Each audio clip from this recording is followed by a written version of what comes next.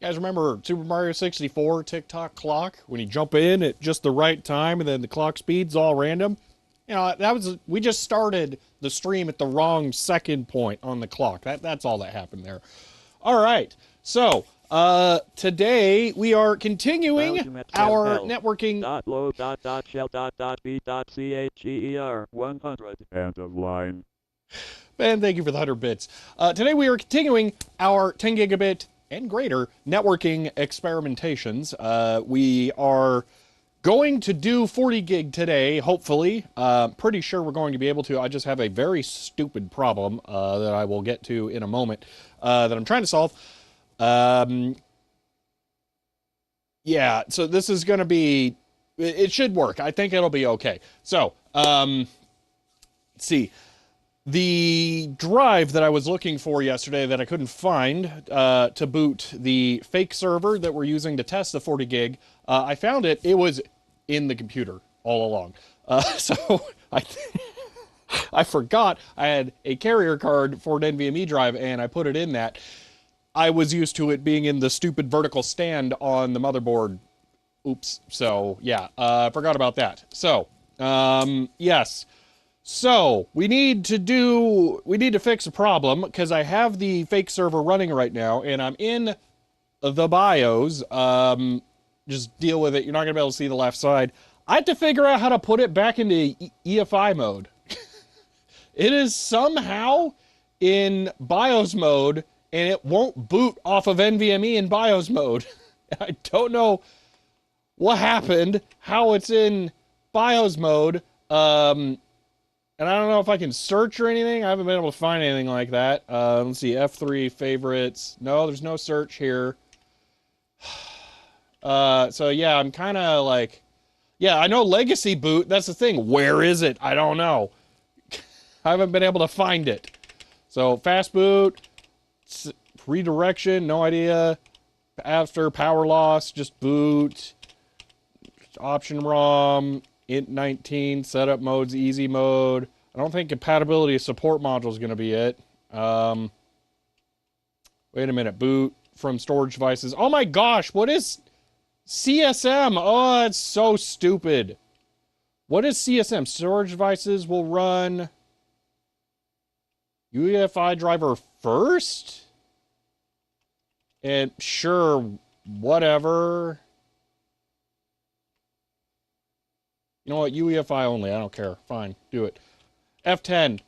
Because it's Asus and they've been around for a long enough time, they know F10 is the proper way. I'm not going to say Asus is the best motherboard option, though, just that they've been around for a long time. Because, as you'll see for yourself here, they are still in search of incredible. They are not themselves incredible. They haven't found incredible yet. They're still looking for it.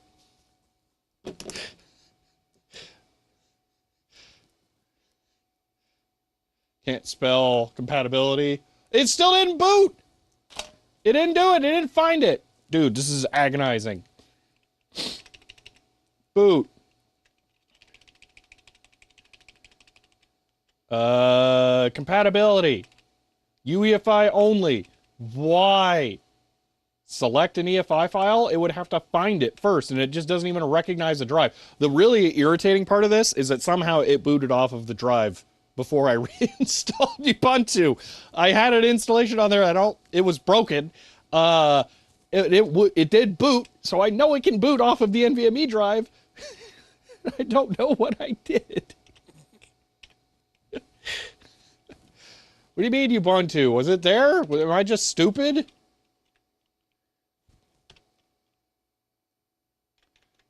Hold on. Where is it? Boot. Boot. There are no boot options down there. So there would be boot options down here if it had boot options. It's blaming Ubuntu for breaking your drive. Well, I mean, I'm the one who reinstalled Ubuntu. I was trying to get it up to 2404 so that it was on parity with the other one.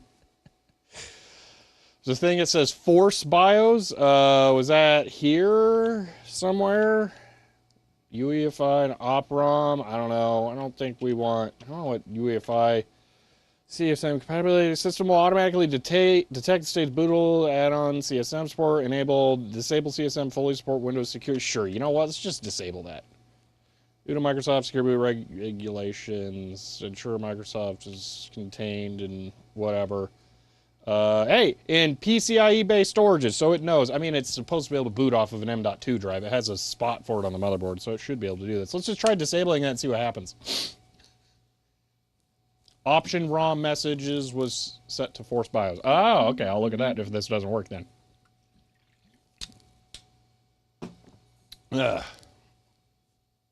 Yeah. All right, while the Asus is looking for incredible still there, I have more fiber. All right. So, we looked at this one yesterday. I've just been kind of, oh my gosh. Okay.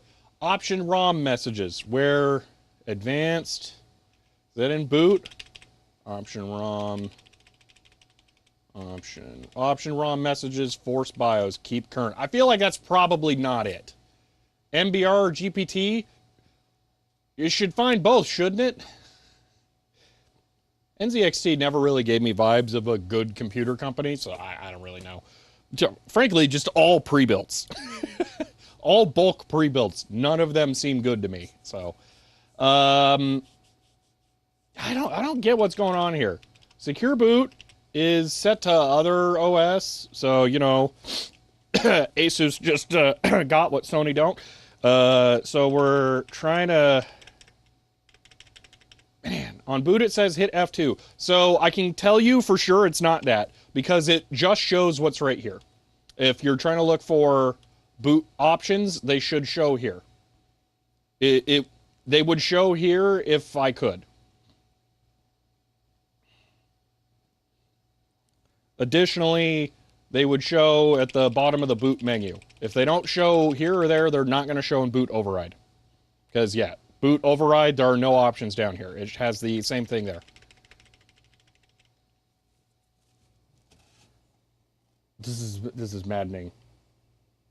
I know below is boot override. There are no options. That's not something that's selectable. Here, I'll just go plug the IOD in, reboot, and then you'll see. Oh, the IOD is plugged in. It ejected the disk, jerks! Hold on, maybe if I unplug and replug, it'll remount.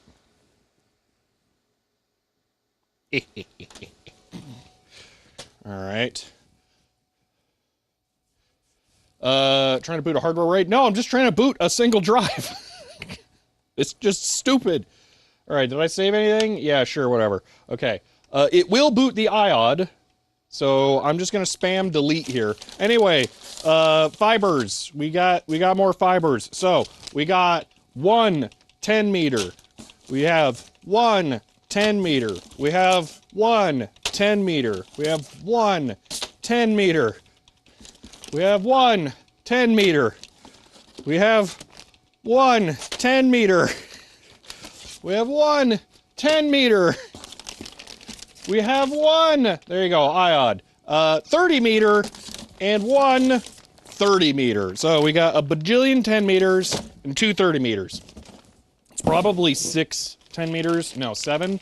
1, 2, 3, 4, 5, 6, 7, yes.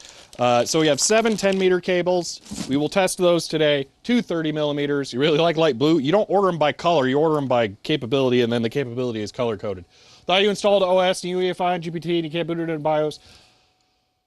I don't know. You tried plugging a cassette recorder with jacks in the back? Yeah, really, I'm about ready to. Won't help that half the BIOS is hidden by chat. I know, but I don't... Wait, we can... this is where this is irritating. Hold on. One moment. Because I don't know where any of my other point-of-sale keyboards are at the moment. I can't easily get to stuff. Also, I don't know if Brian is here on YouTube. No, Eric. Sorry, Eric, not Brian. From yesterday, but my apologies for not noticing the super chat. I don't have a way of normally seeing super chats on the YouTube side, and I miss that. But thank you if you're here. Okay, one moment. I'm trying to... This is the wrong thing. I need this. One moment. All that doesn't see the drive at all? I don't know. It's so annoying. Hold on.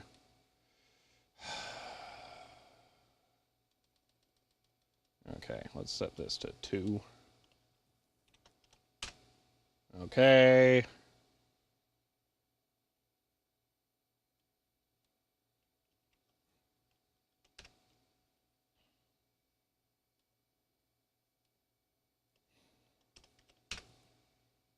This capture sucks to move. This is not OBS level control. Here, I'm editing numbers in the Extron. There you go. It's in PCIe settings if it can't see the drive. I don't know if it can't see the drive because it's in BIOS mode, though. Is anyone here familiar with... Hold on. You know what? We're just going to do this. No, we're going to boot this. Boom. Clickety, click, click, click, click, click. Boot menu. Okay, click. Hold on, we're just going to boot this.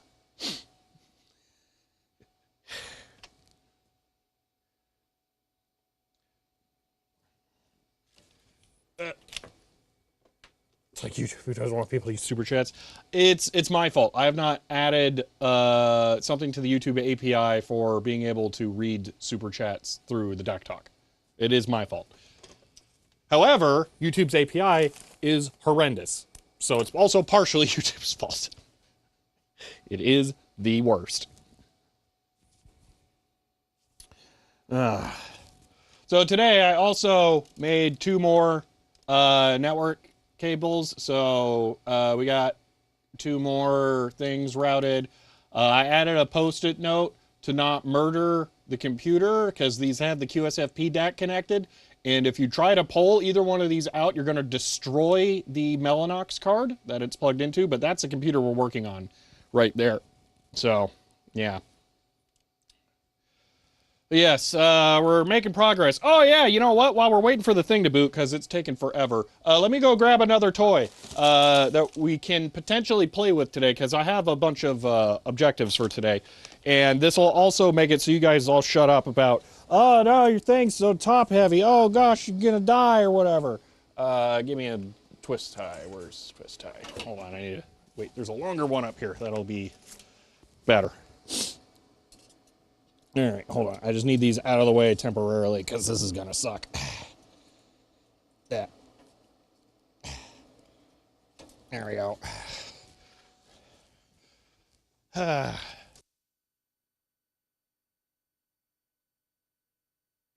right. And then we'll actually end up putting this on the desk so we can look at it too, because there's a thing I need to investigate. Yeah. All right, here it is. It's a rack mount UPS. There we go. So, that will go down there, and it will live there forever. I am missing the faceplate, which does suck, but, you know, whatever. So, there you go. Now it's heavy on the bottom.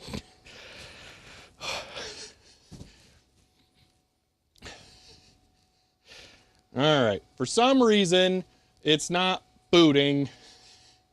K-Ubuntu. Yeah, so I got that UPS for free with dead batteries. So I just need to replace the batteries. And I'm going to try and go LiPo. So it's going to be expensive and a little spooky. Reset BIOS default? Yeah, I think I might have to. Oh, system request RES UIB. Let's see if it got kind of into Linux at all. Where'd my stool go? There it is. I think I heard the computer reboot. Ugh.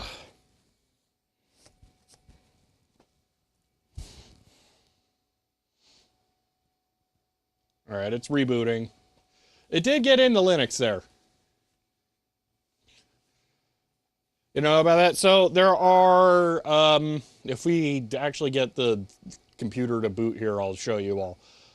There are internally managed LiPos that slot into 12-volt SLA battery form factors, and they should be regulated. I don't know if they have an internal charge controller, and it does concern me. So I don't know.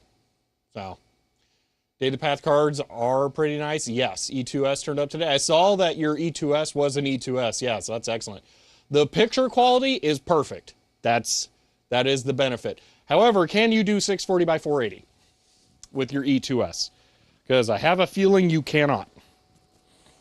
Hold on. I'm just going to hard power cycle this stupid thing.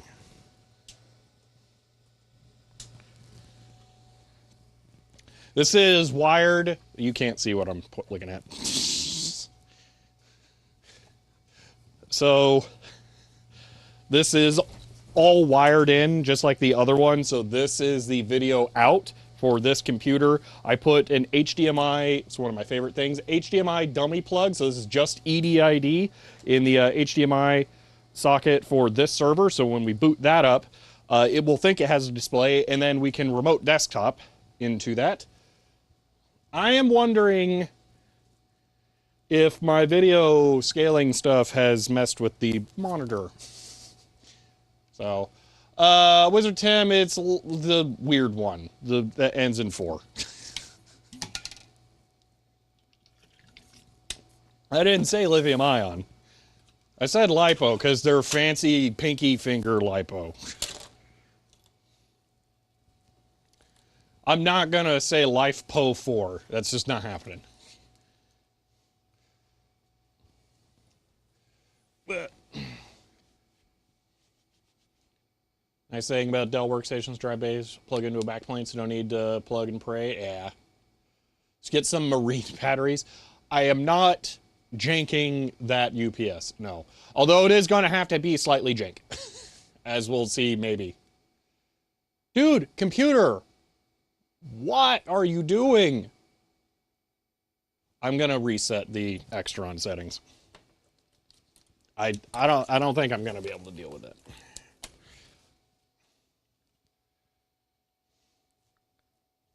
Philip Andrew, you remember Hydro Thunder? You remember Lake Powell? That's here. That's a real place. Okay. Somehow the image input got changed on the Extron.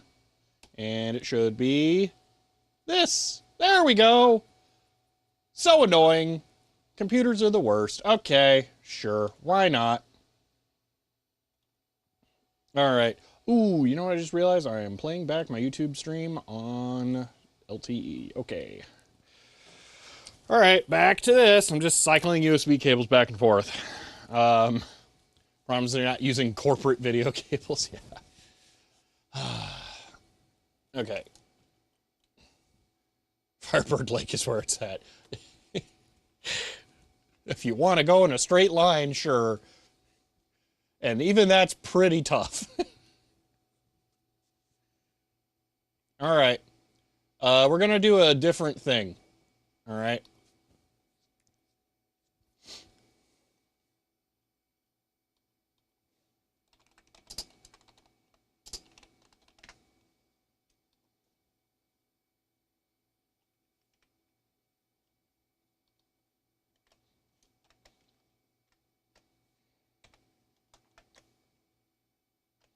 Keyboard, work with me here, man. I don't have to, you know, correctly type sudo when I just copy it. No LSPCI yet. We're not going to get to that because I know it's there. Says CHER 100 beep service. End of line. It wasn't that bad, actually. I was afraid. But that was kind of cool.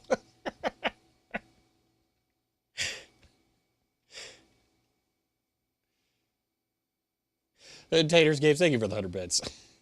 Okay, boot detected and try a recommended repair. This is an automated tool to try and identify issues. No.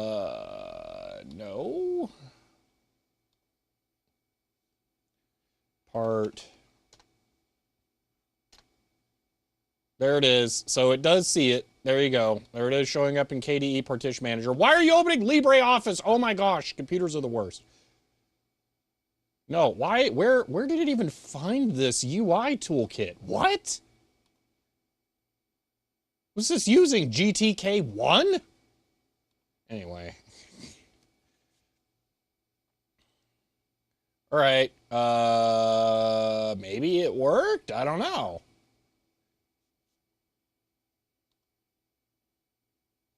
You know what? I'm going to try rebooting. An automated computer destroyer. I've actually had a really good success with boot repair. Really good success.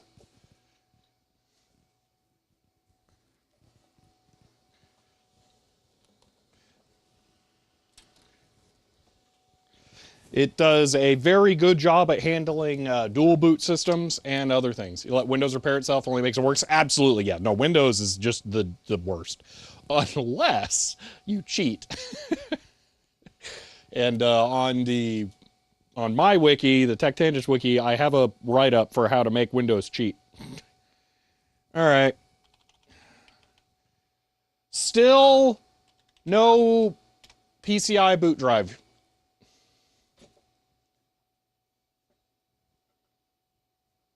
All right, so before stream, boot repair, we're just going to defaults. Boot repair had complained that it was in BIOS mode, essentially. So I wanted to test to see if it would complain about that again. It did not. which makes me confused.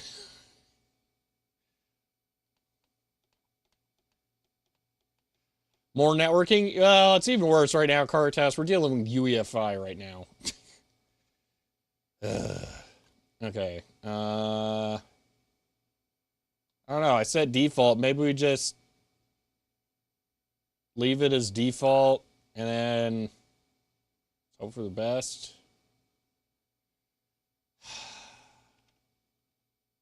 It's more fundamental kind of screwed. Yeah.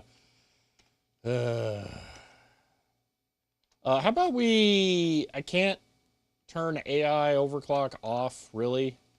What if I just want my CPU to live longer? Generic NVMe PCIe configuration data. Okay, hold on. View physical device properties. It sees it! Ah!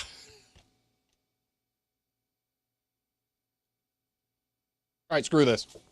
We're going to try and reinstall Ubuntu again. This will be the third time I do this today on this thing. I'm wondering if I'm screwing it up somehow. F10. All right.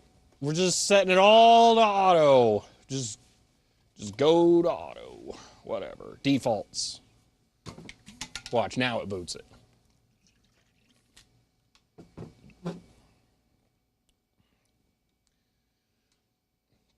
And the BIOS is on UK time because Linux configures computers to use UTC time instead of local time. Windows is the only weirdo operating system that cares if your BIOS is set to use the local time. So. I don't know what it's doing now, and I'm afraid.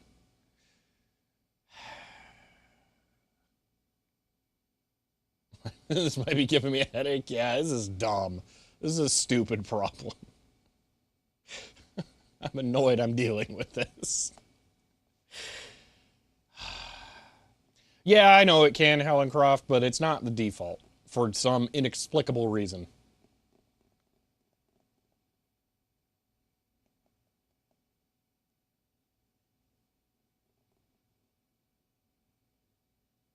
What do they do with the BIOS time during daylight savings? Probably awful things.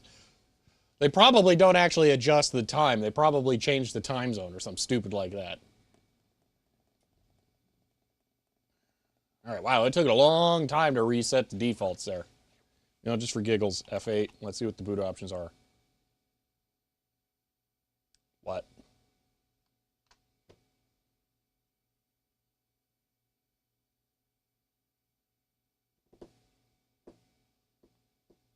Okay, it still didn't like it.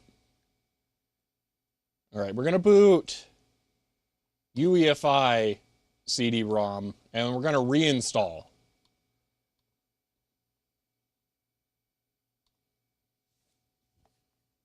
It's possible I installed a BIOS version on there. I don't know. You have two Windows installations dual booting. They'll both adjust it, and that's always fun. It at least saw it? Yeah. UEFI Fancy? Oh, yeah, the best that 2013 had to offer.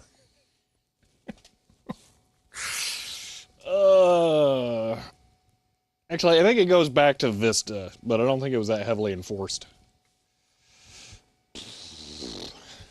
Out of curiosity, okay, so this is a thought that I had the other day, all right? Do any of you equate years with technology? So you'll hear a particular year and think, that is what happened that year. So, for example, 1996 is the Nintendo 64 for me, okay? That is just what that is. 1993 is Doom, which is kind of technology, but more software.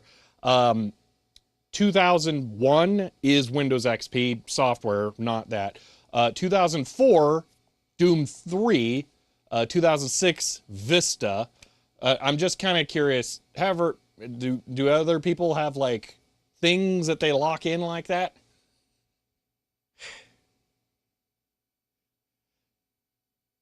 $1984 was IBM PC. I mean, yeah, but for me, it's more like, well, I mean, maybe it's for you too, but I will try to relate to the things that were going on in my life by thinking what existed at that time. Was this in the world?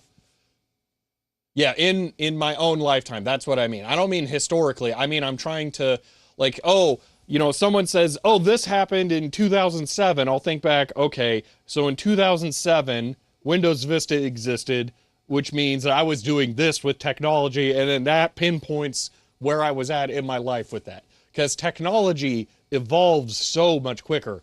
Like for, normie people, you'll probably think like, oh, I was living in this house or something. But a house, maybe it doesn't change that long, or it's maybe you think about it of a job. You don't have any system like that, but I'm real bad at remembering years, so maybe you should. Yeah, '07 was Vista. I was selling laptops at Best Buy. See, that kind of thing. That's how I equate things like 2005 was PSP. That's a good one. That's a really good one. I had not considered that.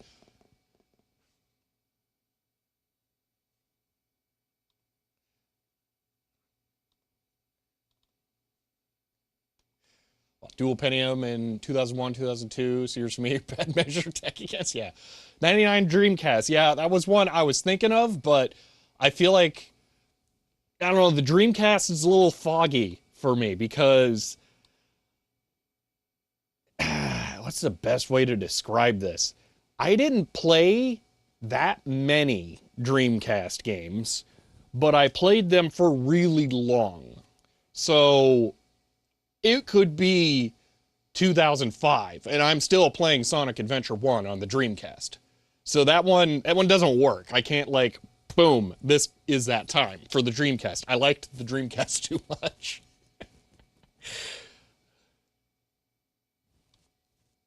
Okay. We are going to erase disk. There we go. Okay. Yeah, I screwed this up. Okay, this was my fault, kind of. All right. This is gonna work. Finally. Jeez. Okay.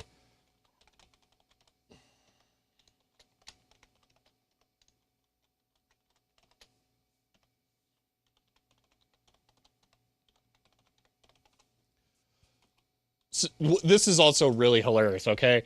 Because I actually played the Dreamcast so much, okay? And Sonic Adventure 1 in particular, okay? This is where this story is going, okay? I played the Sega Dreamcast for so long, okay? I wasn't like big into media related to video games and stuff. It was just like, oh, it's video games. I go get the video games, I bring them home, I play them. They're great, okay? It never really clicked with me that the Dreamcast died, okay? And that it was just canned. So I never knew that Sonic Adventure 2 existed until probably like 2008, okay? And someone said to me like, "Oh yeah, I prefer Sonic Adventure 2." And I'm like, "That doesn't exist." And they're like, "Yeah, it does." And, and it just absolutely blew my mind because I love Sonic Adventure 1. And then suddenly, bam, a whole other one. It was that was hilarious. 2007 become for me, people consider that the year marking the end of old internet because of the release of the iPhone. I don't know. Also, if you're bringing that up, then you're probably aware of the whatever website that lets you play people's random default named videos uploaded to YouTube from iPhones or whatever. That has been a thing for way longer than people realize, obviously since 2007, but with digital camera images, don't play that game, especially at work. Just fair warning. Do not do that. And do I prefer Sonic Adventure 2? No. Sonic Adventure 2 is inferior in every way to Sonic Adventure 1.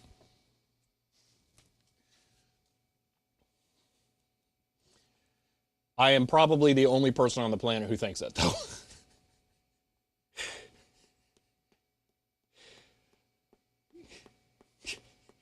So speaking of Dreamcast, following titles ring a bell. I am familiar with Rez Ikaruga. Here's the thing. I only know about Ikaruga or whatever it is, because apparently that's what the final boss of Sonic Frontiers is kind of based on. Not for me. No. And I don't know the other ones. Tiny URL whacking. Is that where you you can do this on Patreon too, okay? Just they don't actually like hash post URLs. Is that where you just tweak one value of a URL and just find out where it goes?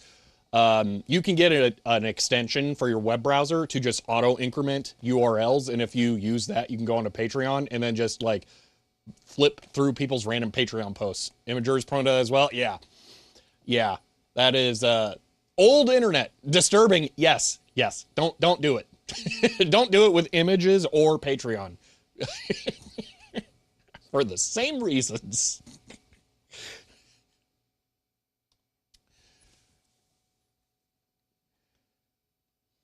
But yeah, I was aware of that for a very long time. I don't remember when I first had that really register with me. Probably when I was trying to scrape wallpapers or something. But it's still a useful technique to be aware of. For example, I archived all of iRiver's downloads, including some driver software that was not publicly listed, but was still hosted. So, yeah. And DZAC's like, yes, DZAC is correct. At least I know GT5 is greater than GT6. It is, for sure.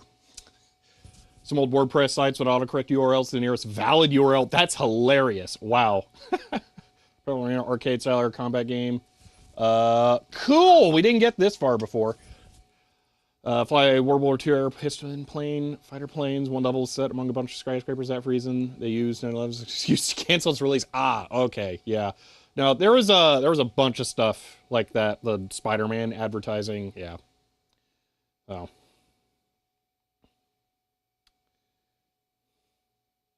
Some of you mentioning iRiver drivers remind me of the iRiver PMC video. It's good video. I mean, I enjoyed that project.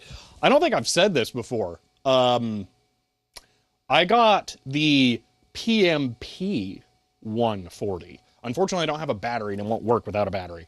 But kind of delightfully, now I will say this before, or I should say I've said this before, and I still hold true to this. I do not like snooping through people's data on old computers. I will cherry pick to find like lost software, things like that, drivers, try to restore the system to its original image. I don't want to just wipe it and lose any of that stuff, but I don't like looking through people's files.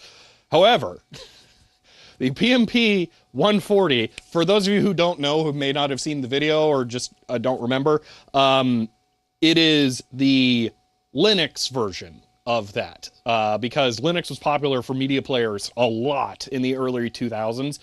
So the PMC was the Windows Media Center. PMP was the Linux one. It stands for Portable Media Player instead of Portable Media Center. Anyway, it has a bunch of torrented music files on it. It's hilarious. I love that like little historical artifact of like, this is what it was. It's great. So I don't like snooping through people's files, but I do love the time capsule-ness of that. It's fantastic. All right, we have KDE installed finally. Now I can change the UI scaling because I can just move windows instead of running full screen BIOS stuff. So let me fix this real quick like. All right. Auto image. There we go. All right, download with LimeWire. Probably. I should check the ID3 comments. That would be cool.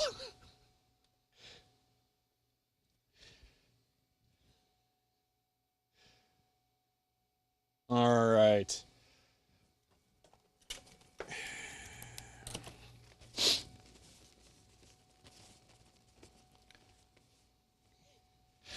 Do you DD hard drives as soon as you get them so it's not disturbed the file system? Cherry pick them first? It depends on the kind of system.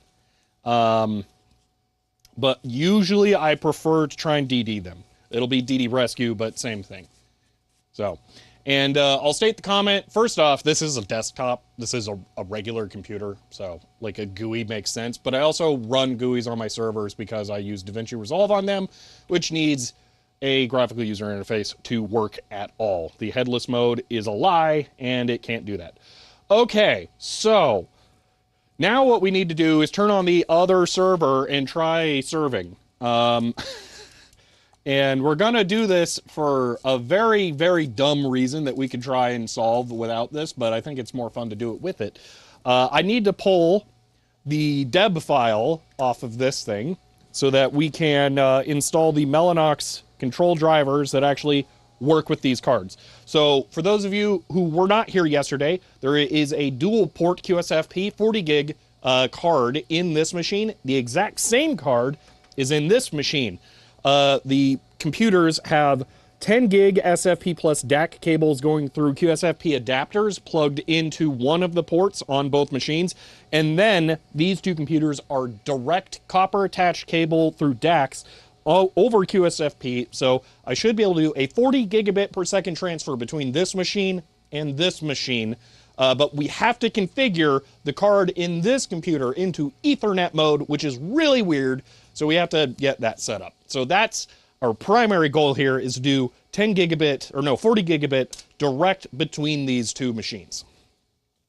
So I'm getting the gigabyte machine up and running here so that we can start on that process. I should actually get my laptop out so I can remote into that, and then you guys can see all that fun stuff too. So let me grab that here.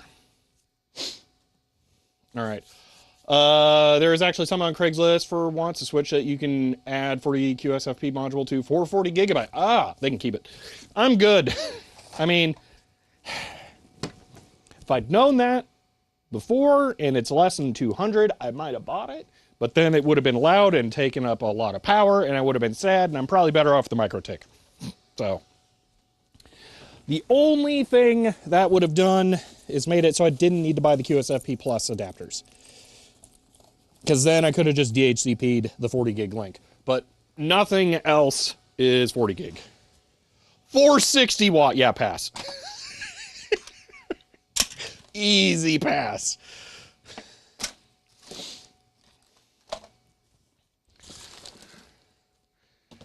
All right. I'll show this off because I always blow someone's mind with it. I'm connecting my laptop with HDMI through a magnetic connector here. Boop. Automatically connects, and if I screw up and walk away, oh, it just detaches. It's great. Works perfectly. All right, I'm going to fire this thing up first because I think it'll work better for the UI scaling if I do that.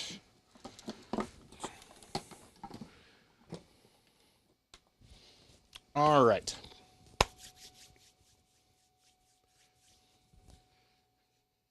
Let's see, it's a Dell. Dell is the win. I don't know. Let's see. It's already sent the seller message. Yeah. Thought your Cisco 75 watt was a lot? Yee. One of the Arubas I have has dual 1050 watt power supplies. No, it's single 1050 watt power supplies.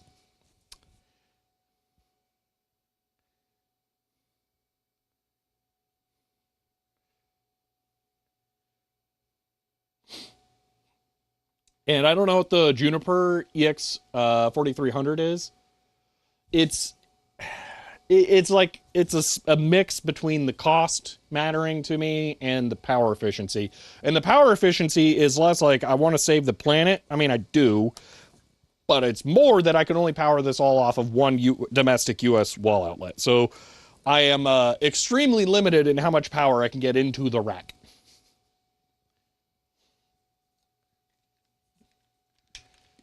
You ever heard of Phoenix Hyperspace? Is a thing. I have a couple Samsung notebook models. Let them switch from Windows 7 to Linux quick boot system and back without rebooting. No. That sounds interesting. Use power equal limited power. In this instance, yes. Pull from both sides, get 220. I don't want that. Matter of fact, the cool thing about this UPS, it's 100% 120 volt. There is no 240 anything in that. So it makes it really, really easy to use.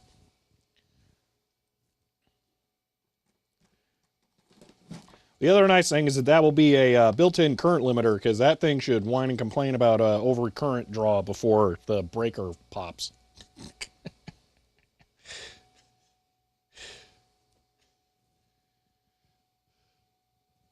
Oh.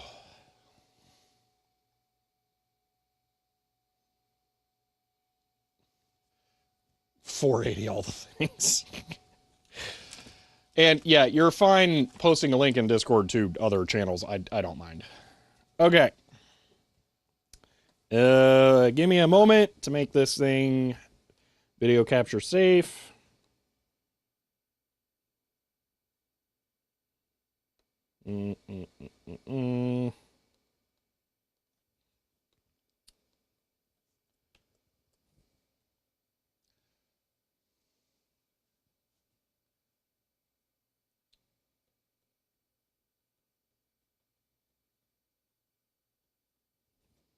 All right. What am I trying to do? Oh, yeah, I need to no machine into the gigabyte. I can just do that here. Why is it not finding it?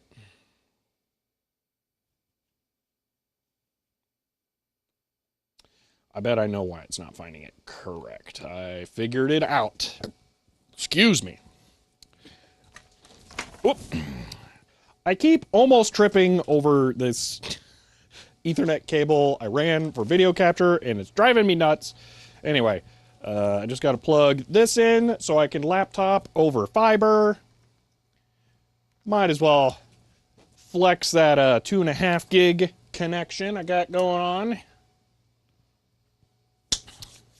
Ooh, you know what would be kind of fun? Maybe we try out one of the fs.com fiber cables here. So, on this actually though, I want to take a moment to look at one of the cables that I just got versus the one that we looked at yesterday, because I kind of understand the armoredness a little more.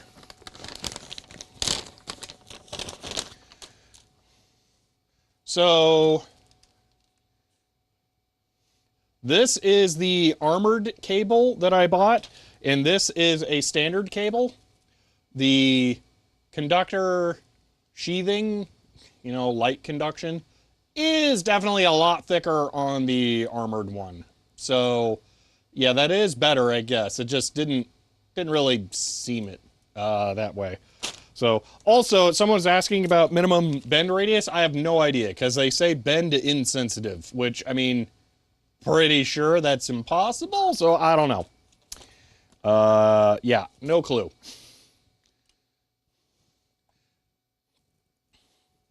Kevlar armor, not steel, yeah. Okay, so I need this and this. Can I just have it remember the password? Yeah, there we go. Watch, this is the one time I mistype it. Nope, I'm good. Okay. So now we have, boop, the gigabyte server in, well, I mean, I don't mind this. That's 4K, but that's not going to look great for you guys. So let me actually make this 1080p.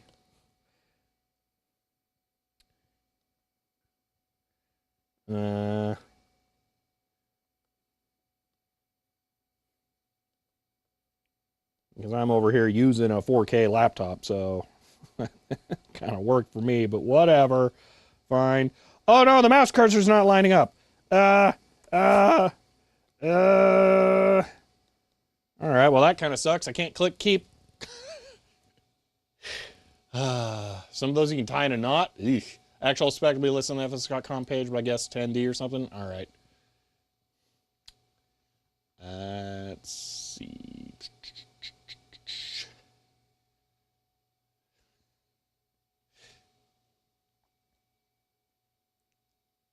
Terminate 18 armored Cat 5Es. Took like a week and wrecked your hand. Ouch.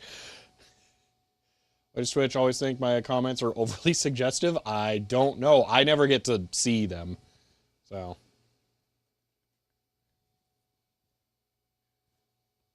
Finger the inner edge of the loop is about minimum. Ah, okay. I also kind of see why Twitch. Yes. Okay.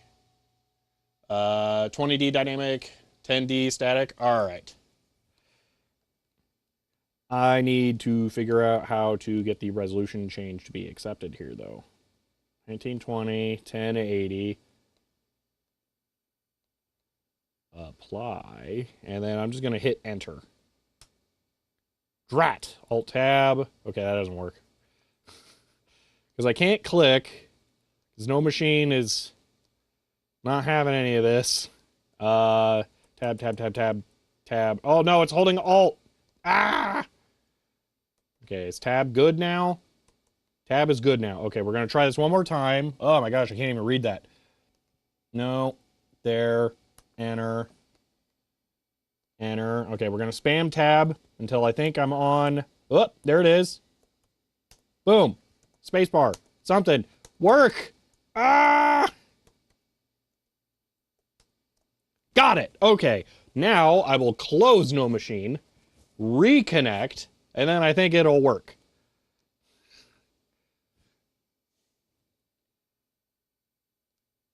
Perfect. There we go. Okay.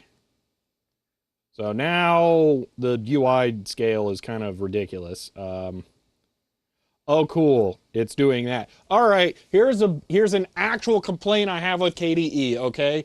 It thinks it knows best. And when you run 4K, it will automatically do a 1.5 or 150% UI scale, even though it's set to 100%. Drives me nuts. I don't know how to fix it. So I'm going to reboot and then hope that that disables it.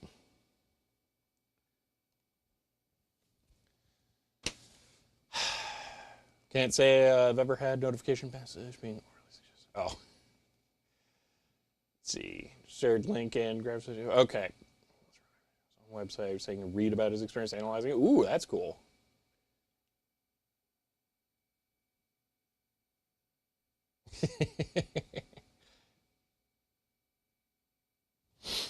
All right, this is going to take a moment. So back over to here.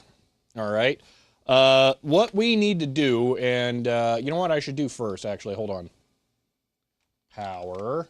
Let's disable standby. There we go. Apply. Let's also change the wallpaper, so these are a little more obvious. Because we have two computers going on. Oh, come on. Yeah, of course it's going to be that one. Okay, so now, oh, let's do this. So ls PCI, we will have a bajillion things. Dude, this is not a Xeon. What?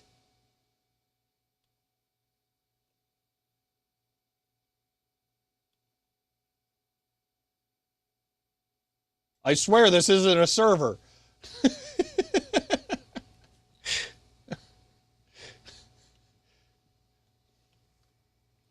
Well, at least the wallpaper's static, because that could actually be a problem.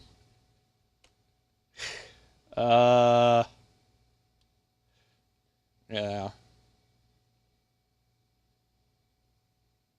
Trying to maybe... Oh, man, if I could get one more character... Fine, I'll make it slightly smaller. There, okay. Anyway, we need not Broadcom. I have no scroll wheel, so this sucks. Broadcom. Network controller. Mellanox. Bingo. This is what we need right there. So we are device 4. So now we know what that is. We're going to need to install MS Flint so that we can configure this. And we're going to have to pull a deb package off of the other server. Technically, we just re-download it, but I think it'd be more fun to actually set up something to make it usable. dang it, KDE. It's stuck with the 150% scaling.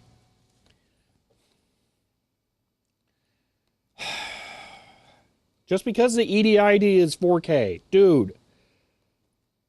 Why?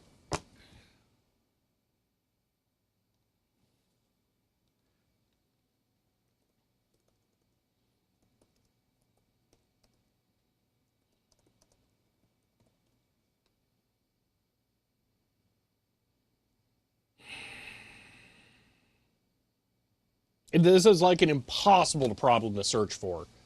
This is not a new problem to new KDE. This will happen on KDE old, whatever version I'm actually running on my laptop here too. I don't know how to solve this. This is very irritating because it's already set to 100%. I might actually be able to make it smaller by setting it to 125 and then logging out and logging back in.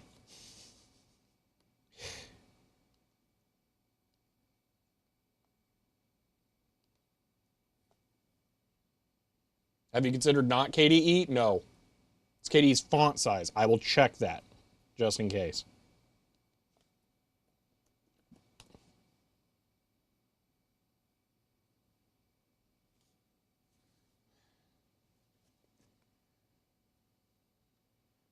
Is it high DPI that's causing it? So that's, I don't know.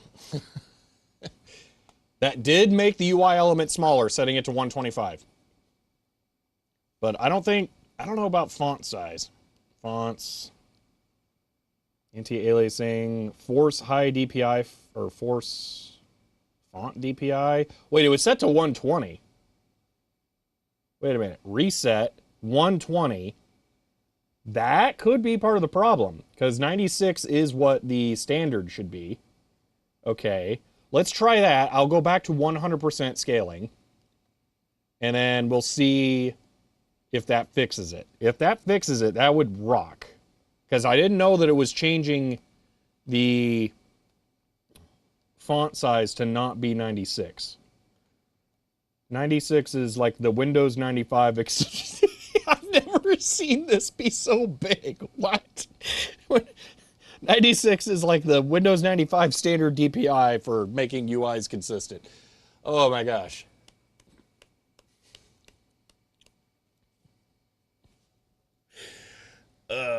I also like how No Machine is low level enough that I can actually see KWin or something. Was it 72 DPI? Okay, it might have been that in Windows 95, but Windows XP at least was 96. Of anti-aliasing, example in Blender, trying to make the font small enough, read like me.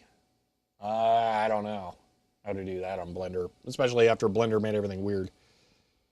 There we go. I was just about to say, I thought it did login screen. This looks more correct size-wise, though. I think this might do it. I think it defaulting the 120 was the problem.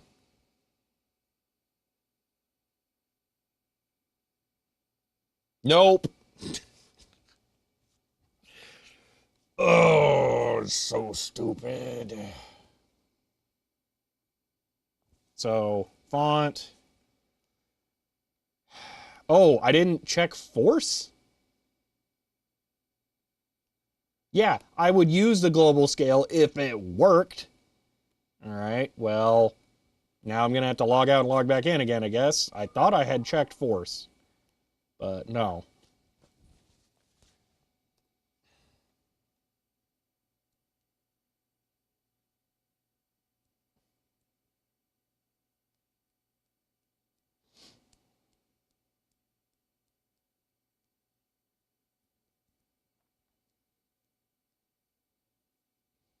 Meanwhile, over on the other computer, it's just fine because, 1080p is the perfect resolution.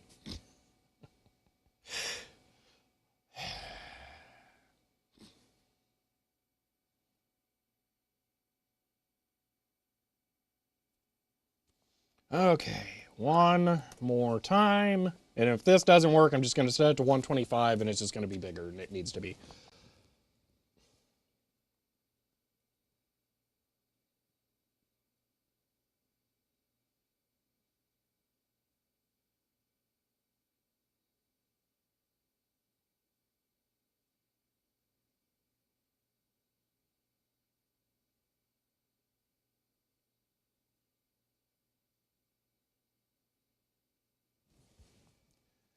Work laptop is 4K and Windows UI scaling situation drives me nuts. Yes, it's really bad. Linux is kind of worse. There is no way to do what Windows does, where on old applications that don't natively support scaling, it just stretches the window to be bigger. I don't like that solution, but sometimes you have to. This is better, but also worse. Why did it break window decorations?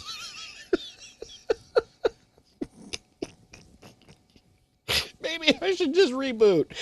Linux doesn't have a way of handling that. So if I run HXC on this laptop, I'm not kidding, the window is the size of my thumb, because this is a 4K 15.6-inch screen. It's insane.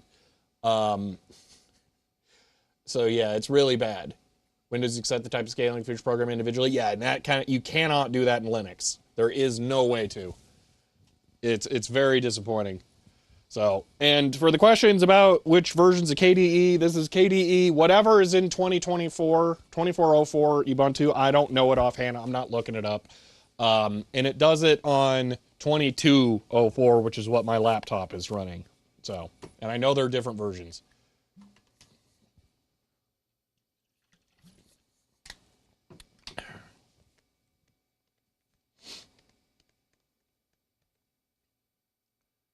And no, I don't know Enlightenment. I think that might be a desktop environment.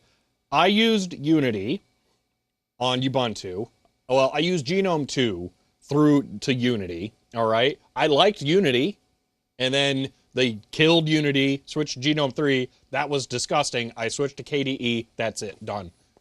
That is the entirety of my experience with desktop environments on Linux. I have never distro hopped. I have zero interest in checking out other ones. I just don't care. Unity was fun. I don't know that I would say it was fun, but it was good. I think Unity was unfairly killed. Okay. Well, yeah, I never had the opportunity to run Linux on a PS3. I used a PS3 that had other OS, but at that time I did not put Linux on it. And then, you know, couldn't.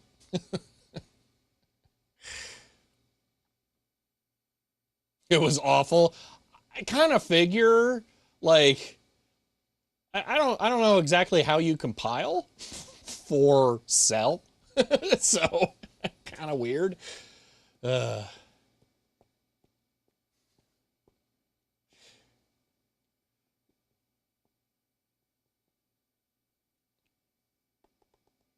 I did run XFCE briefly in 2014, but that was just because I had a garbage computer and I was trying to get it to do something, and XFCE was okay.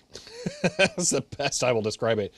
I think that fixed it. I think forcing 96 DPI and then rebooting so that the window toolkit worked correctly. So we have window decorations. We're good now. This is excellent. Okay, I'm happy now. Okay. Whew. That is working. All right. Now, though, we need to share the... This is hilarious. I assume this is because deep down KDE knows it's a 4K screen. I want big stuff, but it can't do it. Okay.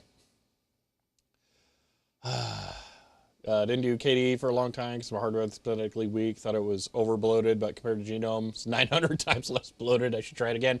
So, Emmy-Heart, I did a test when I was first setting up my Xeon server that I'm still running at home, okay? KDE uses the exact same amount of memory that Ubuntu uses, okay? Or Kubuntu does. So, as a desktop environment, KDE is very memory efficient. I don't know about GPU load or CPU load, but memory-wise, no different than other low-end distros.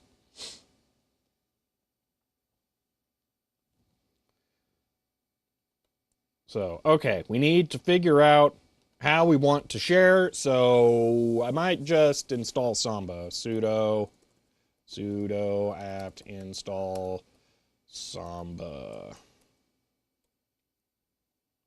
Is it Samba D or is it just Samba? I guess it's just Samba. What's Samamba? All right. Yes, actually install it. Okay. Good to know. Gets time to dig out K-Ubuntu again. Got a nuke snap. Other than that, should be good. Yes. Looking for a good upgrade for T480. I think that's a ThinkPad. I believe that's around 2008, maybe. Think. Try 2204 on that.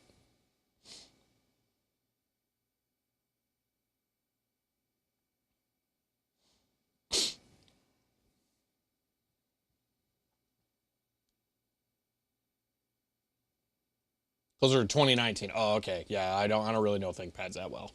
Sorry. Okay, so sudo, oh my gosh, sudo vim vim. I really don't ever type on the keyboard on the laptop directly. Vim, etc. Exports is NFS, so is it Samba SMB conf. Okay, that's right. It's coming back to me now. Okay, so we want to share our printers. No. How do I add a file share? They always make this so weird.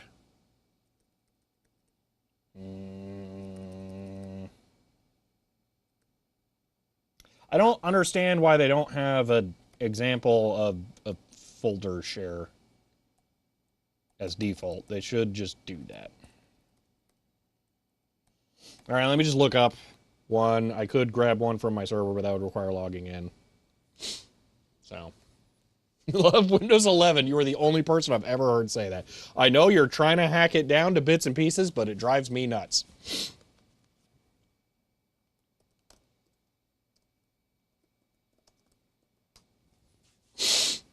Oh my gosh.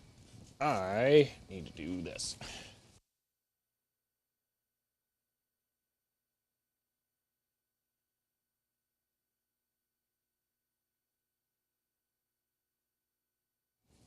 You know what'd be funny? As if I do have allergies, but it's just something in the ceiling.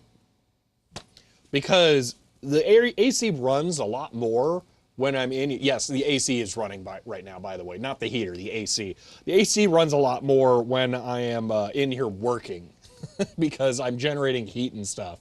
So asbestos, maybe. I would believe it.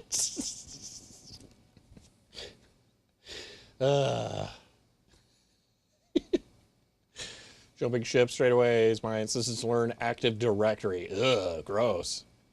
Think that can be done on Debian base? Isn't that like very Windows Server? And some air filters on your vents? It's a weird setup. I don't know.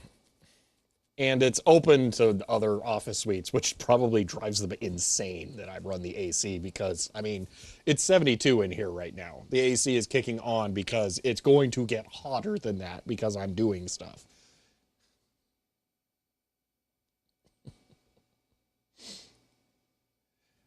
Okay, let's look at, we're on the right thing, yeah, okay.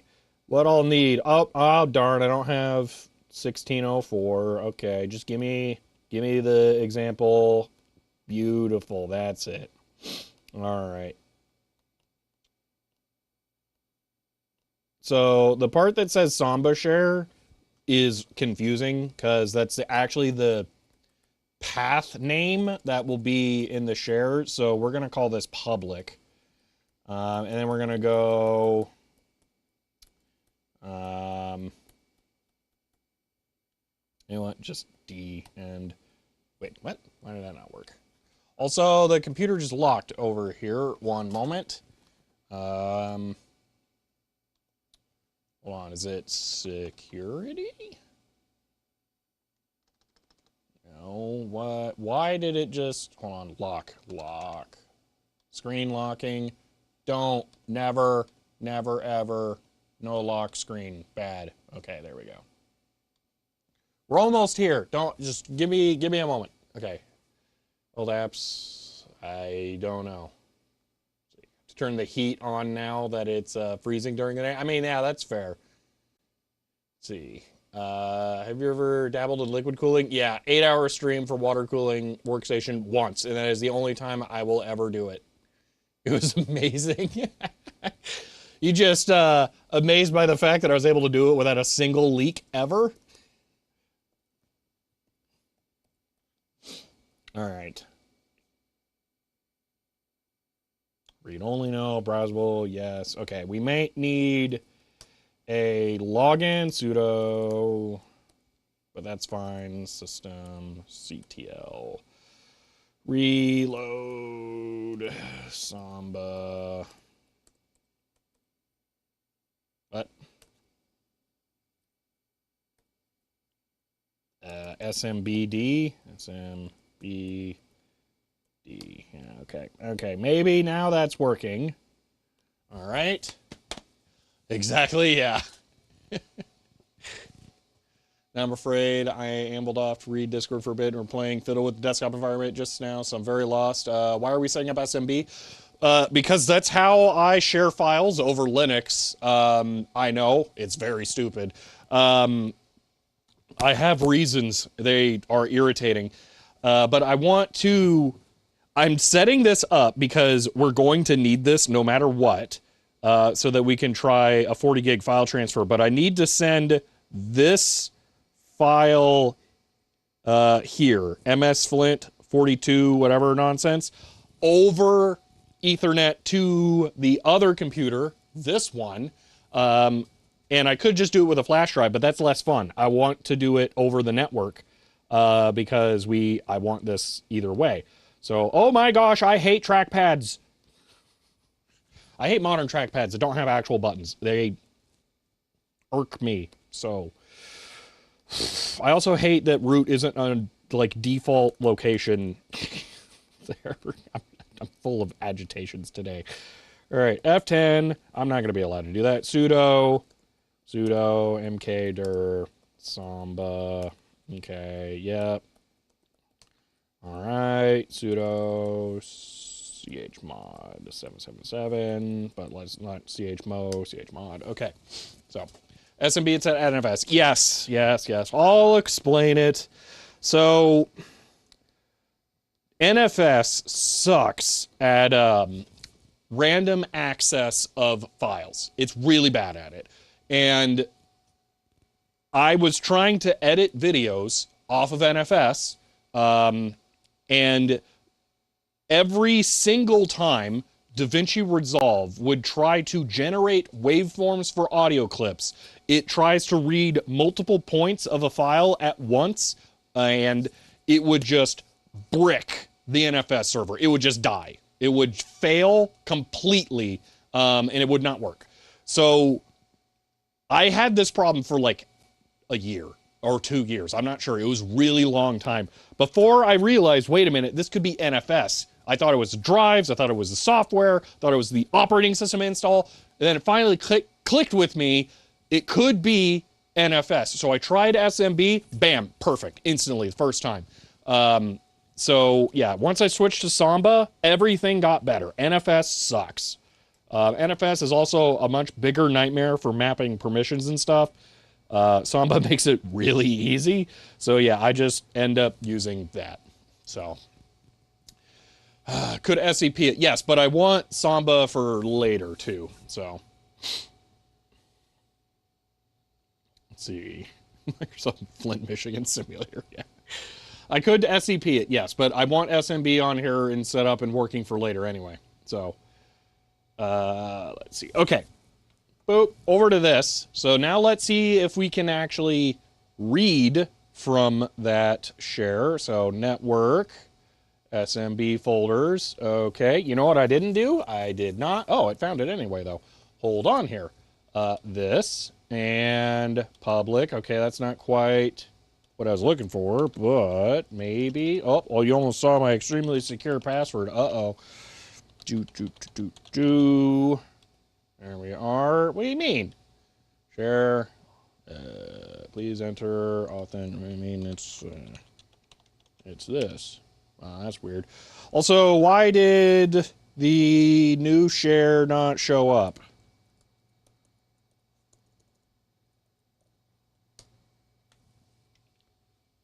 Hold on.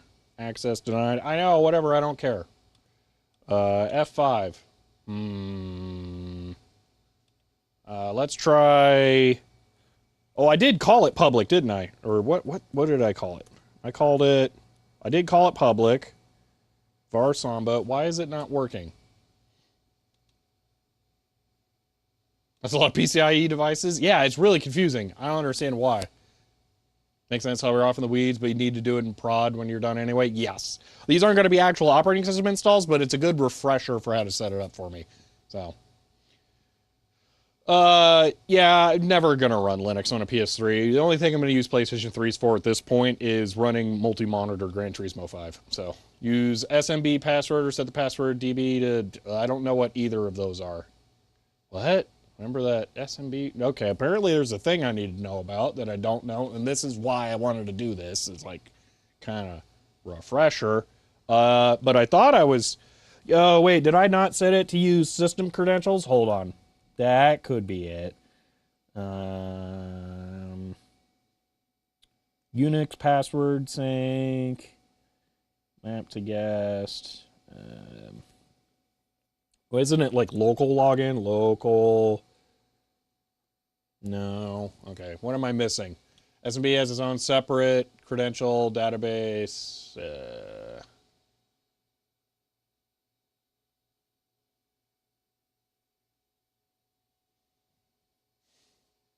Linux isn't hated. People just like to make the exact same dumb jokes about things that they don't understand. That's all. Through 3 Power Mac G5 series line of work? Oh my gosh.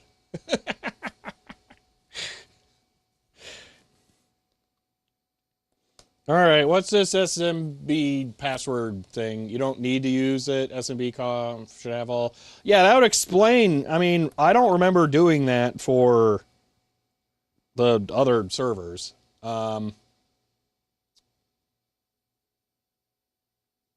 password A. Yeah, I thought it could authenticate your system user. Unix password sync. Boolean parameter controls whether somebody attempts to sync the Unix password, the SMB password, the encrypted SMB password, the Unix. Yeah. So that should make it so I can use my local user with SMB. You can't see what I'm looking at. This should make it so I don't have to use SMB password.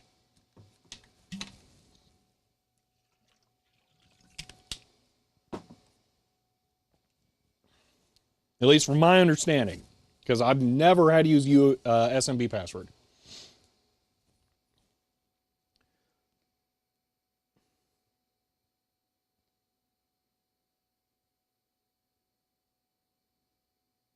Read only, browsable, guest okay. I feel like there's something else that I missed. It's making it not work.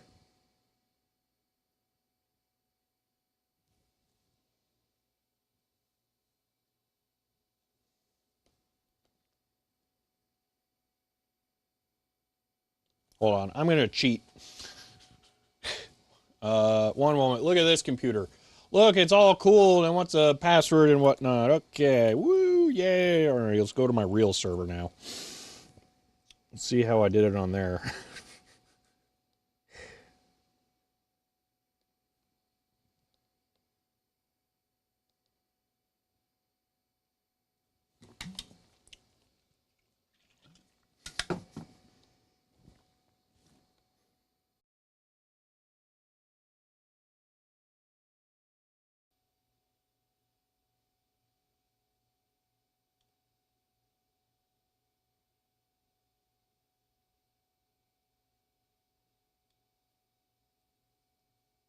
Okay, is it back now?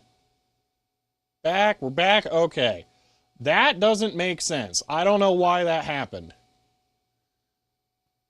All I did was connect to No Machine on the laptop. I already had No Machine running over here. No Machine does encode using H.264 NVENC, I think, for the video. And then OBS on the server complained about FFmpeg not having like encoding.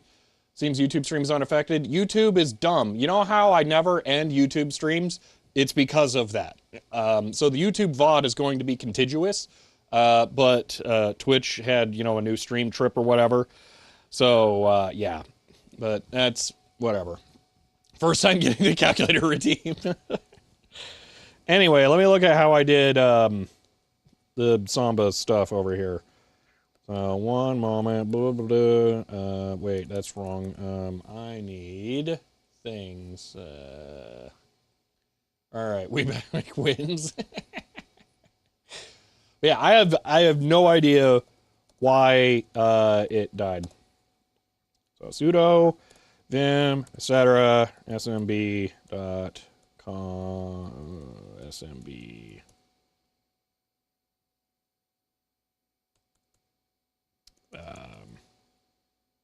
Samba smb conf. Okay, there we go. And here I am typing a password I actually care about and don't want you to know. Okay. Oh, I forgot. I got my good theme for Vim on here. Ooh, that's nice. Okay. Yeah, that's way, way, way longer. Hold on. Let me just, I'm gonna set no number. We're gonna just copy paste this. Oh, I think I know why I don't have password problems. It's a good thing I do IP binding. All right. Back to here. Hey, look, we're on this. What VPN do I use? WireGuard. I don't use a VPN service. I run my own. Okay. And paste. Okay, so we're going to use this setup, and this will work. Boom. All right. Now I can restart that. Then go over to here. And we go here. Vaguely just made a data path to look at the specs E2S, and it claims to support HSync, VSync, and sync on green. I'm not sure what you mean. Why that's a problem. Okay, F5. Boom! Look at it! File! What's up? And copy. That's literally all we needed to do. All right, well, stream over. That was fun. Oh, sync. Oh, so it can't. Oh, that's unfortunate. It can't actually align with the video. It just is like a current sync down, and then you can't even see the video. One and says it's working. It's working. End of line. Well, thank you for the tier 1 sub and for 7 months there. All right. Let's get this installed. Then we can configure the card. Wait. We don't need this.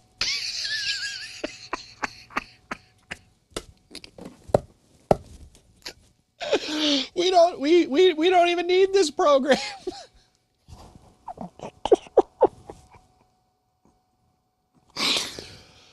We need the configuration thing for the Linux kernel.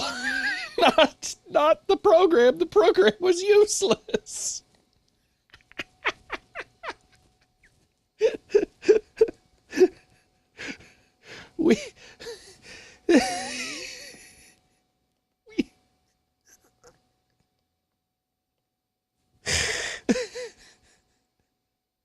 Where was it? Where was it? I have to do something with the kernel where we set a module. Did I do it? I might have done it in my real web browser. One moment here. Oh my gosh, that's amazing. Okay. Let's see.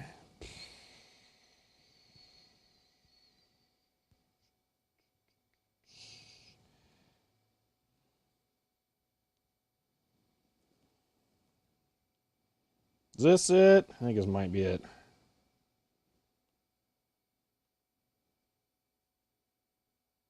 How to configure some nonsense. No.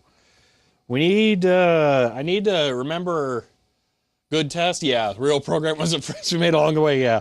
So what I need is to know how to configure the kernel module to go 2x2 mode, which puts it into Ethernet. And I don't, maybe, you know what? My command history on here will probably just show me. So let's just run through this. So that's a whole bunch of cat stuff. Do I have a terminal open? Yeah, let's look through that. Okay. That is the link. That sys module port type array. So this is what we need. We need this to be 2,2 on the other thing. So if we go over here, all right, and we cat sys module MLX4 core Parmesan and then port type array, it'll be 0, 0. That means it's in InfiniBand mode, which is useless. So I need to do the kernel module config to make it Ethernet mode, but I don't remember. Wait, I know how. It's in here. Haha, where all the best things are. Okay, so now, bingo, that's one thing, but we also need this. Okay, so back over to here. Why is InfiniBand useless? Because it's not TCP/IP. Sudo apt vim wait, I actually probably do need to install vim. Hold on, install. My fingers knew what my brain didn't.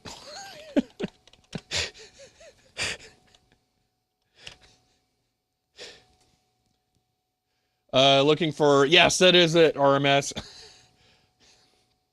Yeah, but I think I also have to do the kernel module thing. I don't know, we're just gonna do both. Okay, sudo vim etc modules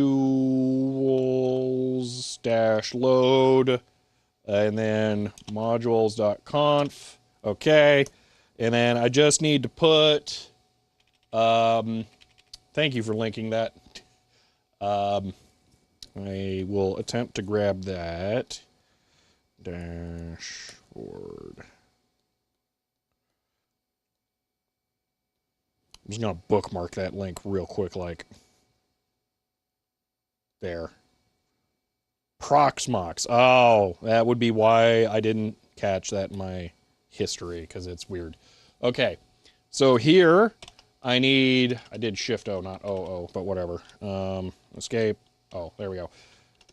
And it is MLX4 underscore English. It's international English, not EN underscore US. Okay, so there's that, and then quit, and then I gotta go way far back up again. Then vim, no, sudo vim, etc. Ooh, I completely messed that up, etc. Mod probe, then mlx4.conf. mlx4.conf. Okay, now I'm pretty sure. Oh no, this one's like complicated. Okay, hold on. Options. mlx4 underscore core. Port underscore type underscore array equals 2,2. Okay. That should do it. And then we have to init frames. I think MLS. Yeah, engage network mode. Yes. All right. So it's sudo update in init frames dash u. I like how it's update init ram fs and then also dash u for update. And then we'll just reboot. All right. I'm just going to reboot. Boop. Restart. Okay, while that's going, go back over here. Control H, MicroTik, SWOS. Beautiful. All right. Over here, we can see all of the fibery nonsense. All right. So SFP6 will be the new server. So that should fire up once the machine boots, and then it kicks the card over to Ethernet mode from InfiniBand mode. So I'm just going to name these for now. Internet, laptop. Link on. What is this one? Aruba. Oh gosh. And then gigabyte. And then can I put quotation marks in here? Xeon. Here we go. Apply. Boom. So back over to here, we should have 2 network connections activated. Beautiful. Oh, it's perfect. I don't know what 3 is. Oh, that's the static one. Is that wigging out on here too? It is. They're trying to communicate. Okay. We need to set this one to a static IP on both. Okay, this is about to get really fun. We're about to do 40 gig networking, okay? It's about to happen. So this, not that one. This one, not connecting. What do you mean connecting? This shouldn't be that, because that's this. Wait, what? Oh, I swapped them. Okay, IPv manual. All right. Add 192.168.2. We'll make this one the better one. Apply. Okay. Then we can, it should just automatic or fully connect. Yeah. So boom. Okay. Over to here. All right. We'll edit this. Connection 3.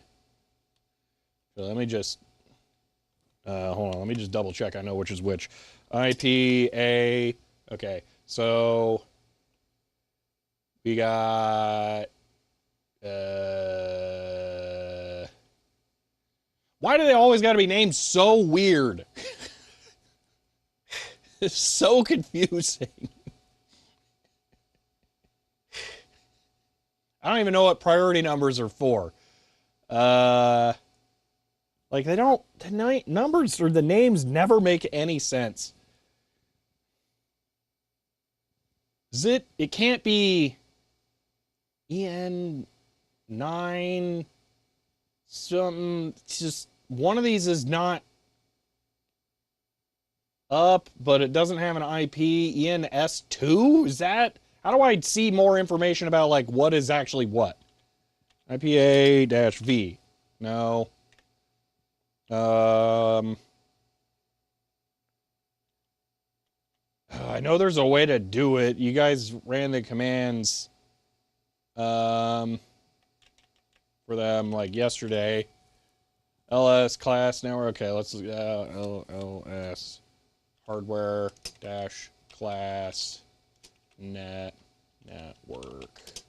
dash bus info. Okay. So, oh, that does help. Okay, the Mellanox is one of them. ENS2. So it should be ENS1 for the other one. Oh, here we go. Okay, so one of these is connected, the other isn't, but the other's not even showing up there. That's strange. Okay, so it should be ENS2. ENS2, IPv4, manual. Just to clarify, it was the D one over here, right? Yes, that makes sense. They should be opposite ports. Okay, manual, add 192.168.2.2, apply.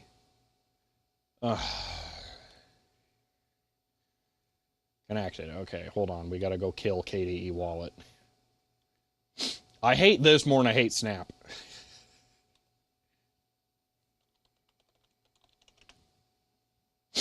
Okay, connections. Boom. Okay, now IP a beautiful sudo apt install iperf3. All right.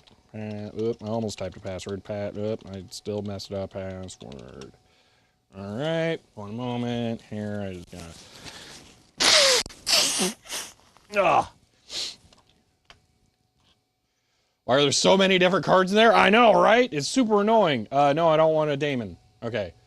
You need something more than Snap? Yeah. And it's called Windows. No. You know, ETH Tool might have been the one that I thought I would want to use. Okay. Over on this side, or to use other terms, over in this corner, iperf 3-S. Do I need to provide an interface? I don't remember. It looks like maybe not. Okay, and then over here, but I do need to know what the address is. Oh wait, I just set it as a static. iperf 3-C1 92.168.2.1. Why is it only 10 gig? I mean, 10 gig's good, but like, it shouldn't be 10 gig.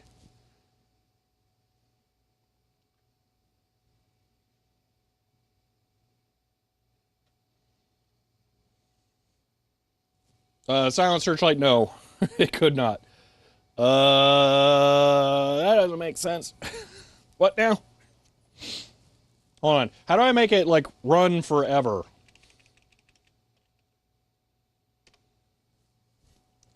Which ports are blinking on the cards?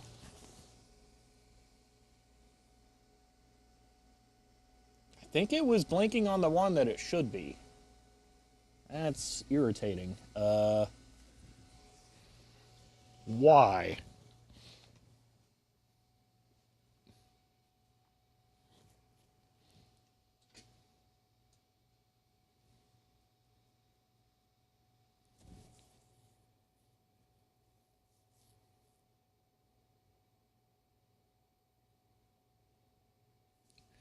eTool, use it, see if you can find the interface mode. Yeah, I think that was one of the ones that we were looking at yesterday to see what the link speed was, right? So if I can this, go way up there. This will be back from the laptop part, because this can do 2.5.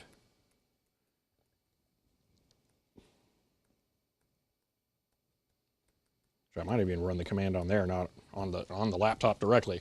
One moment.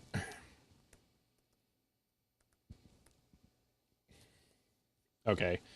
Just straight up ETH tool interface name. Okay, that's easy enough. That's the laptop.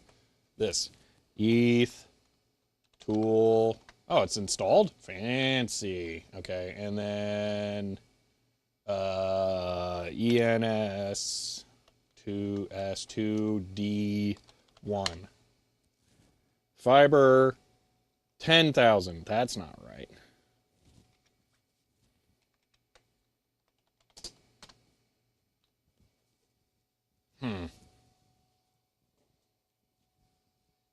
T0 should make it send it definitely? Okay.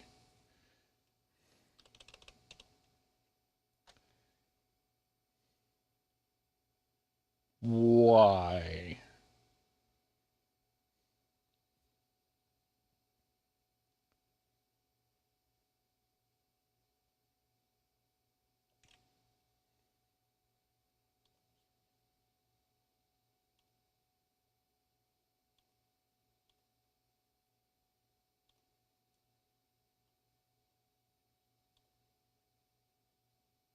No, KDE wallet, go away.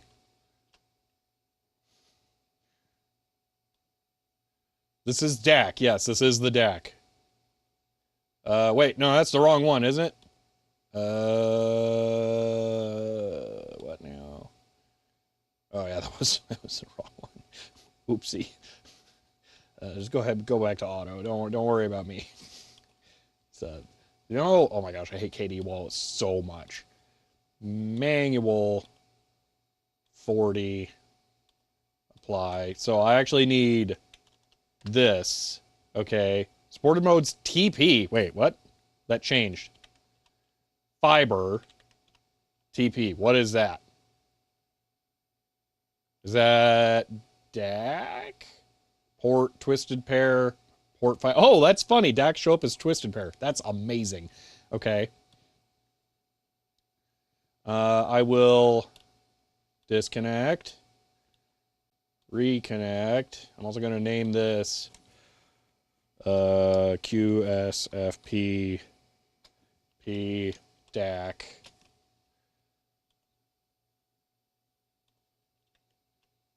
Okay, it's not trying it there. And then back to here, I'm going to do the same. Config QSFPP DAC. All right. Wired manual 40. Apply. Disconnect. Connect. Okay. And then, look at advertise link modes and input tool output. How do I do that? V? I don't know how to do that. On my laptop, it shows like way more. So the same command on the laptop shows like a whole bunch of advertise link speeds and stuff for just that command. But over here, it's only showing that advertise link modes is just 10. Part number you gave us yesterday. I mean, it's QSFP. It can't be. As long as, if you're not talking about whatever these things, these are 10 gig, but there's no QSFP 10 gig, or is there?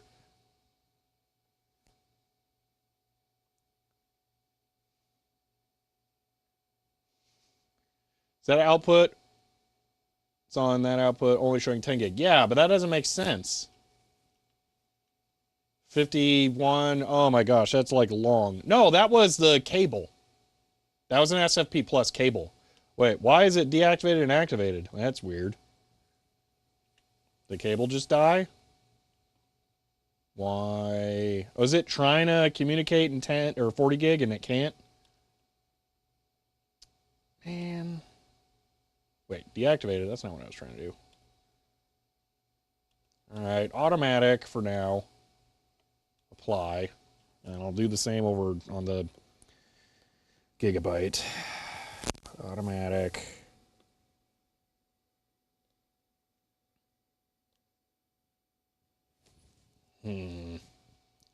Transceiver may only support 10 gig.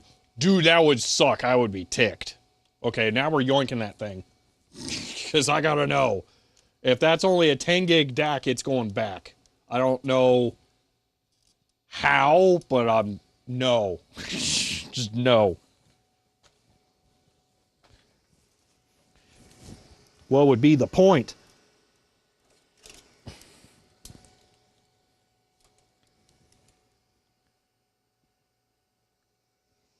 It says 40G.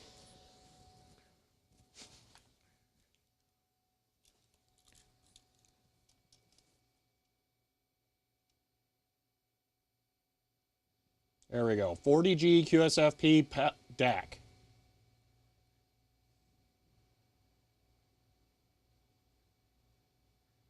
Ben, that's not for this cable. This is the one I'm using.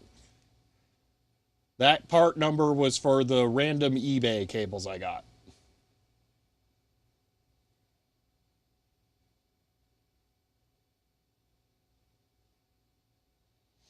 So I hope that held up long enough for you guys to see.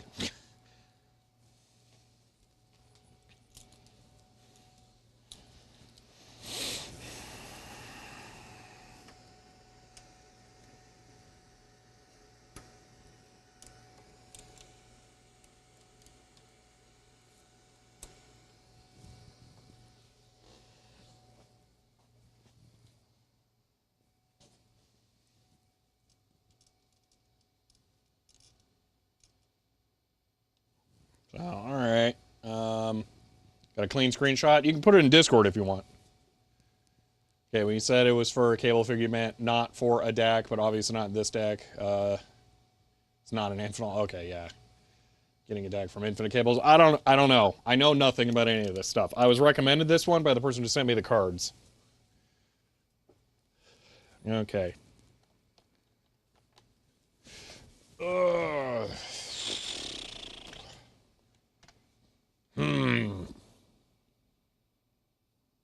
I mean, since it says twisted pair, it has to be. What is this auto negotiation off?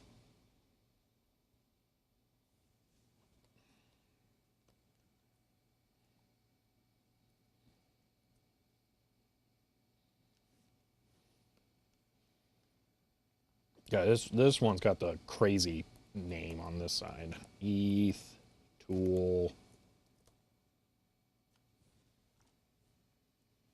This one shows something completely different.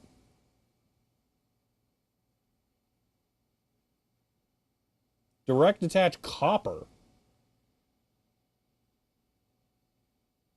Not twisted pair.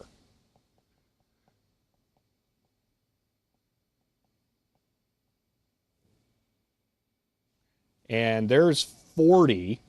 Also 56 gig? Ooh, but probably not. So this one's working. It's fiber. Hold on. Let me try the other one. ENP5S. D0? So DAC. I mean, they're both DAC technically. So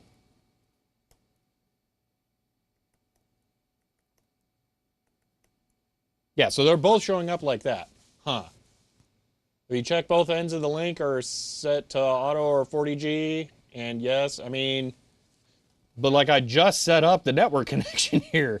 The only difference is that I haven't tried to run any commands on this side with MS Flint, but I don't know that any of those commands were actually working either. Let me go through my command history on this side, see if there's anything that would have like actually changed something. Because I feel like no, but just in case. So SMB, yeah, it's going to be all before that. Okay, catting stuff, depackage, the Flint, boost, purge Flint, because I was the dumb one. Yeah, MST query, you know, for giggles. Oh, that's right, it doesn't work. Aren't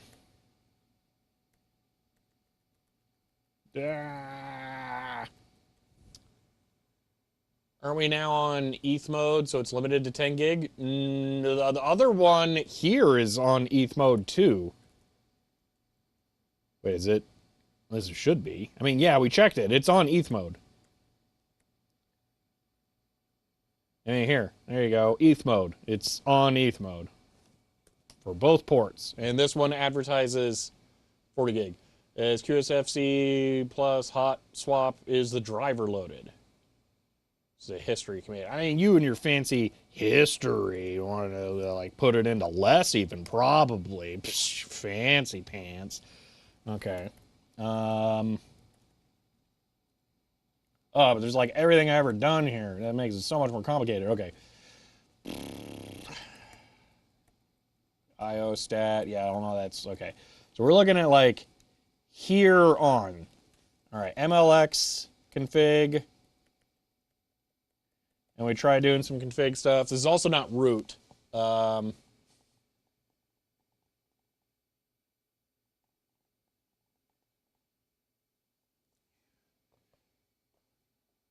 Yeah, Yeah, so Patrick's got some good points there that I don't know. Should we change another port to InfiniBand mode to get 40 gig? No. I don't think we need to, RMS. If we, here, let me open another terminal on this one, because I would rather not lose that. New window. You can't see that. ETH tool NP5SD1. This is the one that's connected to that machine, okay? So we go here. This is the static IP one, okay, going over QSFP DAC, and it advertises 40 gig mode right there. It's only this machine that is not advertising it, and I don't know why.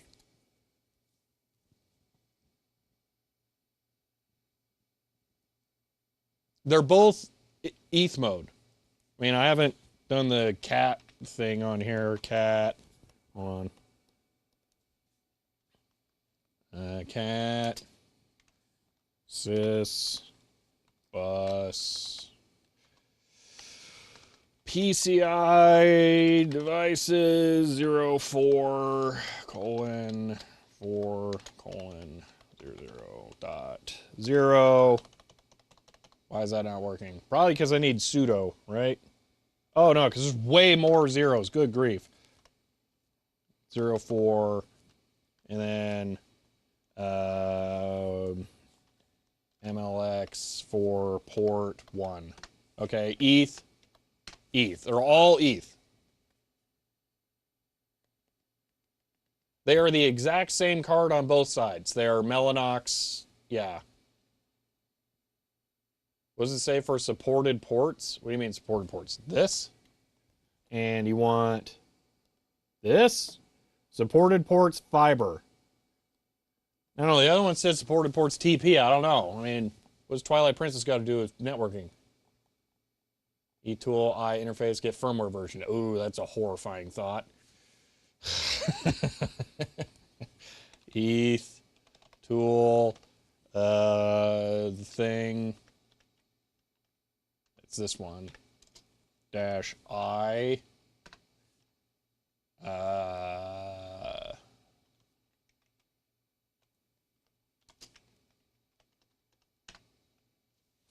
Driver 40, firmware 16. Okay, so we have that, and then dash I. Uh-oh.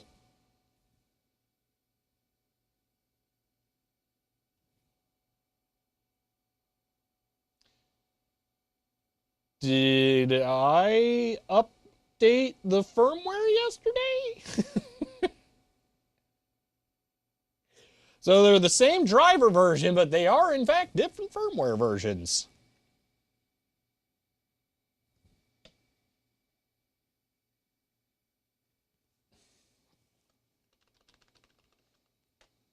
Don't recall you upgrading firmware. Me either. So yeah, this is 2335, and then this is 2106.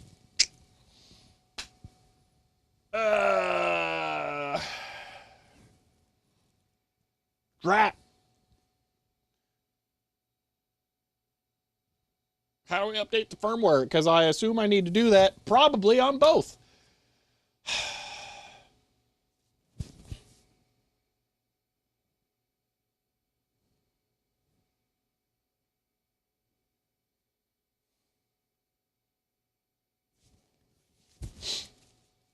I wonder if I can just grab that exact firmware version.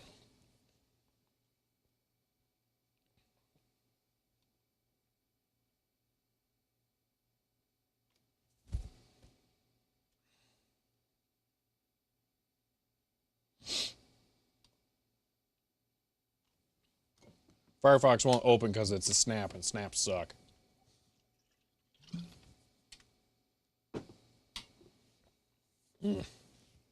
Mellanox OFED. I think I did download that over here. Is that this?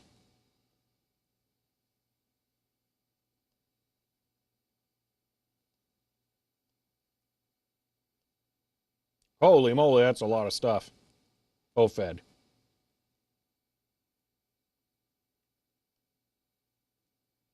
Did I use this? I don't remember if I used that. Let's see. CD downloads, MS Flint, install. No, it doesn't look like it. Unless I did it from root. You need a version that supports the NIC.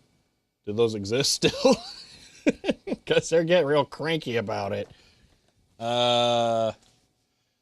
What do we think the chances are that we did not get MS Flint? Well, from repo, it depends on what you think. I went to Launchpad and grabbed it from that. So I got an old version of MS Flint after the new one didn't work. But I don't think that updated the firmware. At least I don't know that it did or not. Do we think the firmware differences are what is causing this problem? What do we think about that? I mean, obviously it doesn't seem good that they're mismatched firmware, but is that actually going to be the issue? It's a good chance of it.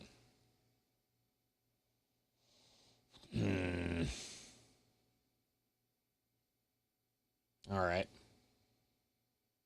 Stupid 40 gig. Gotta be a pain in the butt. Couldn't have just worked. No, gotta be difficult. Yeah, we don't know what the problem is. Seems we're set up for different operating environments. Yeah, I don't know. It's really confusing. You're gonna have to downgrade to Windows to fix this? I don't think so. I would think that's a problem. So Wimpmeister, the problem with that though is that I haven't done anything different on them.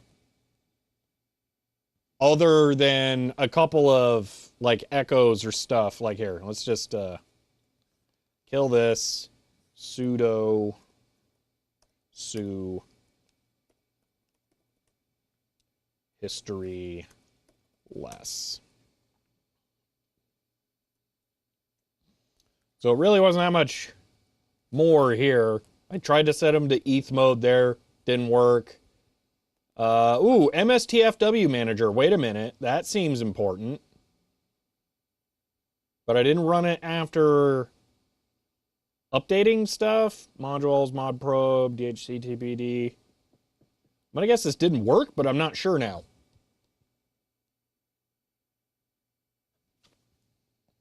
On a forum post, someone said, update firmware, newer version for Mellanox card saw 40 gig on a DAC. Well, okay then. And that's to an even newer one that you're running, so I'd update the oldest one first to see what happens. All right. All right. We'll update the firmware to the next version from Twilight Princess to Skyward Sword. Got it. Okay, so we got to figure out how we're going to do a firmware update on a card NVIDIA doesn't want to support. This is going to be fun. Huh.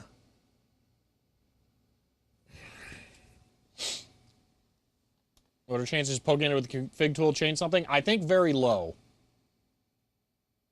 That was a wrong tab complete. That would make sense. All right. We got to figure out how we're going to update the firmware. This sucks. All right. Ugh. I'm not looking forward to this. Also, Firefox, yo, why won't you open? There we go. Dude, I'm not kidding. That's the 4th time I clicked that and it never opened. Okay. We go all the way up to Tears of the Kingdom. If we get to Tears, they're going to be real.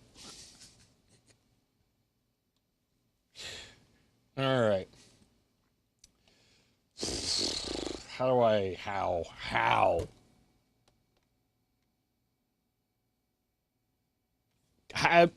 Mellanox Connect X3 firmware update. I don't know where to even begin.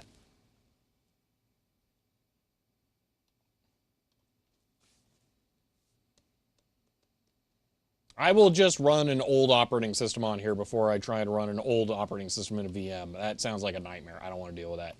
Okay. Was it 231 on this side? Because I don't think it was. It's 233. So we don't have that version. OPN. Is that like a device identifier? How do I see that? Check FW update. FWUPD. Command not found. Sudo apt. I'm going to guess that this isn't going to help. This is probably some like really cool open source, you know, firmware management program, and NVIDIA is just running around showing everyone their favorite finger, so it's not going to work. But we'll find out. What do you mean command not found? I just installed it.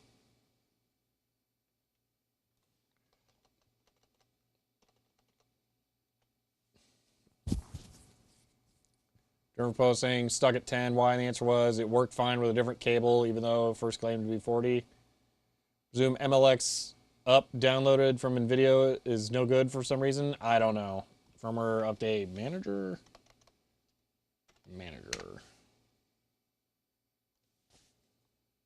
Command not found. What do you mean? Dash help. I don't know what I'm doing here. Is that this? Firmware Connect X3. Wait, archive versions. 240? Why is that number bigger than some of the other ones? Maybe it sucked.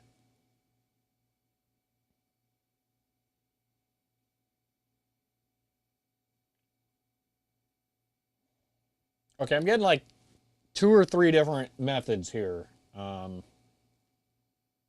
Wait. Pro EN, Pro IB, VPI. Oh no. What about firmware for I just want a card that goes like whoosh with the data where it thinks real good fast.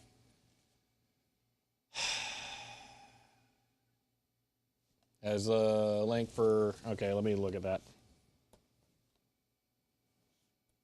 Where?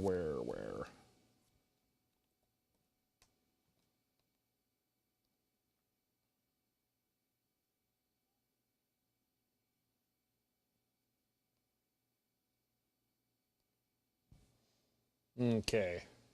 Watching us play an Arkanoid 2 and an Amiga 500. I don't know what that is. Thought you had a Connect X4. No, I mean, I don't think it is. Pretty sure it's not. It's MLX4, but it's a Connect X3. Here, hold on. LS, PCI, grep, net. There you go. Mellanox MT 27500 Connect X3.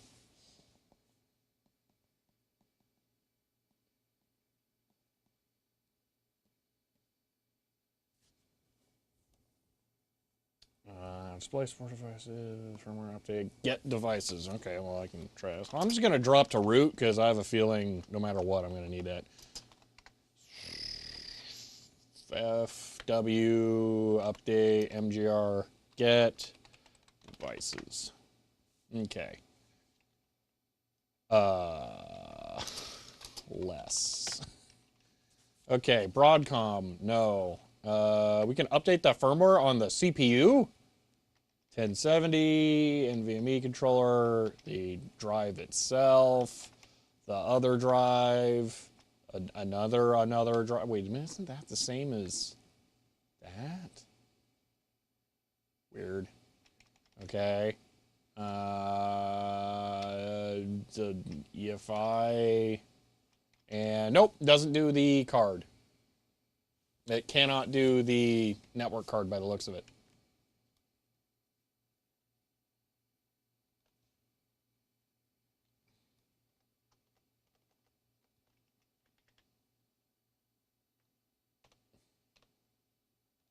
Yeah, I kind of figured, I mean, I'm a little surprised the 1070's even in there. Is that our mod probe? It's MLX4. I don't know what you want from mod probe. Over to the Mellanox updater? Yeah. Okay. This is what Ben sent. MLX up, update, and query kit. No, NVIDIA, I don't consent.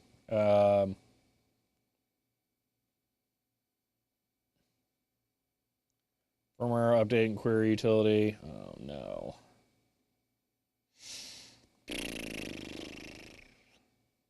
Refer to the various firmware web pages. Great.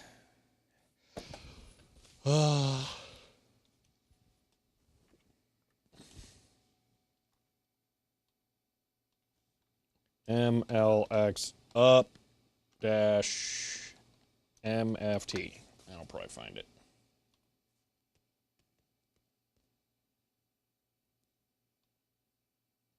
X64. I am putting my optimism rating at like a 2 out of 10 here.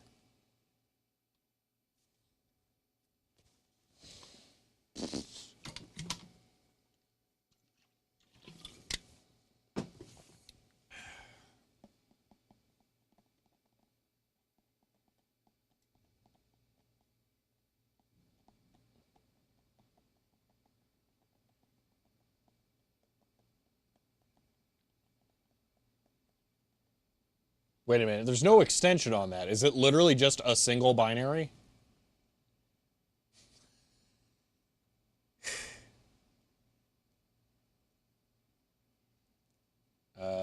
Just firmware connect X? Also, why is your message being cropped in the chat? That's weird. Huh.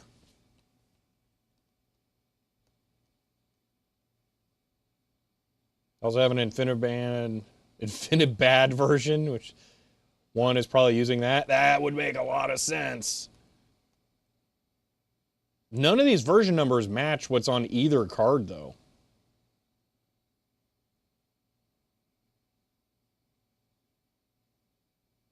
I'm kind of hoping this tool will just, like,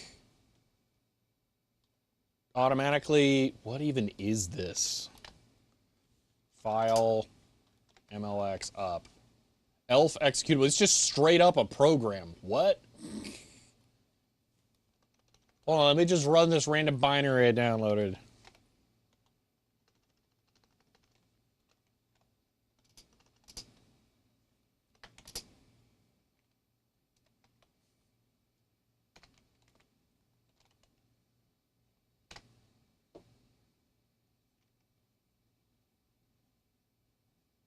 Oh, I'm not optimistic about that.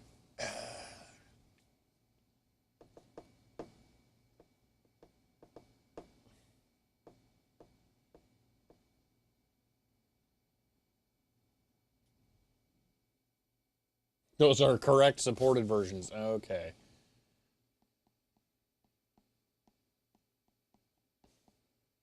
I don't like things being new. Can they just be old and, you know, consistent? I think this is the exact page. So I was already on this page over here. I mean, what happens if I just download a firmware? Click. Oh, but now I gotta know what I actually have. Am I gonna have to go turn off one of these computers and yoink out the card to look at it? Pavlovsky subbed as Prime for 2 months and says, end of line. Or Pavlovsky, thank you for the Prime sub there, and for the first time. I appreciate that.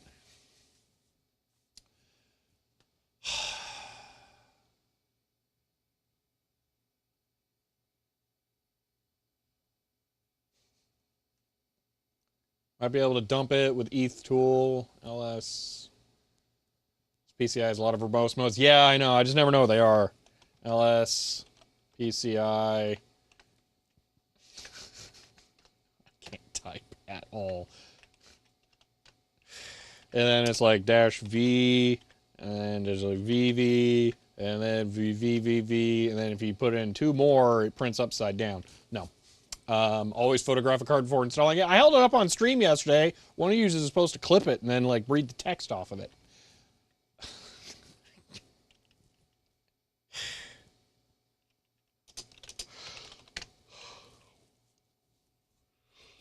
Ugh.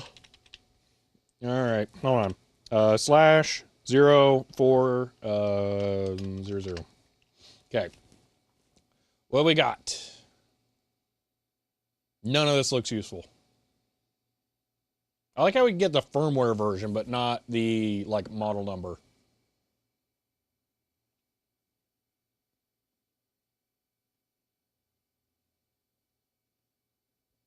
dash S.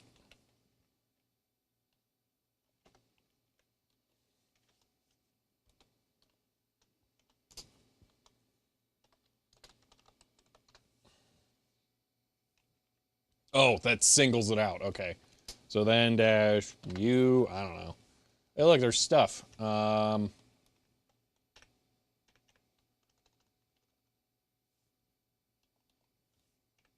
I got an idea. Control S, Alt, page up. Oh, I can't scroll while it's suspended? Lame. Query, PCI, database, be verbose. I don't know. I mean, I think I just go yank the card. Just gonna do it. It's not like it takes. I feel like this is gonna be faster. Just take it out, go look. Hopefully, there's a sticker on it.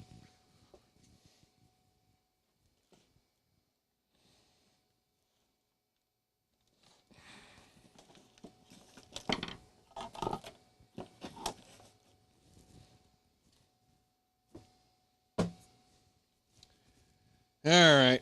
No, we're not hot plugging. I think we learned our lesson with hot plugging, that even if it's supposedly functional, just don't do it. It ain't worth it. Oh, I had the mouse out. Why was I suffering with a touchpad? I'm an idiot. All right. It acted like it shut down, but it's still on over there.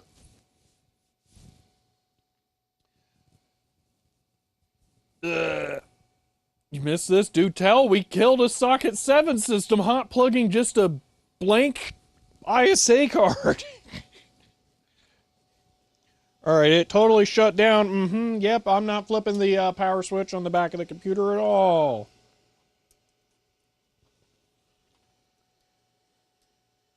All right, I'm yoinking the desktop because it boots way faster than the server, and if I got to pull the card out of one thing, it better be out of that.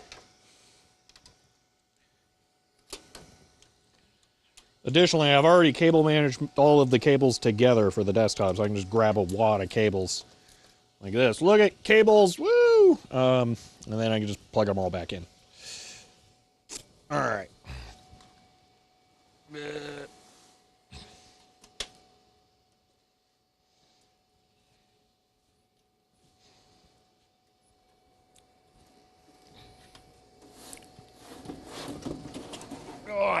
Okay. Whew. Coffee time. There's coffee in this. All right. As an ISA card, definitely not intended. I mean, it's not meant to go in this system, but it was meant to go in the socket 7. Suppose that day, sorry to hear it. Yeah, I was really ticked. Really ticked. Okay. One Mellanox card coming right up.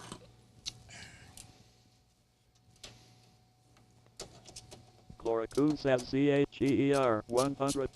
Coffee in the flask. Coffee in the streamer. All is normal. End of line. Thank you for the 100 bits, Chloe. All right.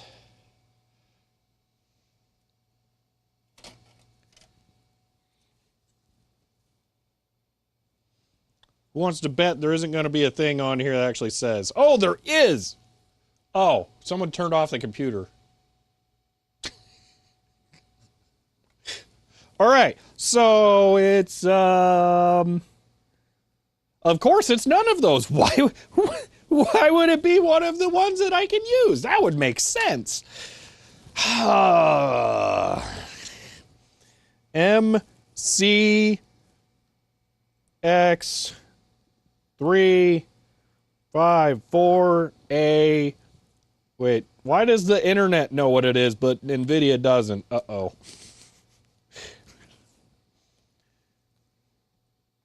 Okay. Wow, man, you can get 40 gig for cheap. Okay, so this is the one that I need things for. It's a page for regular Connect X3. I don't know. Just in case you didn't see the MFT thing. Yeah, I can grab that.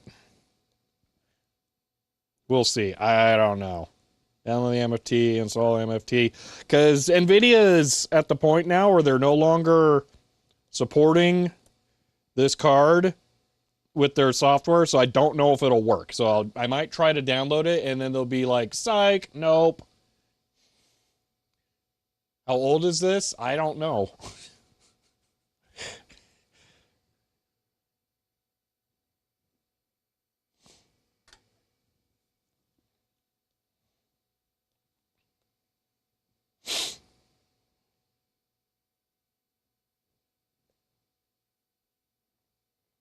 I don't like it. I keep seeing VPI when I want it to be Ethernet.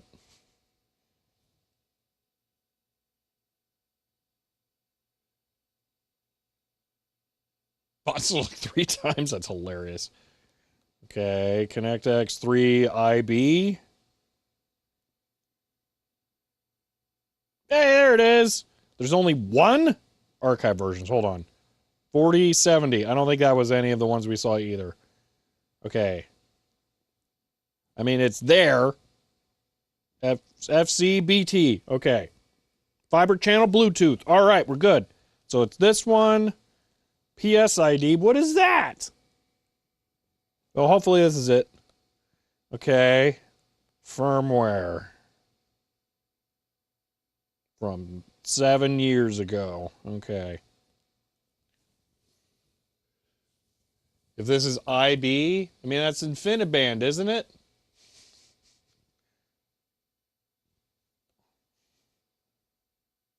I mean, that's what they are. This is why I don't like networking. Might have 2 different cards. Fine, I'll shut down the other machine. Wake up. Now go to sleep. Actually, while I'm thinking about it, hold on. Let me change the screen locking. Lock. Do not screen lock. Apply. Energy. Do not do any of that. Apply. Okay, now sleep. We'll yoink the other card. Look at them, see if anything's different. I like how because the settings program is like root level access, they can show over. Are both IB? May need another cable. With Intel cards, you wouldn't have this kind of issue. With Intel cards, I would have had to buy them. These were given to me.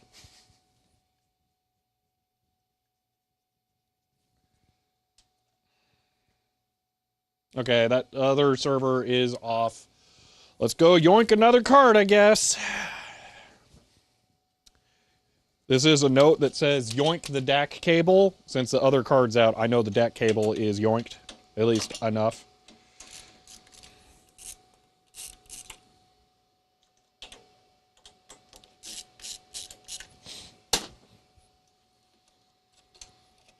Who got all this fiber stuff in the way?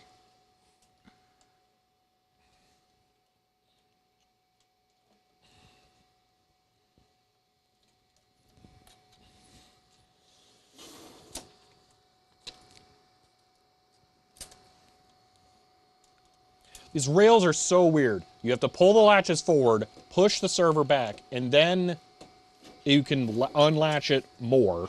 Then it gets to here? No, there we go. Okay. Top, remove. There. Yeah. Okay. Now I need to get that out of there. Too many network cables in the way. I feel all fancy server guy like doing this.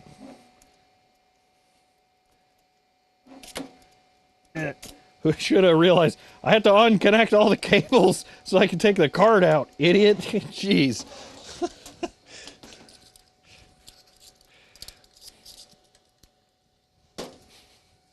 Okay. One card coming up.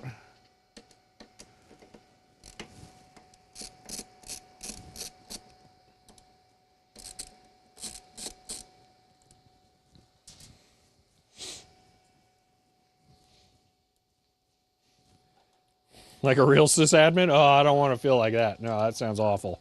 All right. They're the same card. They're both fiber channel Bluetooth. They're even the same revision. Make you all look at one.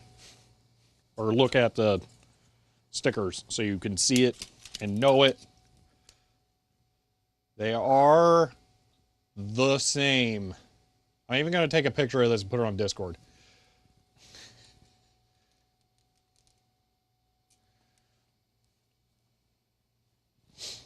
It's the part that always scared me about fiber moving stuff around it. Someone came along at the ceiling, no idea how long it was. Yeah, well, for me, the problem is more that I have a the really short 6-inch DAC cable I got to worry about.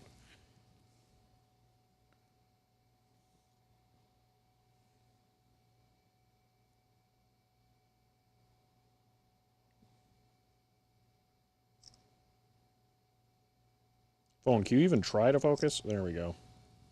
I think that one worked. That's good. Okay.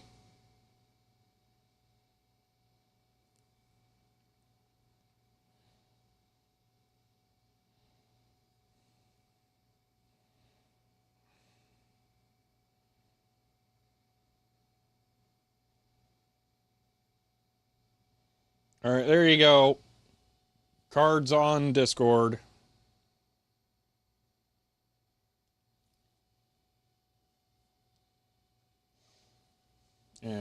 Video completely frozen now. Trying to pull cable, disappear for a while rather than sit here, refresh till it comes back. Oh, sorry.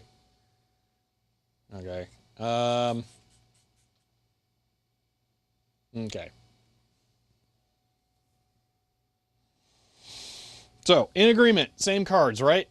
Like, these should work. I'm getting Ethernet. 40 gig plus E. Oh. So, yes. Same. Okay, so I'm going to go put these back. Because I don't think there's... I mean, I'm not going to be able to make them work if they're out. So...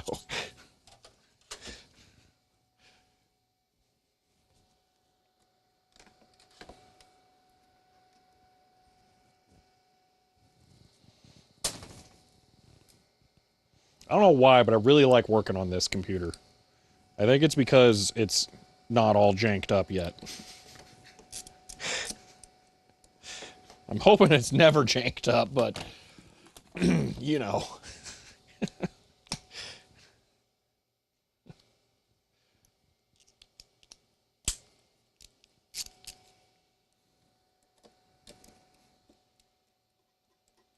Swap them over. One is low profile, one is not. So... I just can't. I'm not taking the brackets off.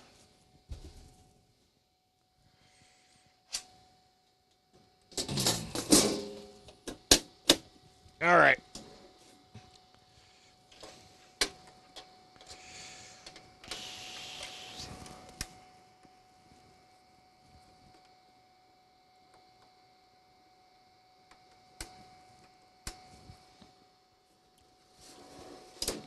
I don't understand the locking before going all the way back in. That weirds me out.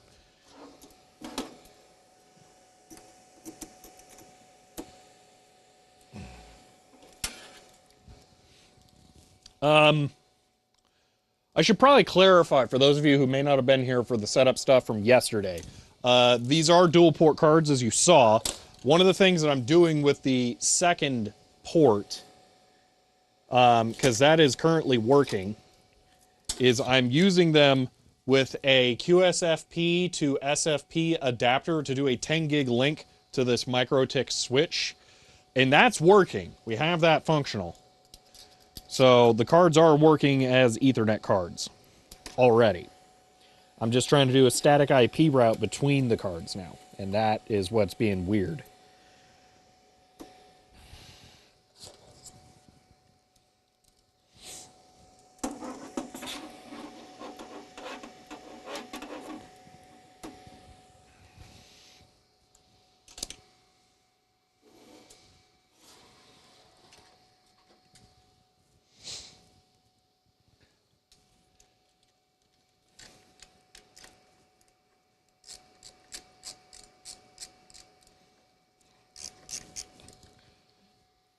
I'm going to always screw this server in since it's going to have that cable on there that is extremely fragile. Okay, everything looks good back there. All right.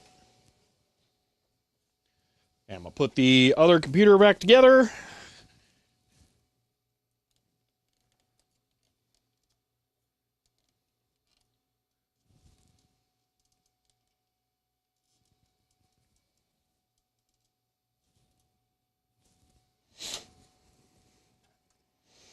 I mean, eventually, hopefully, we'll get to the point where this works, because I'd really like to write data to this over the network, because I think that'll be kind of cool to play with, like a fast drive with the fast network connection. But, you know, one of these days. Actually, you know what? I'm going to move this up to make sure it's not going through the PCH.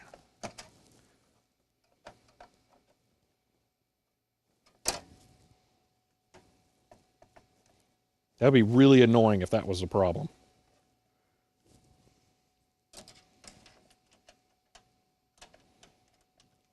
Because this is a desktop board.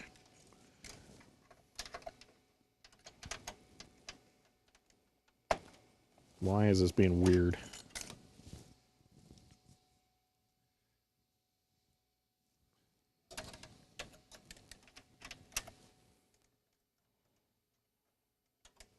Oh, there we go.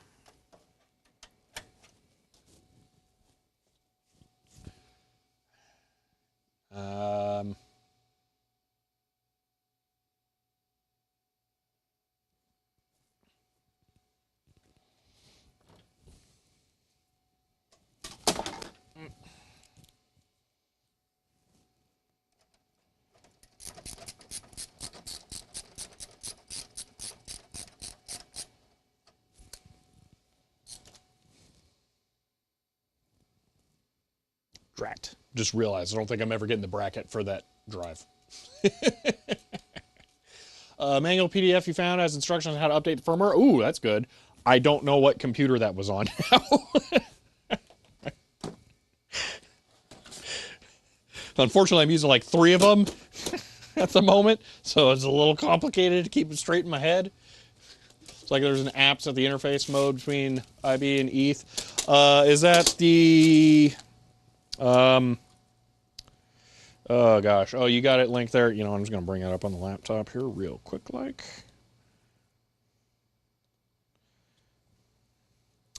It's not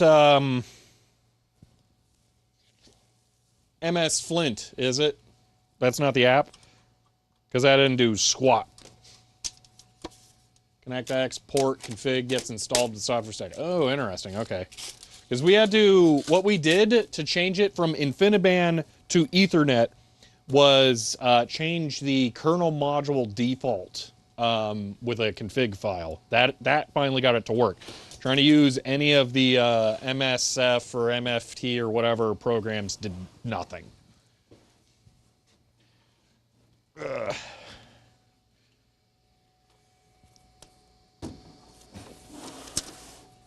I'm going to miss how light this computer is when I'm putting the real server in there.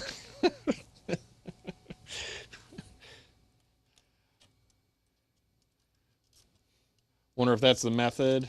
This is an old card with an old dock. All right. New method. Installer also flashes the correct firmware version along the way. Oh, for the software that's in this manual? All right. Well, we'll see.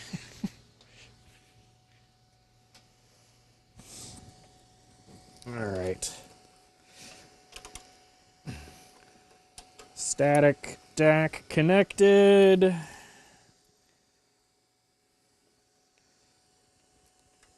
$10 DAC connected. Video connected. 1 gig internet connected.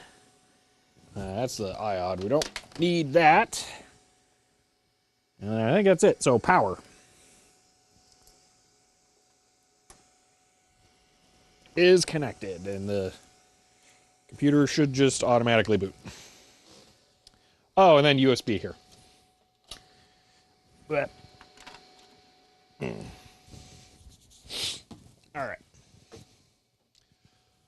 Indicate you're in port IB plus port ETH2 mode. I don't know. In the kernel drivers, I have it set to 2.2, so it should both be in Ethernet, but I don't know. It's note now load bearing. Kernel module should follow port mode set on card, but that didn't work for some reason. Yeah, I'm wondering if the config tools were just not compatible with the cards or the firmwares due to age difference. All right. Oh, it didn't turn on. Oh, I bet I turned the power supply off. Boop. Hey, I'm surprised it turned on because I cleared the CMOS and it shouldn't be set to boot. It's not on. The lights are just on there to drive you crazy. There we go. Okay. Computers. I just don't even know, man. Ugh.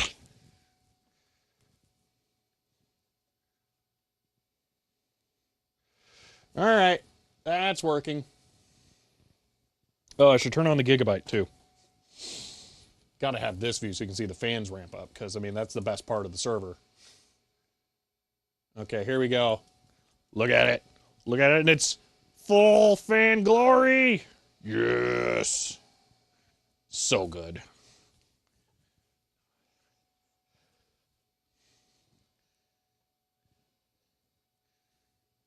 All right, that's booting.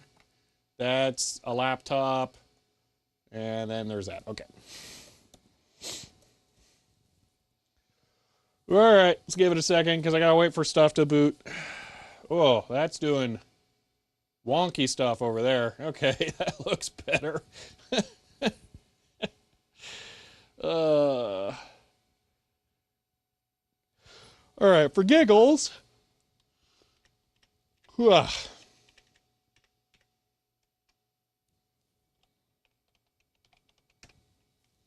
No such device, of course.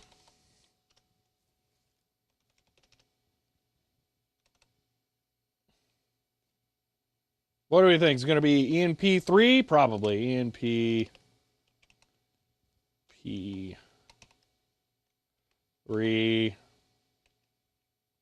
MLX. Yep. Okay. And then ENP3. D1 is fiber. That is, yep, still like that. Okay. All right.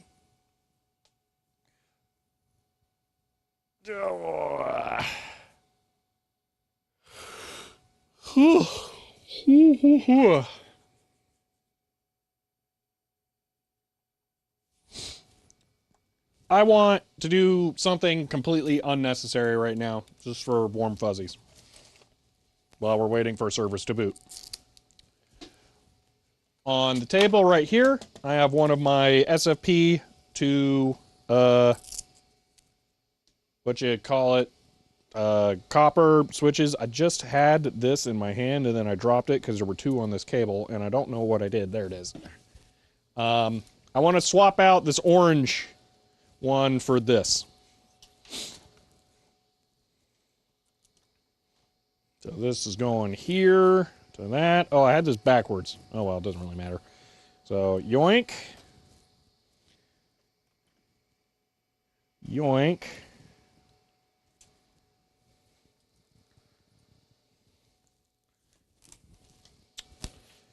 And here we go, taking off the caps. This is a brand new fiber cable.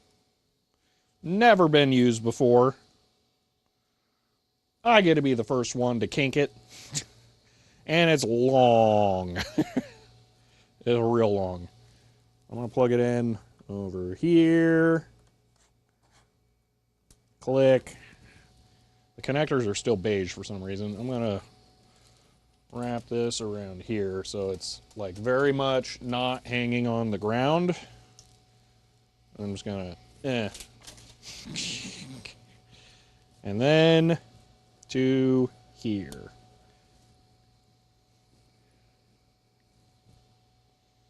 And it doesn't work. What?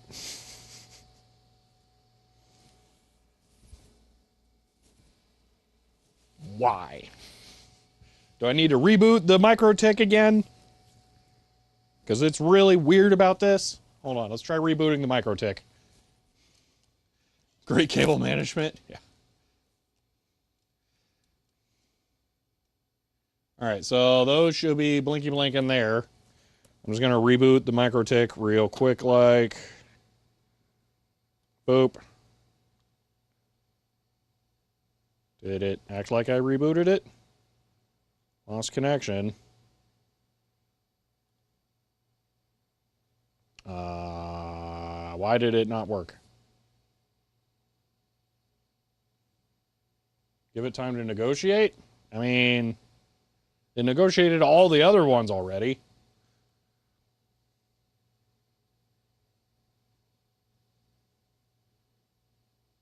Take 30 seconds to activate the port. I'm pretty sure it was longer than that, but okay. I don't know.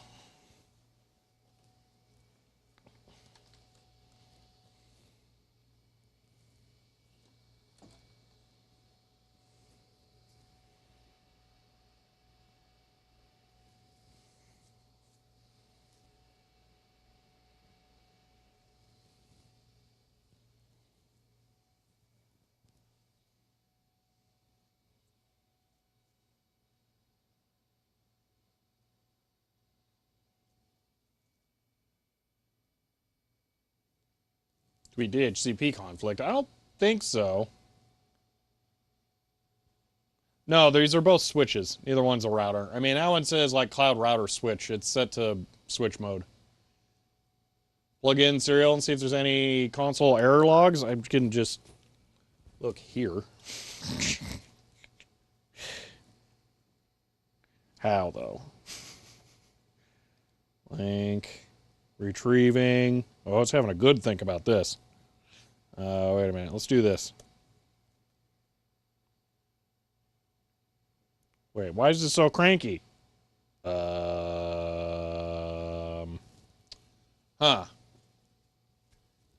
Yeah, I'm gonna repower the MikroTik the hard way.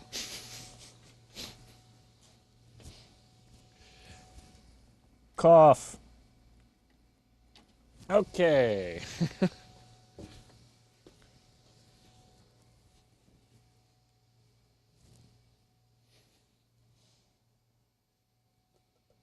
It's overheating. Time to water cool it. Hey, look, it's blinking. I mean, you can't see. Look, it's blinking.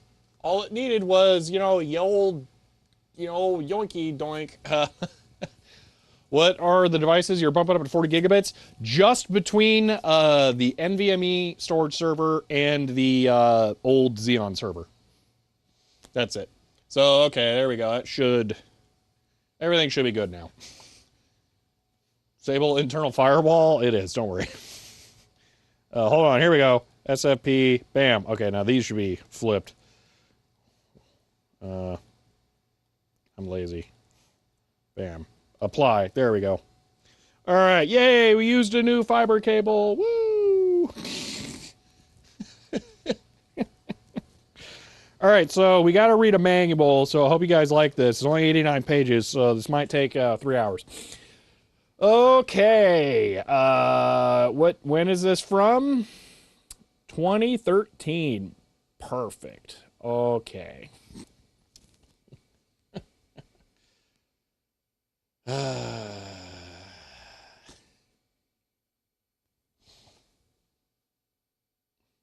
Updating card firmware. Okay. So, yes, we need Flint. Oh, no. All right. I guess we're going to try that thing. I think we need MFT for flashing firmware. H to perfection, obsolescence, yeah.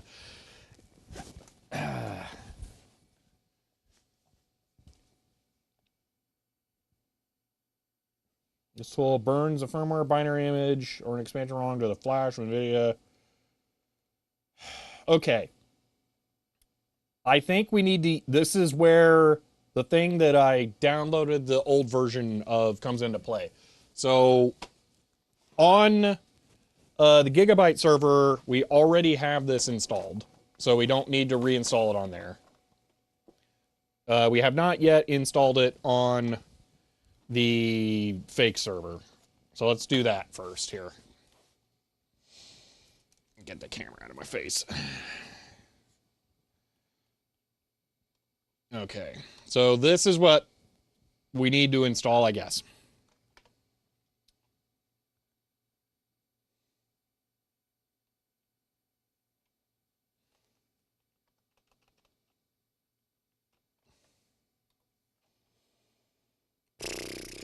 Hold on, sudo dpackage. I just need to know what thing it wants me to install because I don't remember what it is.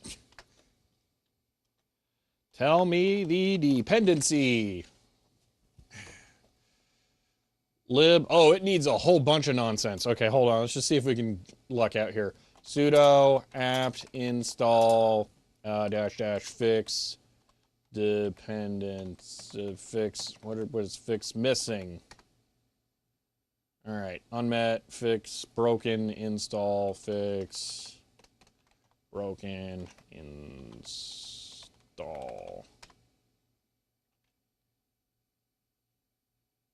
I'm an idiot.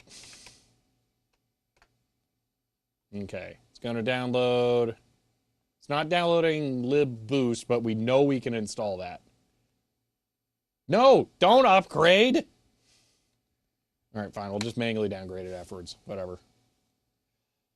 apt-get install package deb never works. Ever. That's not real. People think it's real. It's not.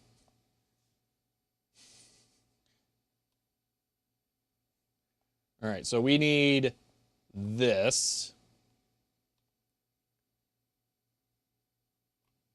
We're going to install that. Oh, you can give it a path. It doesn't work, though. It's not real. I've demonstrated it on stream. Does not work. No, it doesn't. Errors were installed. We got to purge. Oh, we got to install Sonic. Hold on.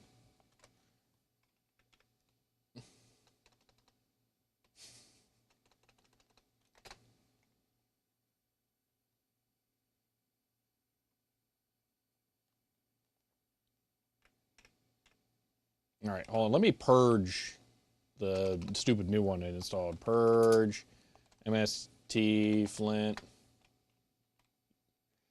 Following packages be removed. Good, that's the only one I want to remove. All right.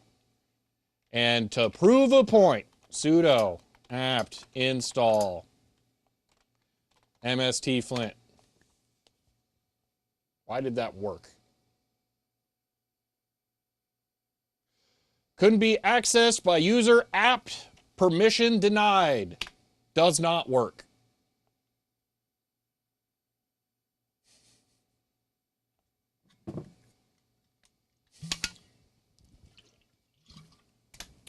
Back to dpackage, which does work.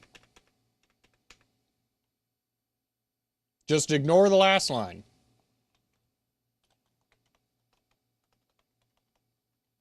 No, it might be installed. Okay. Do we have all of the things that it wants? I don't see just MST. Command MST, not found, but there's 20 similar ones. MLX burn. MLX burn. That's not in there. We have Flint, maybe. Reg update. I don't know, man.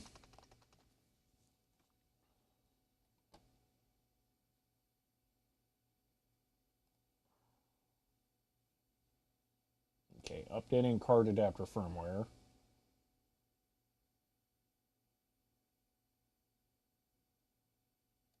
So we can maybe identify the card. I don't think this is it.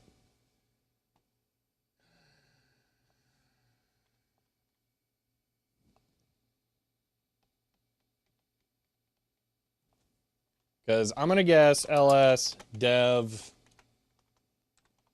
MST does not exist. It does not.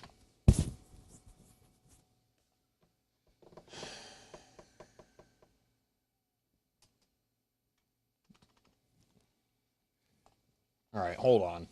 One moment.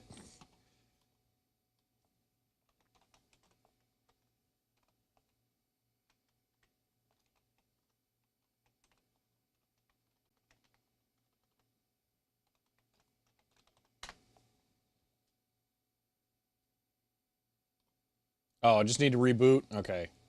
But still, I'm going to do this.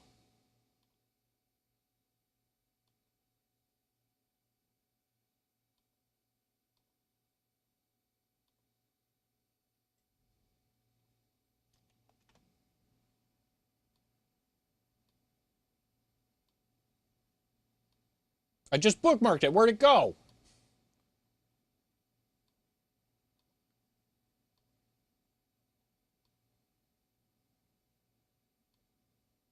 Oh, I didn't save it. Oh, sorry.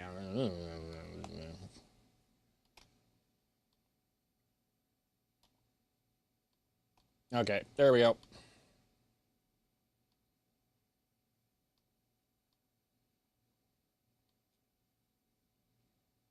Why? F5. It should show it. What? That's weird. Hold on, let me... Oh, I can't send a chat, because maybe I gotta... Hold on. Let me... Enter. Yeah. Oh, no, that's not what I want. Thought I could read it here, though. What gives? That's strange. Dumps history in a bin. Oh, strange. Okay, there we go. Hey! Pin tab. Okay. Alex OFED documentation describes how to install and test OFED Linux package, single host. Okay. But I pinned these. Let me go ahead and reboot. Oh, well. Okay. I'm going to reboot. Well, okay, hold on. I'll grab the repo, apparently. That looks like, huh.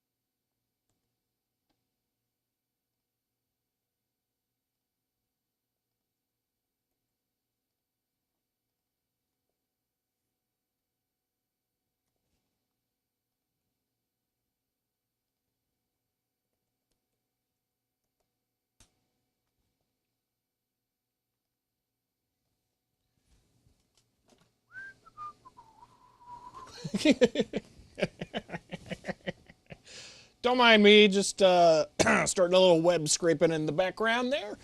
Uh, you give me an Apache raw directory, and I'll give you someone who knows how to run wget a bunch of times. Okay.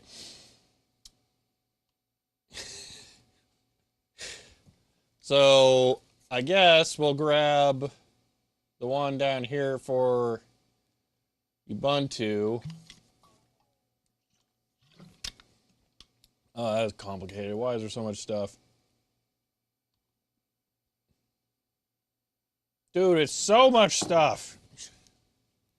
I don't remember exactly what my, I have a script. I don't remember what it does. It's always a pain in the butt. Web backups are never really great because you got to modify links to self-direct. It's a pain in the butt. wget R might work on this though, but common, yeah, because I think I need this folder. Yeah, see, Digital Ice Age has it. Yeah, it's really stupid. It's very complicated. I might try wget R here, though.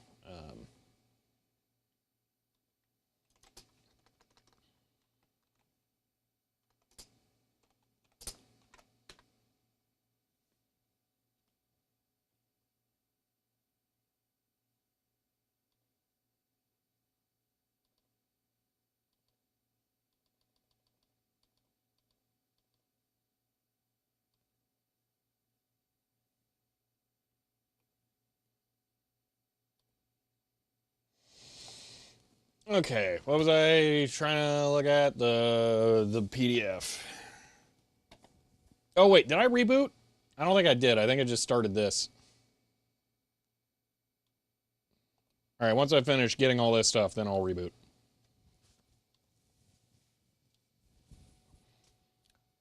Oh my gosh, it's been 3 hours! How? This sucks!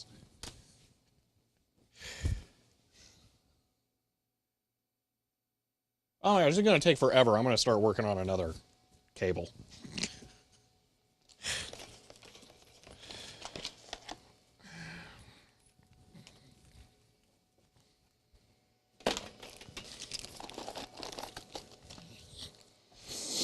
Ugh. Ugh. Stupid networking. So dumb. Alright, I got my crunchy tool here. My pokey tool here. Where's the yellow one? That's the best one. There it is, the yellow one. Alright. I gotta grab NLX libs too. What was that?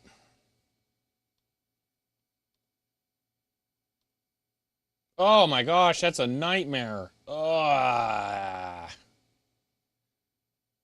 Dude, do I actually need all of this installed? That's insane.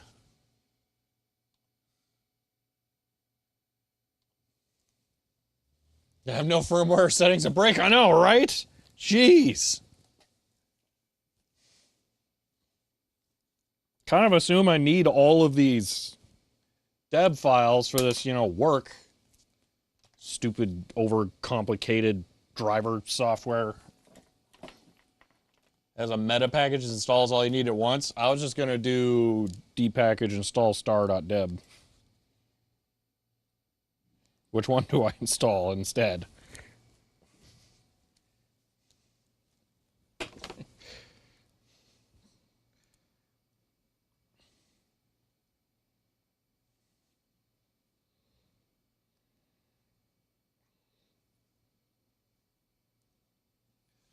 At least they upload them to many of these network hardware companies won't even give the time of day, end up buying cold million of the thing. See, like manual dependency resolution? I mean, manual dependency resolution usually means it actually works.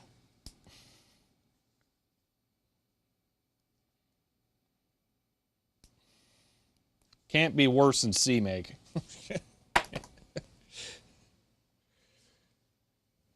Should do all. Okay. I'll even try your fancy pants apt method for it. But is it going to know where the lib folder is? Like, how does this work?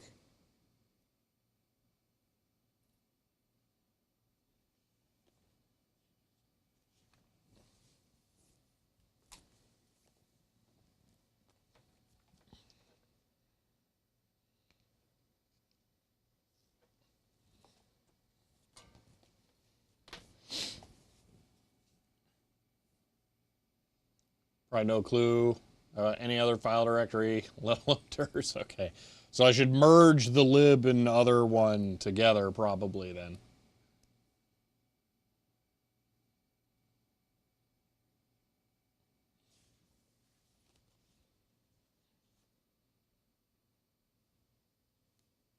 Dude, this is taking forever.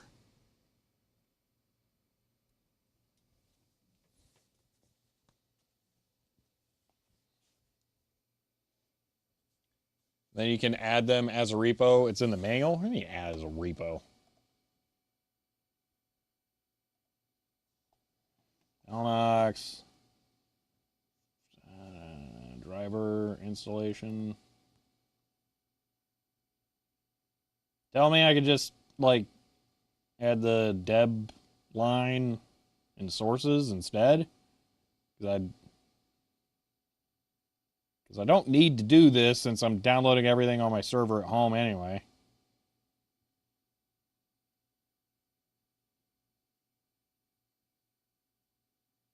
I don't see how to do that. Selling, OFED using app. Okay, hold on. All right. App-get. I don't see app-get doesn't appear in the manual.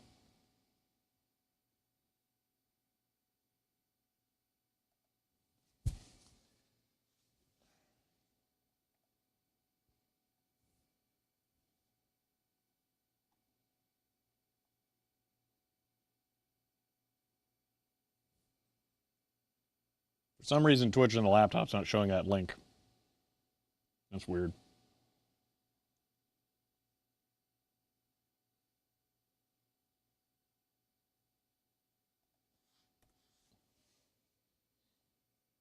Refresh the page. Oh, there it is. I got it.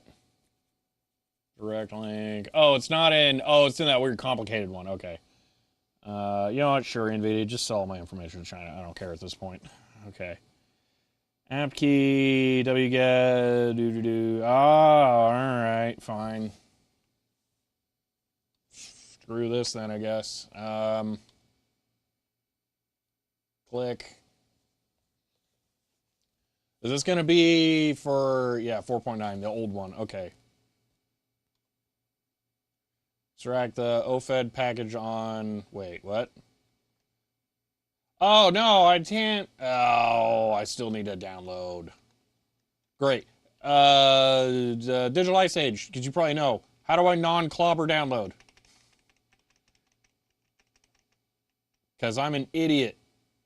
Do you expect you fetch it as an ISO? I didn't see an ISO in there.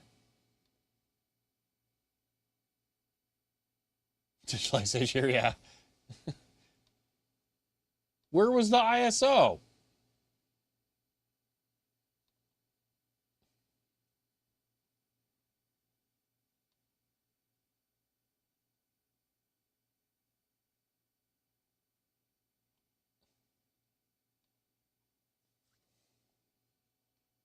Dash no clobber? Okay.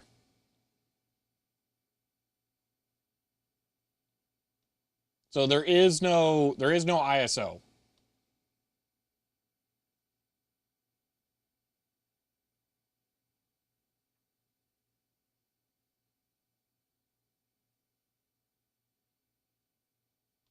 All right. Well, dash NC.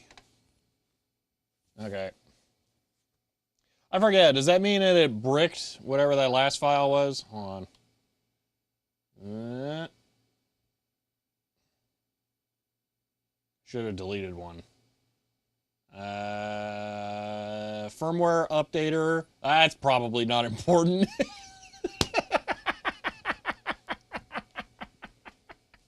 Dang it. Okay. Hold on.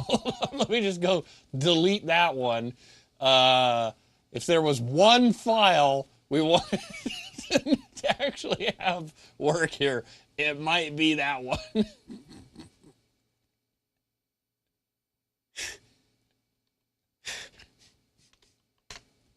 There.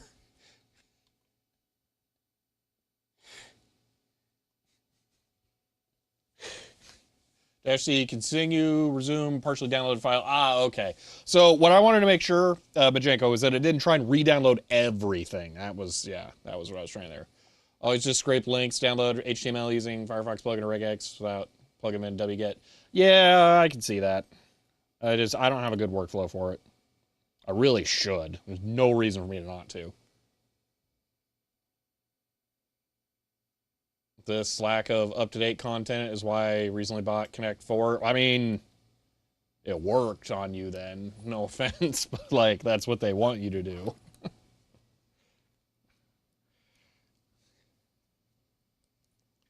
Cursive download, do the scrape route.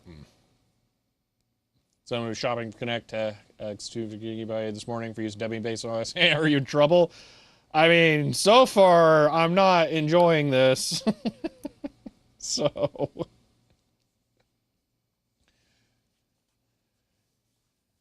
You need the driver for your bachelor's.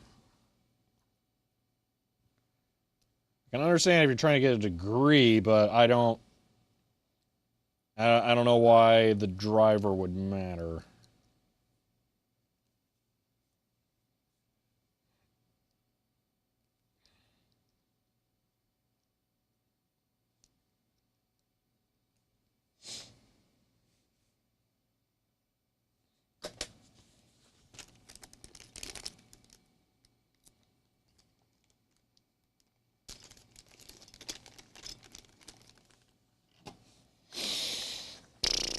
Okay.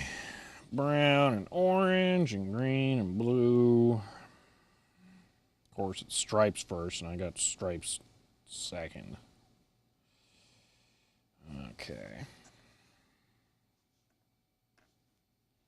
I'm doing too much networking. I'm starting to remember how to wire for Keystone jacks. This is a problem.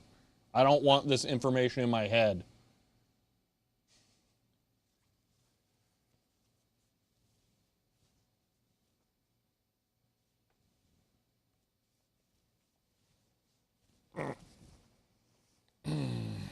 I don't like the idea of a degree being based on a particular generation of hardware, but I'm weird. So, I don't know. Or any particular manufacturer or whatever of hardware. I don't like that. But again, I'm weird. I will acknowledge that.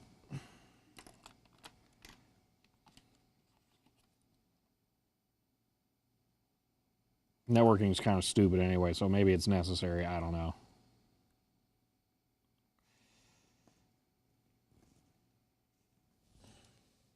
It's not the whole degree, just final work. That's what's available. Yeah. So that's kind of things. Like Cisco could come in, bankroll. In my eyes, that's the exact same problem as elementary and high schools have with Texas Instruments owning the market with the calculators. So it's like you use a TI-84 or you get lost. That's just ridiculous.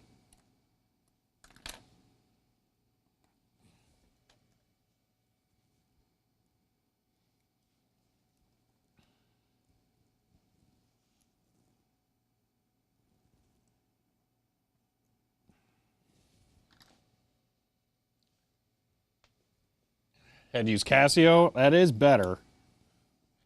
But still, you're probably beholden to one brand because they're teaching you how to use the calculator, not how the math fundamentals work.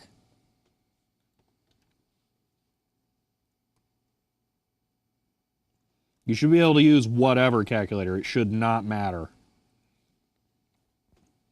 If I want to come in there with my comptometer, well, I mean, maybe not that far back, but still, you know, you got your basic functions. That's all that should matter.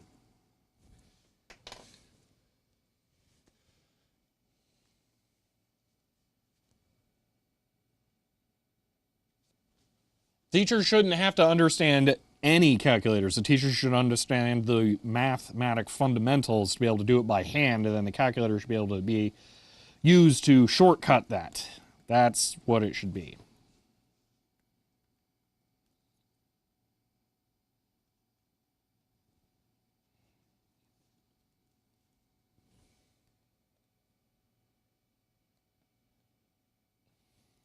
Buck is trying to use a Rockwell. I would be insanely jealous of that. An AIM 85 is on my short list of things I would pay stupid money for. They're so cool and pretty.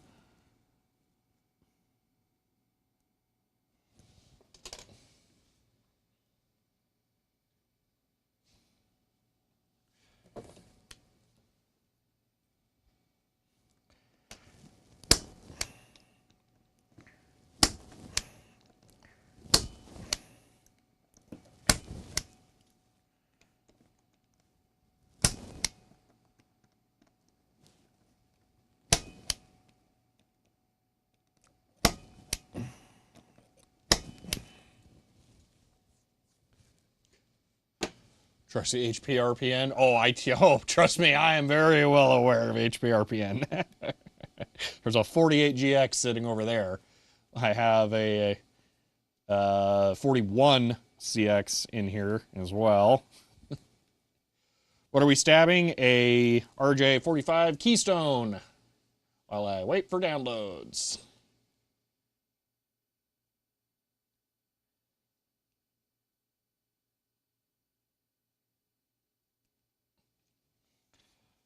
Yeah, I'm not saying you should be doing dumb division like that by hand, Mighty Halo. I'm saying that your formulas should not be plug in numbers into the calculator to have it solve it for you. That's what I mean by the math stuff. Like 10 RGA keystones for your rack and just... Yeah, it sucks. It's awful.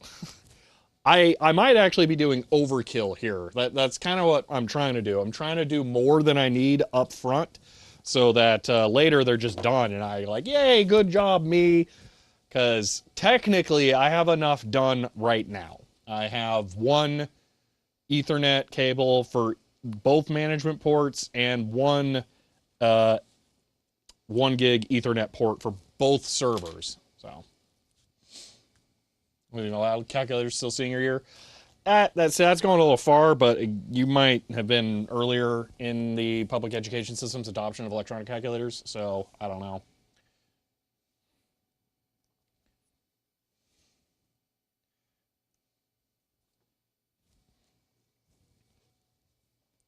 Do Ethernet path through keystones, pre-crimp cables if you don't want to go crazy? Yeah, I don't know. Something about that weirds me out. It's not like I'm getting great signal integrity by jamming the insulation between two blades of wire or two blades of metal. I don't know.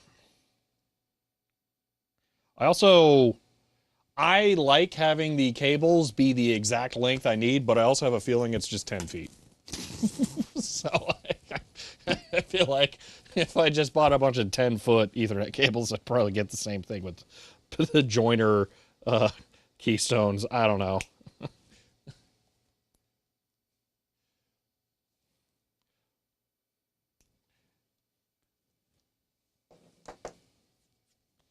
A meter's a lot of cable, though. And 0.5 meter, still kind of a lot of cable. For expert under NDA, show you pre-made looks. Yeah, it's fine. I know. I mean, I don't know. It's not like I've ever done that because, oh gosh, I can't even imagine a fate worse than getting into professional networking.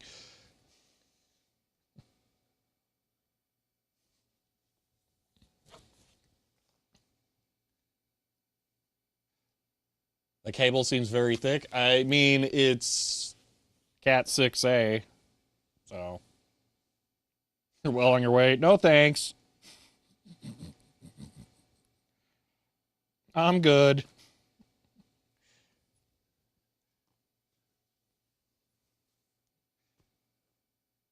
Mr. Legacy Computer Janitor, yeah.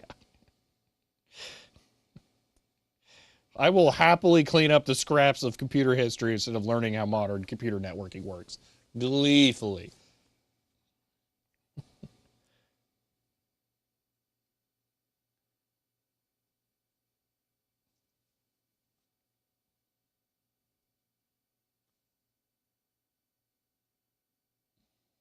I don't know lens prices. They're extremely variable. So I could tell you getting my lens for that price would be good, but I can't tell you any other lens.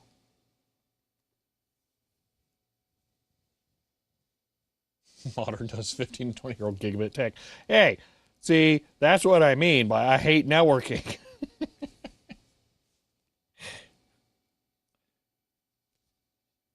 And I got that fancy pants micro tick in there.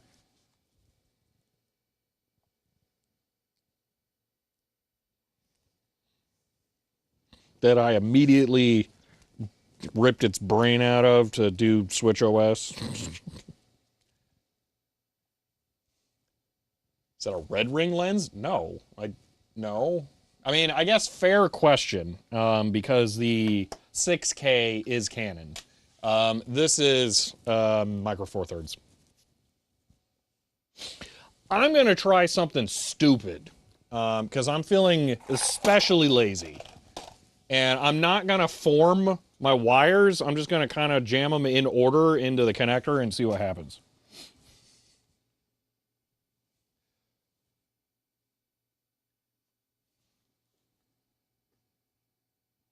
I don't know. You mean 4 or 5-year-old model? Mine's brand new. Again, why people getting pedantic about calling something new is hilarious. There's so many definitions.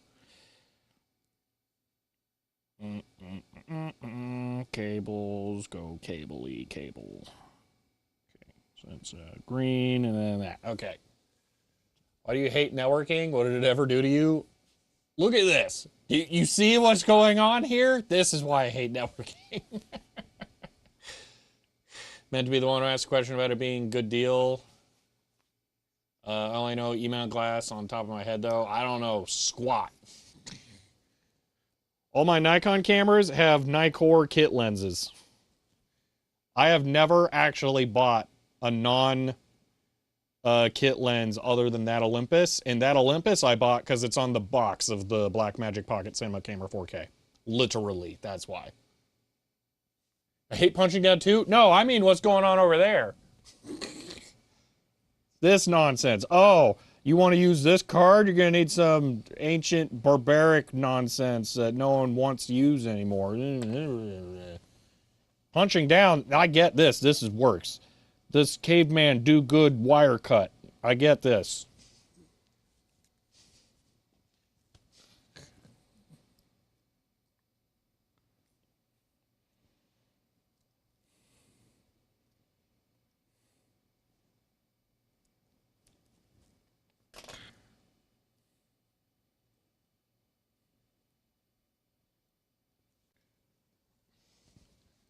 All right. Shelby hates networking because Shelby uses weird, cheap stuff. None of this is weird.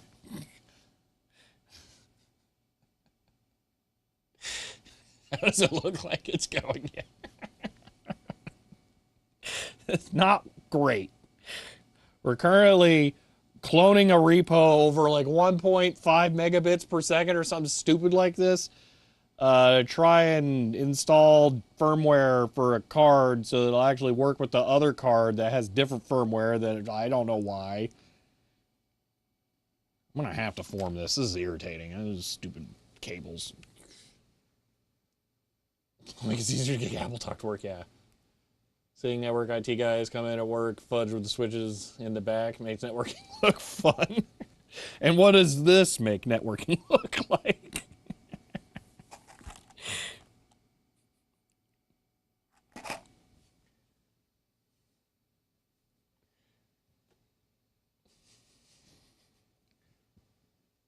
Like a mixture of computing and HVAC.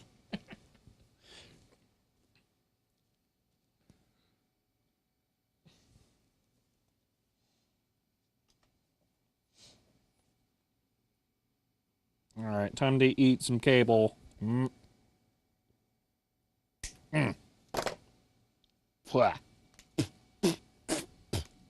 right. This makes network look like drudgery. Yes. This is how it always goes for me. Fun me, I'm just insane. Ugh. Time to ruin some teeth. No, I'm not cutting them with my teeth. I use my lips to hold the bits that are going to get shot off into the air, and then I cut it with the side cutters. I'm not gonna try and bite through the copper with my teeth. Oof.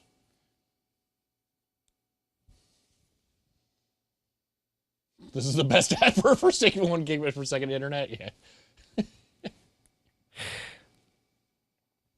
All right, double check cable order. Sure, it looks like a cable. Okay. Let them make a mess and ignore them. Yeah, I was doing that until I went and did, you know, that, and then they shot all over into the test bench open frame computer down there. And I was like, maybe I shouldn't do that. All right. 10 gig copper is really straightforward, but it's also really hot.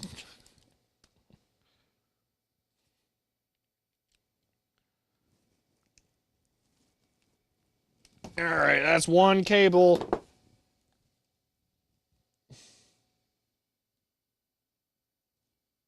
Desiac, it's still really hot. I don't know what you're talking about. As far as I'm aware, all 10 gig Ethernet copper is bad. Modern is not hot from what the Discord tells me. I think Discord is lying. Copper's there to warm your hands in the cold data center. Yeah, see? Dude, I'm glad I went ahead and started making the cable. Good grief, why is this taking so long? I'm a little concerned here. Am I actually on the right path for updating drivers? Desktop has onboard 10 gig. Does it have onboard 10 gig or onboard 2.5? Because I've not heard of a consumer board having onboard 10. And I know yours is a ProArt board, but still I feel like, I don't know. Both.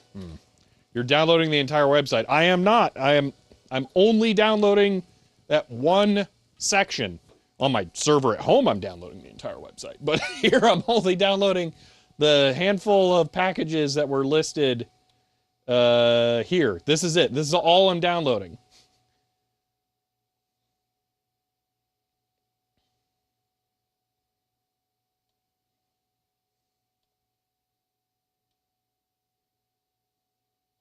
Including parent directory, it is... Oh.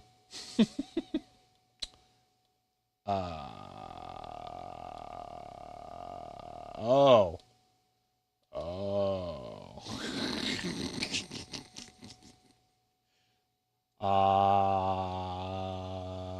Wait, but it's still in Ubuntu 24 or 2004 upstream libs. It's still downloading what I actually need. But okay, yeah, we're close. I was about to cancel it again, and it's on the upstream libs. Wait, what am I downloading? I'm confused. Latest. We're only doing 4.9.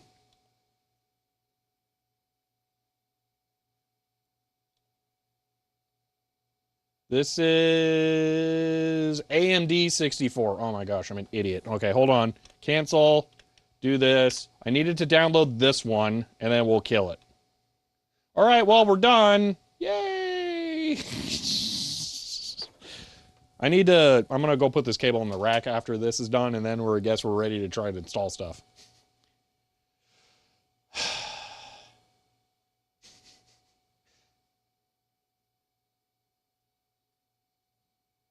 Well, now I'll be able to install the card on ARM, I guess. How big is this folder?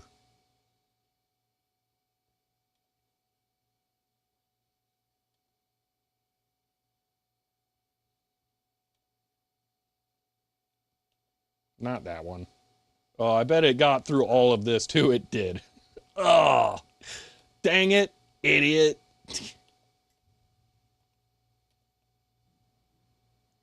$600 megs. Okay, maybe I don't want to download. I don't want to mirror the whole website. Maybe I just point archive.org at it. Hold on, I'm going to go stop my server. It was a little bigger than I anticipated.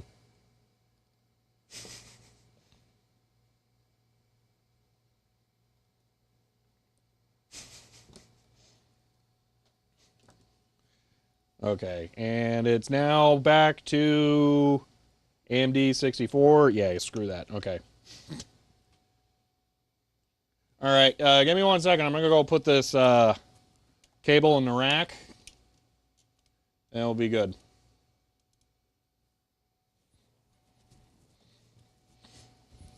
Just trying to get all of these attached to the keystone panel.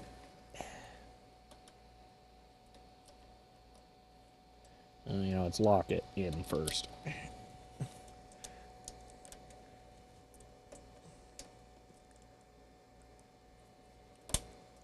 In theory, I could connect this to the stupid cloud port on the UPS down there, but pass.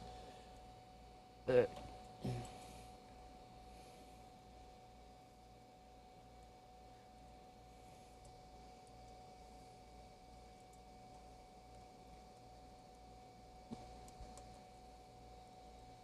be a lot easier if I took the top panel off, but then I wouldn't have a complete convenient place to store garbage. All right, I now have 2 cables that aren't plugged into anything. So that's fancy. All right. Ideally, in the end, this server and then the server that will actually be that server won't even need the 1 gig cables, but I'm probably going to have them plugged in anyway for backup. Okay. Orbital surface, thank you, mean storage space? Exactly. Including the fuzzy one on the bottom. All right. Let's try and install stuff, I guess. Let's just install all the libs first. That way, everything's just like there and ready to go. All right, libs. Okay. Time for everybody's favorite sudo dpackage -i star.deb. Hey.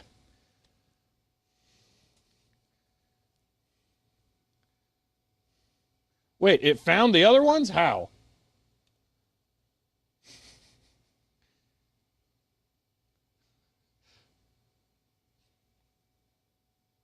Sonic board is only 2.5. That's not bad, though. Really? Okay, let's install common. I don't know if this will... Wait, this isn't that. CD. Common. Same command. Okay. It looked like the lib folder already had all that stuff, too. Oh, well. Setting up a mirror for this repo. Not sure what's going on. I had to download the files, and there were like a bunch of individual files, and I didn't want to like click them all. So I think it actually didn't and is sad. All right, there we go. Error packaging, DK dependency problems, depends on DKMS. However, package DKMS is not installed. What? Fine. Sudo apt install go. Whoa. Can I do this?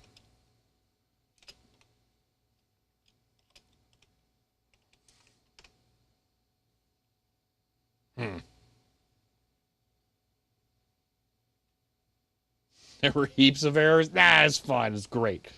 Maybe I should go to the libs folder and then just do that.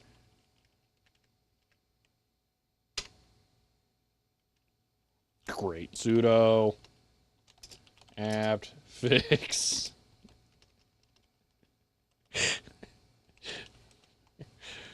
broken install. Have fun, apt. Oh my gosh, that's a lot. So need to get sure, yeah, whatever. Have fun. Okay.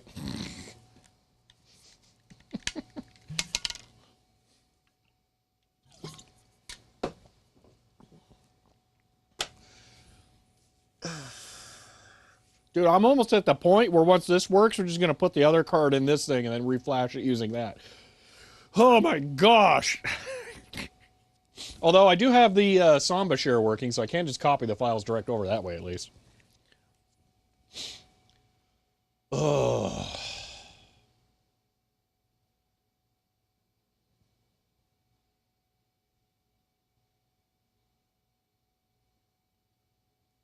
And then close to end the stream. I know, I'm not really thrilled about that. We did not make the progress I thought we would. I thought we were going to get 40 gig done today. I even had more objectives that I had written down that we didn't even have, like, a hope to get to. No, I've never used a BBS. What was I doing? Oh, today was the first of the month. I did not even realize. Let's see. What was it? I was gonna open Nextcloud. That's it. Notes. Yeah, I wanted to test the eBay DAX today too. That's right. Didn't find Python. How? Wait, is it installing Python too? Probably, just to screw this.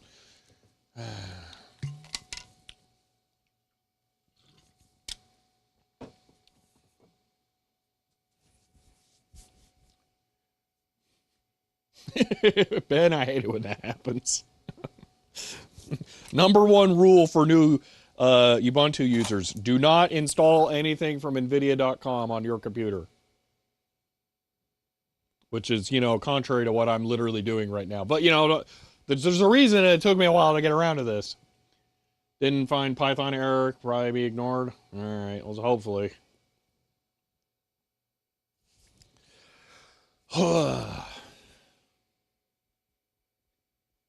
Holy moly, this is taking forever. I'm going to put this armored cable back in a bag somewhere. Where'd the bag go? Here, baggy, baggy, baggy, baggy.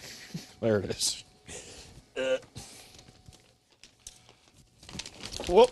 Yep, almost dying on that cable again. It's going to get me one of these days, isn't it? I would move it if it wasn't tangled halfway through the whole office. Building kernel modules, yeah. I mean, it's at least not a slow computer that we're doing this on, but it's not a great one.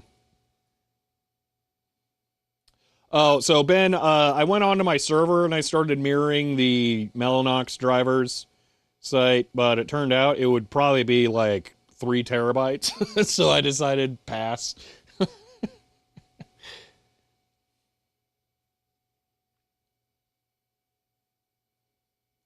It was more like, it seems like something that's ripe for a sysadmin to just go snip one day and have it all disappear.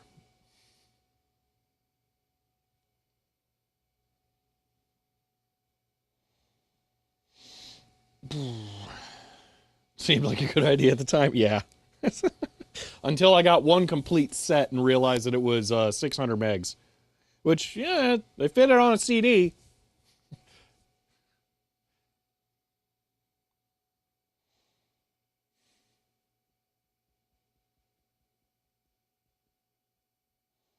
I got one more cable I want to make, but I don't think I want to start that right now.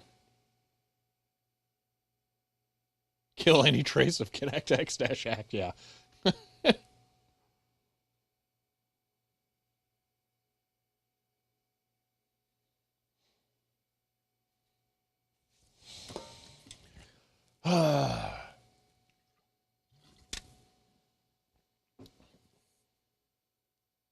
Yep, that's what I'm thinking, Ben, that kind of thing. Do not assume benevolence of any company hosting anything. That's my outlook.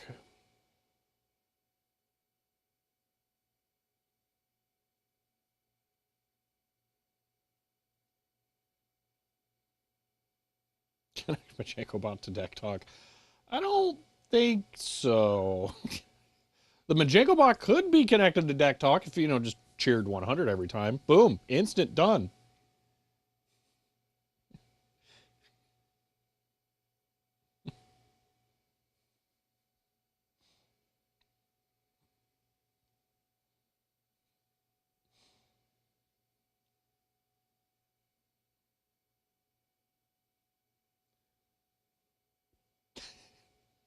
Now I think DZX just using this chat box for searches.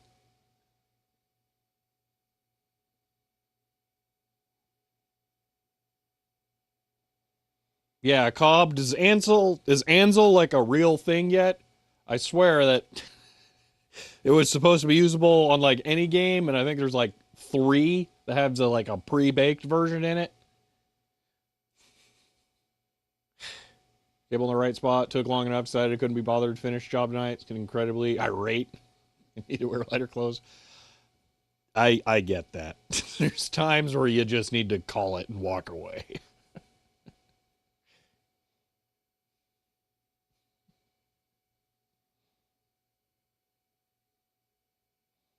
Yeah, Uru66, yeah. When Ubuntu started the GPU repo, it was one of the best things they ever did. So, we see if GCC is running in another term. Oh, I mean, I guess. Or, top.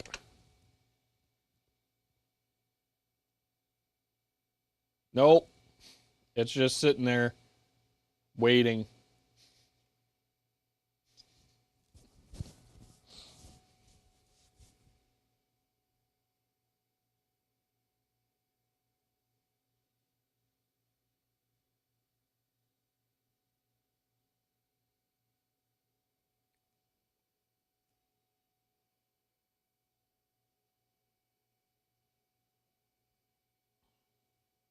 I think the CPU is doing nothing.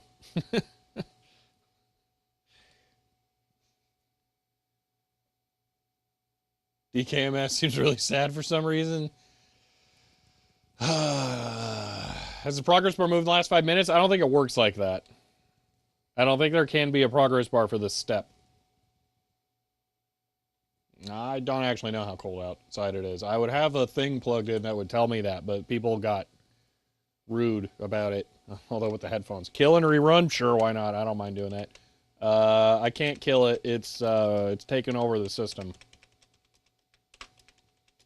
Nope, can't do it. Oh well, that was fun. Why do I even try to have computers talk to each other? I should just set it up so that the computers can eject a CDR in a tray that's like kind of sideways to where it'll just fall into the next tray below it, and then that's how they can exchange data. But it's only one way, okay? So like they'll have to have 2 CD drives in each computer, okay, and they'll be staggered, okay? One CD drive will be able to drop into that one, and the other one will be able to drop into that one. But you can't do bidirectional with the same CD drives, okay? So you gotta have to, and there's gonna be like a hopper of CDs up above for it to like keep feeding blank CDRs in. This seems way more practical than all this networking nonsense to me.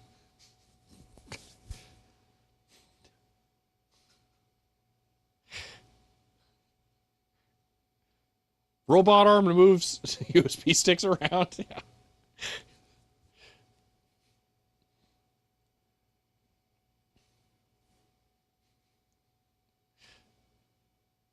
Sounds like hard work. Set up a webcam on each one, having flash QR codes at each other. That sounds too plausible.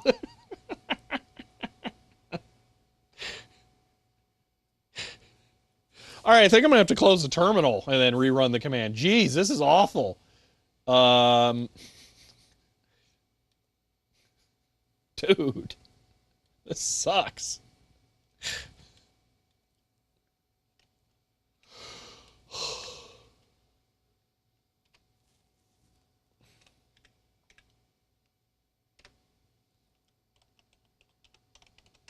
Good luck, apt. Oh, it's broken and locked in the background. Do we just reboot?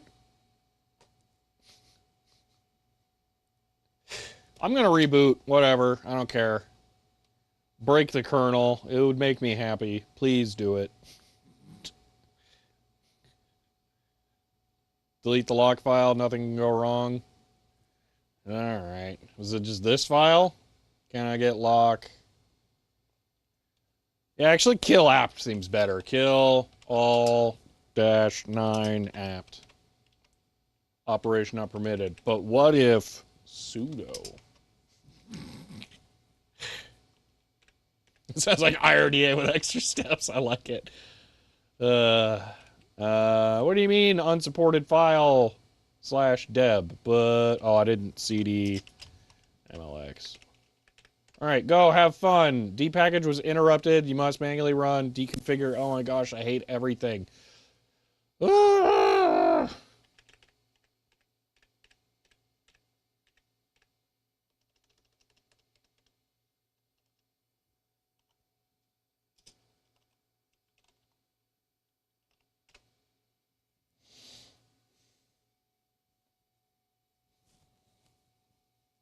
But this just work in Windows. I don't care.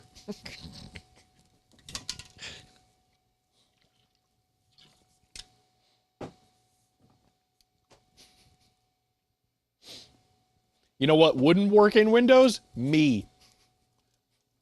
So it doesn't matter.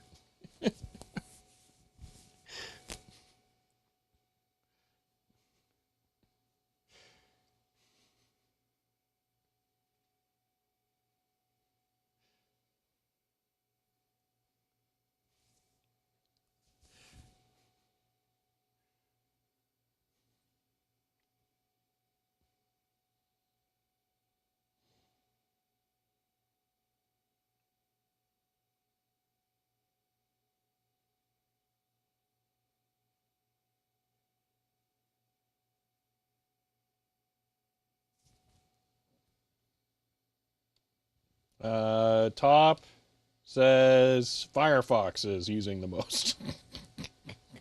Oh, wait, CC, there you go. You got actual compiling happening. Hey, there's real stuff working. Woo!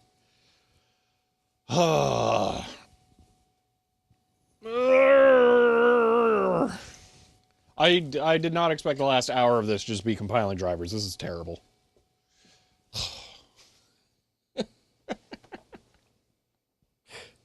This is so bad. Oh, I screwed up. Hold on. I've actually been being really good about this. I need this. I've been putting labels on the Ethernet cables that I run. I labeled the keystone panel A, and then I'm using the numbers for the panel holes. So this cable I just put in is A5. So if I ever put in a second keystone panel, it'll be B. Then any cables will start a new number series, but have that. So it's a two-dimensional labeling system here, and I already have the labels printed out for this. That way, I can just look at a cable, and I know exactly which keystone and jack it is connected to without having to trace it back to the front. So there you go. That's A5 on the keystone.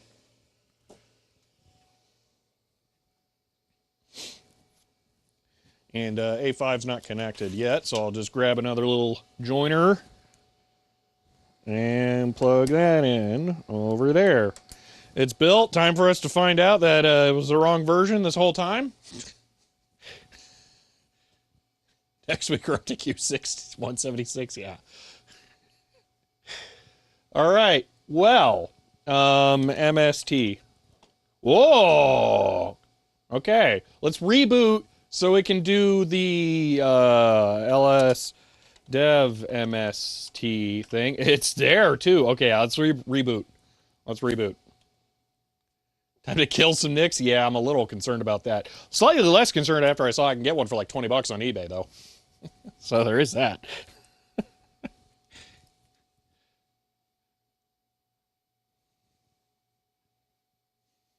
I have to install Windows.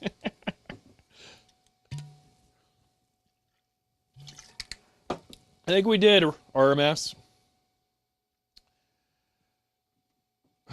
Buy some backups. I may. I have a lead on backups for the 10 gig cards, which, oh my gosh, am I gonna have to go through this nightmare for the 10 gig ones?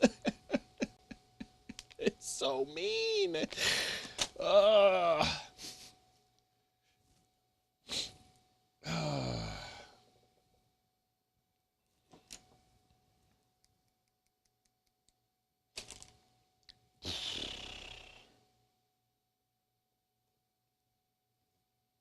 10 gig was never InfiniBand and should just work, hopefully. Ugh. All right. What did it want? It wanted me to list like a thing, right? There was like stuff and whatever nonsense. Okay. Firmware update. Okay. So, ls dev MST. There should be stuff here, right? No such file or directory.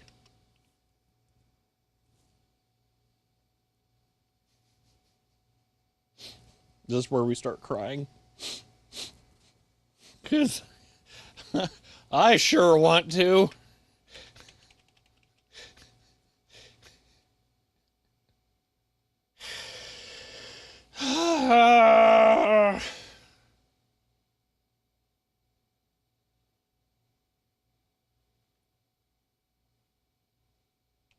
Yeah, Cobb, I think you're right.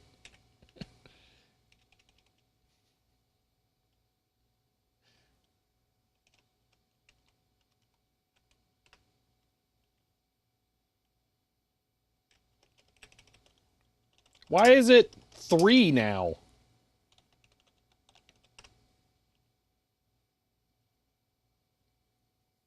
I mean, operation not permitted. All right, sudo su.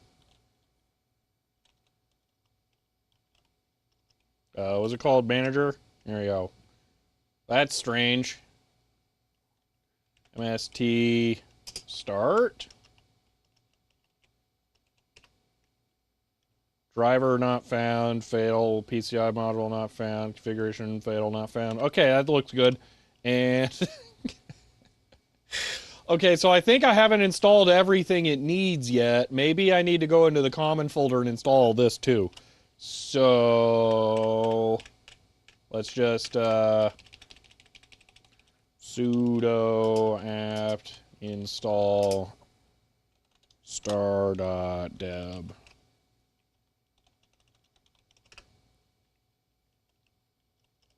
Yeah, some stuff is apparently not installed.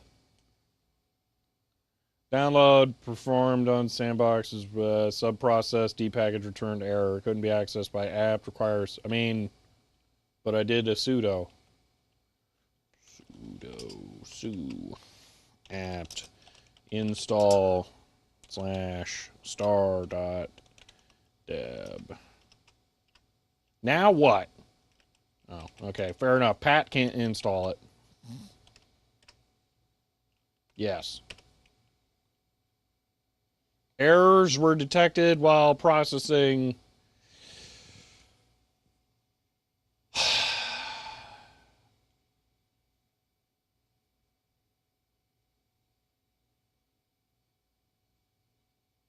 Oh, fair, Cobb. Yeah, that explains that. Oh, did I check it? I did check it afterwards, yeah. Mod probe MST, that's fair. Mod probe MST. MS not found. MFT? Wait, no, that's in the local folder. Tries to install as the apt user anyway for sandboxing. It's a note, not an error. But what do I read? What do I need to do?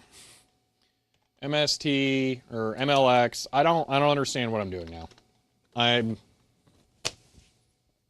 This is actually very frustrating.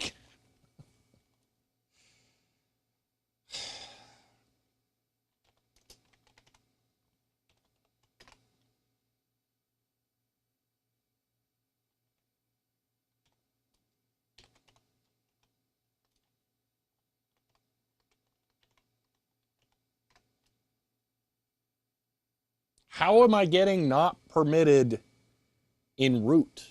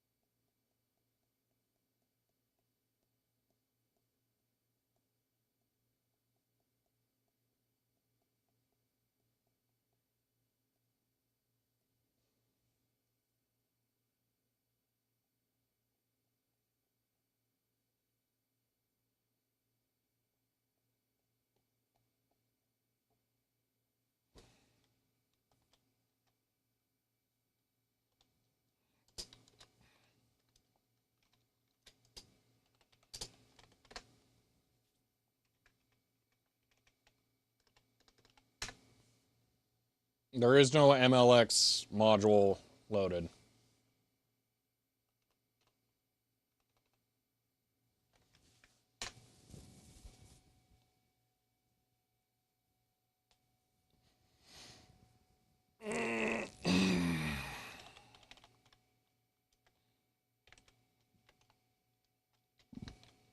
That has to be running.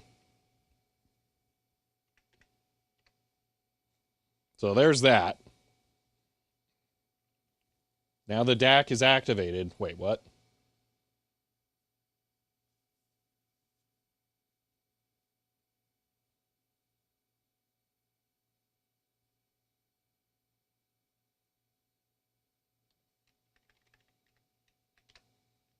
Still operation not permitted. MST start. Let's try that. Okay, it's not in this command history. MST start. Failure. Mod Pro module is not found.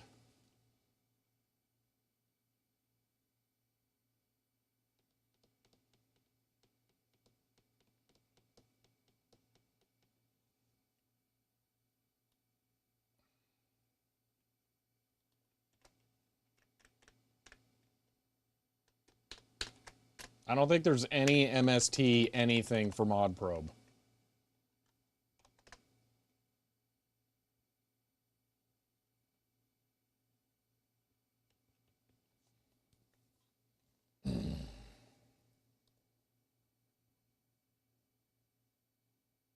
I know that I need to install it. I thought that was part of what I did, though, with the packages. So to be clear, it's possible I could do just like a generic apt install for some of this stuff.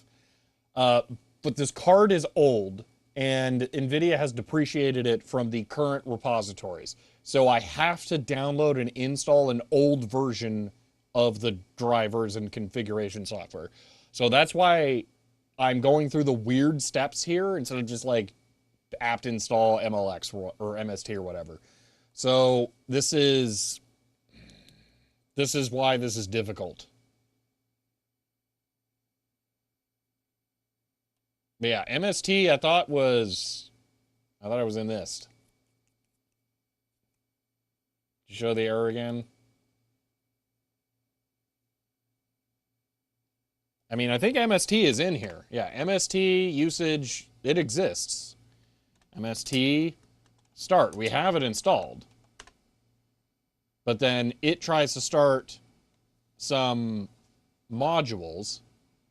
Anything in opt Mellanox, ls, opt. Some. That one there looks kind of interesting. I'm a little nervous about it, but it looks interesting.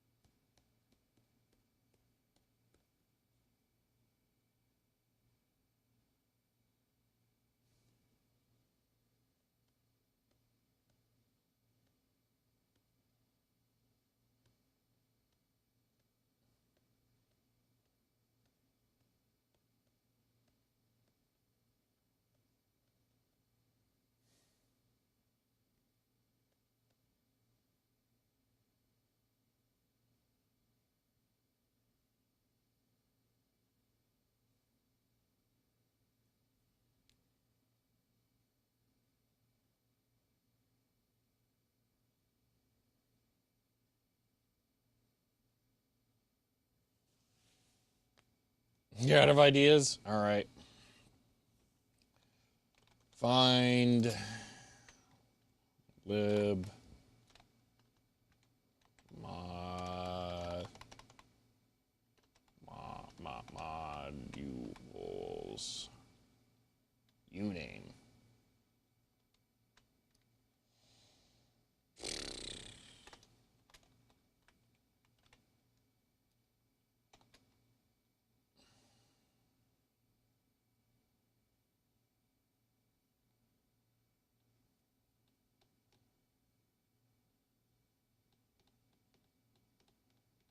Yeah, find is fine, but I don't know.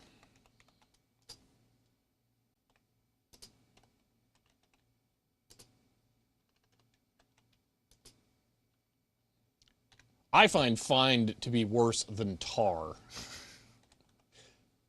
The XKCD comic is for tar, but I could run a valid tar command easily. Find, though, way more complicated. Oh, -R, my bad.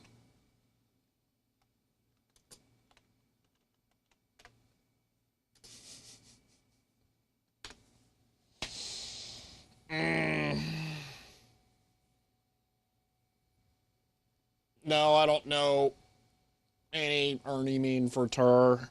Just no tar. Tar is very simple once you've memorized how it works. So you made MST worse?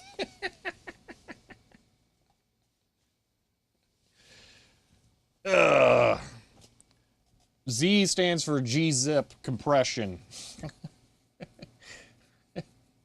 It's, yeah.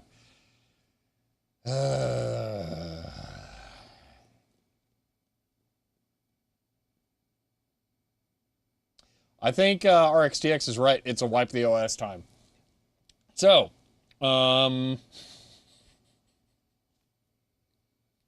cries. Here's what's going to happen. I am going to wipe the OS. Sunken cost, that's the thing. It's zero cost. Because these were free cards. They should, in theory, work, but they don't. Not live CD either. If I've ever learned one thing, never ever use a live CD for anything that involves installing software. Because if you have to do one single reboot, you've lost all of it. So, not to touch MLX4 again and dump the IB NICs. Yeah. So people would rather complain about having to memorize incantations, just understanding the command they're running it. Yeah, I don't know. Time is money, friend. It is, but you have the operator backwards when it comes to streaming this stuff. So I'm going to install 2004. Version of Ubuntu on here. I'm dealing with MLX5 now. Yeah. I'm going to try... I don't know what I'm going to do. This sucks. Time has run out. Yeah, that's the problem. Windows Vista. Yeah. Yeah, I'll try 2004. I might even go back to 1604, actually. I might get super lucky and the archive repos only have the old versions that work with this card. So that might be an option.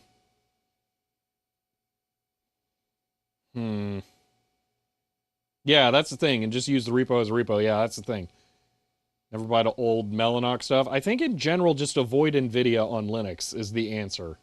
I think that's what to do. I have to use NVIDIA. I don't have to use these cards, but these cards are free. And I thought Mellanox was going to be easier. I hate all virtualization. There you go, that's it. I barely accept Docker.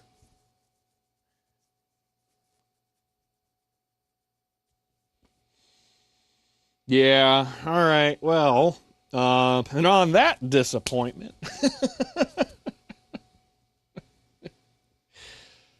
MLX, LFPASIC, let's use packages, it's all, yeah. Why no virtualization? Why virtualization? I'm not running $1 million company with many microservices. Just run the program. What does it matter?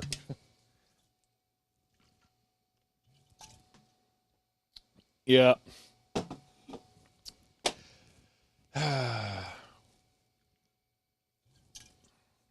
Dude, I can't believe the coffee lasted 4 hours. That's kind of ridiculous. Now, I must have been really distracted with agonizing nonsense.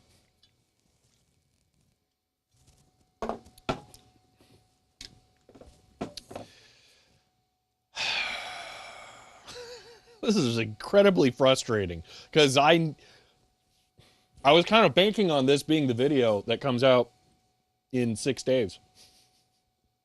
Not sure it's going to be at this point.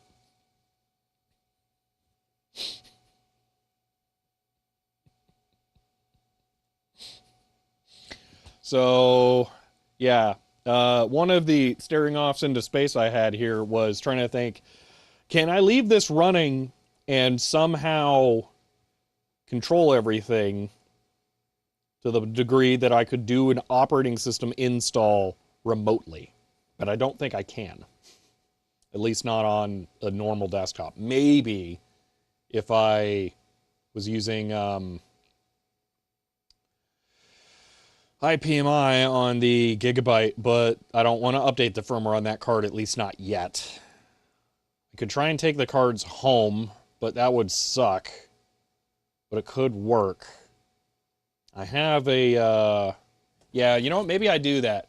Maybe I take the QSFP cards home, and I try and update the firmware on them on a standalone computer that I have there. I have just a Haswell i5 MATX board. Actually, it's not MATX, it's ITX. I hate it. And I can just pop the card in that and then put 2004 on there. Try and do that. So.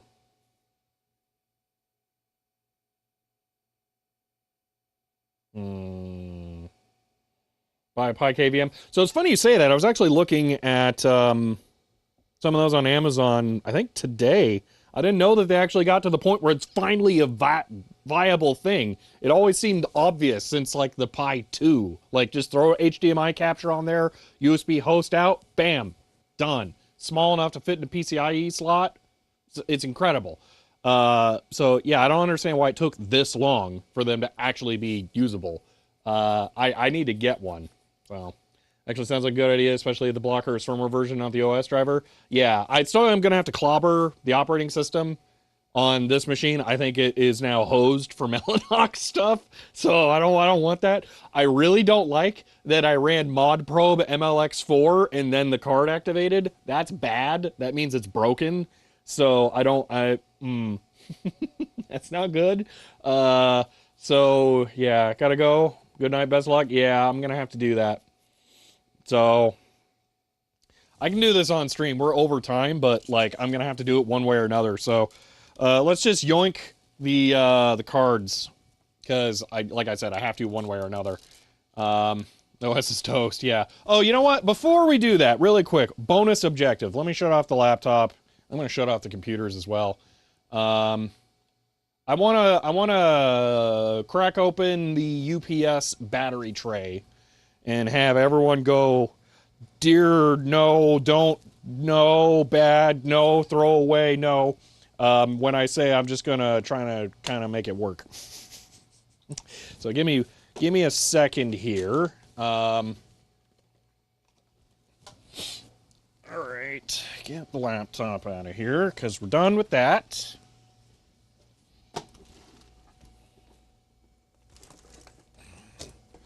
So I'm going to grab the UPS and then we'll yoink the Mellanox cards. Yeah. Oh. Yeah. Oh, I got to be careful with this thing. It can cut me. I know that because it has. I just lifted it in a really stupid way. And it may have cut me again. Let's find out. No, close, but no. All right. Lift with your knees, yeah. Okay. So this is a, you can think of it as a power bank for your computer. It is a 1500 watt UPS from APS and would have 4 SLA batteries in this tray. I have removed the SLA batteries because one of them leaked. So Yeah. The battery's already gone. They've been recycled. I took pictures of measurements and stuff. I think they're just type F terminal batteries. They're really not that special. It's not an UPS, that's an oops. Yeah. So the problem is, though, is it leaked and it kind of ruined one of the cables. I haven't assessed the cable too much yet, but I either have to just buy batteries or I have to buy a new battery tray, and you can't get battery trays without batteries. I really don't want to buy batteries with the tray because they're like $250. And then you're stuck with more lead acids. So much for sealed battery. I know, right? Okay, now, slide. Oh my gosh, how many screws do you need to put on this thing? They definitely don't want you having multiple of these batteries on a shelf and just like hot swapping them. Cables should be replaceable if you're DIY enough. Yeah. They're just kind of, maybe they're not that chunky. I just don't know how bad the corrosion is. So, get in here. You can see it there. I don't know, maybe that's not too bad. I might want to strip away some of the insulation and see how far up it goes. But it feels pretty secure. It's just, you know, not good. I guess that's probably the easiest one to replace because it's a single run straight to that. Maybe I could do that. I don't know. Let me try this first. Let me get a paper towel with some CLR on it. We'll wipe that off. See how bad it really is.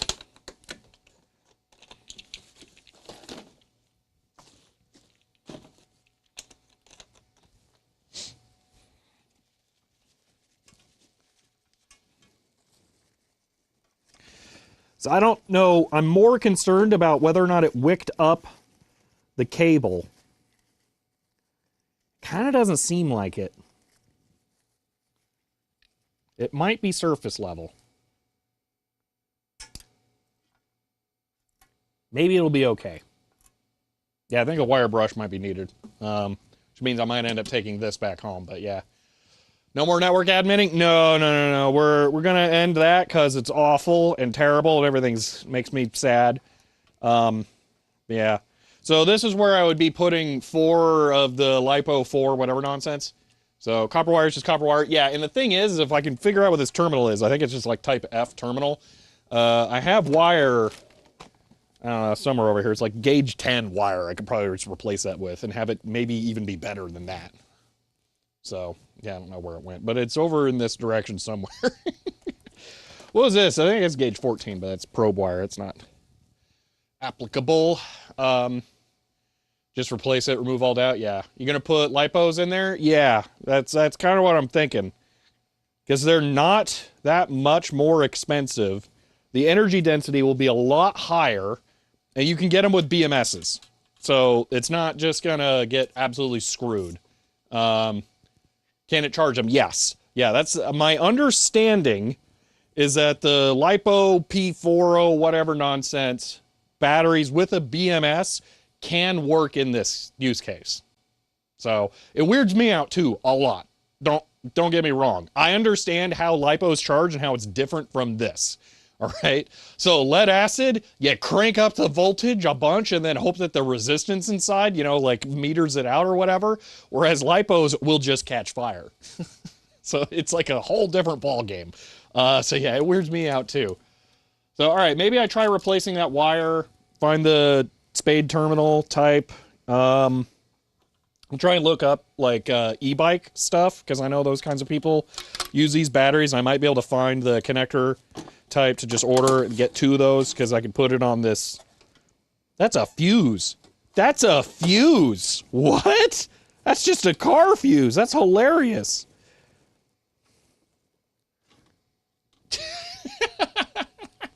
I thought it was like, oh, that's a thermal sensor. No, that's a fuse. Okay, sure, why not?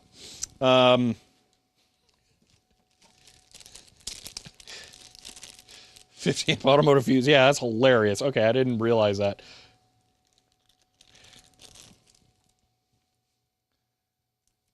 Yeah.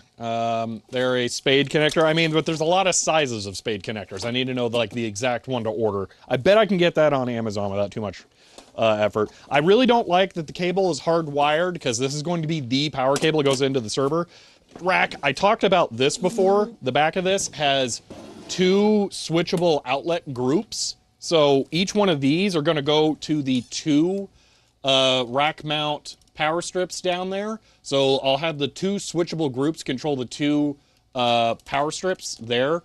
And then I'm going to connect the USB or the RS-232 ports. I haven't decided. Probably going to be that because let's just be honest, it's going to be easier to whatever that, I don't know, it's like MNT or something, management for UPS software exists out there that should make this like that. So yeah. Yeah, the planning, I have planned this obsessively. So yeah. Makes a LiPo refit for it. Nut. That might actually be it. I can't hear nut and not think of the processor for the HP Voyager series. So, sorry. Ben. Yeah, there might be a LiPo refit kit for it, but it will come with the tray and it will cost an exorbitant amount of money. Yeah. So I'm not really thrilled about trying to do that. All right, let's put this back. Maybe get a cable just because it really looked a lot easier than I thought. Or get the 2 connectors. I already have wire. It'll be black instead of red, but I'll just put like red shrink tubing or something on it to make it really obvious. Yeah, that's a way easier cable to replace than I realized initially. So I'm much happier with that. Get 4 LiPos, pop them in there. Okay, this, I have extra rack shelves. It's unfortunate. I'm missing what I believe, maybe some of you have actually used one of these or something.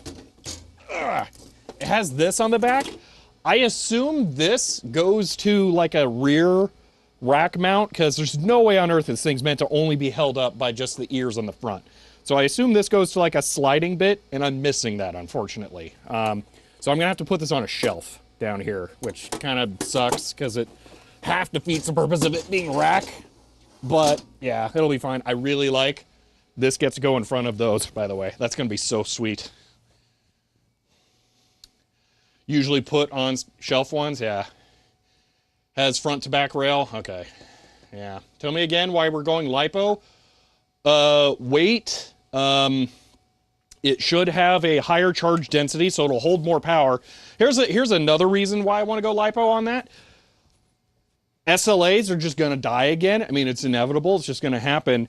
The LiPos are gonna die again too at some point, but I bet the LiPos are going to be a box full of 18650s, and when they die, I'll be able to replace them with better 18650s. That's what I'm thinking.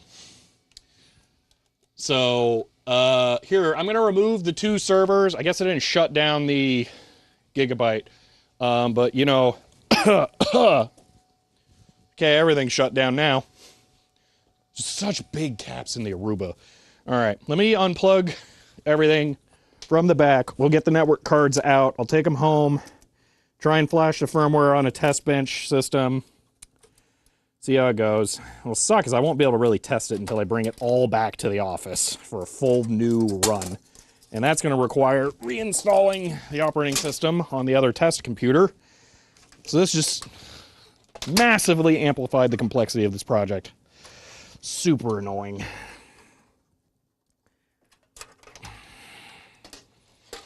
All right. I am really liking my cable setup back here, though. This is coming together well. All right, I'm going to pull the desktop chassis first. If they aren't potted, that would kind of suck. Cut out the middleman, just start with 18650s, but I need the BMS for managing them in that setup. Gonna reinstall the operating system off stream? Yes. I tried to install it twice off stream today. I did not mean to actually install it here. Some duct tape and a pinch of solder, new PBS battery. Yeah. Actually get those SLA replacement battery boxes empty on AliExpress. Ooh. With BMS? Because now you're speaking my language. Just start out with a bunch of nice Panasonic cells or something. going to make it cost like $400 to do, but, you know, then it won't suck. With BMS, oh, I might have to investigate that. It might, it's possible it could be cheaper too to do it that way. I don't know.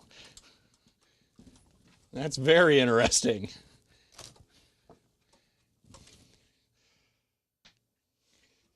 Link and TT Live. All right. Are you becoming on board with Team Lipo now? Okay, where did I put the screwdriver? I swear it was in my pocket. I hear my flashlight. You know, I'll just use a stubby one. Let's see, can you tell, is it 18650s? Is that what it takes? Snapshot, so you don't need to solve and crash the... What OS are you putting on this thing? This isn't going to actually be used in the long run. This was just to try and demonstrate this on stream. Possibly in an upcoming video as well. But the servers will run Kubuntu 2404. Because so far it seems like Resolve might actually work on, I think those use Wayland. So maybe it's viable.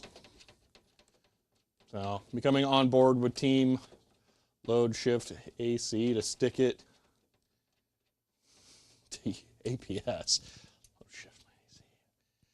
Oh, that's interesting. Okay, I see what you're saying now. It took me a moment. Yeah.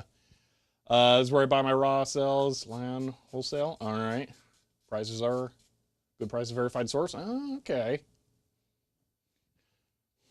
You know, you'd really like an EV that has home back charging then, DZAC. You could really stick it to them.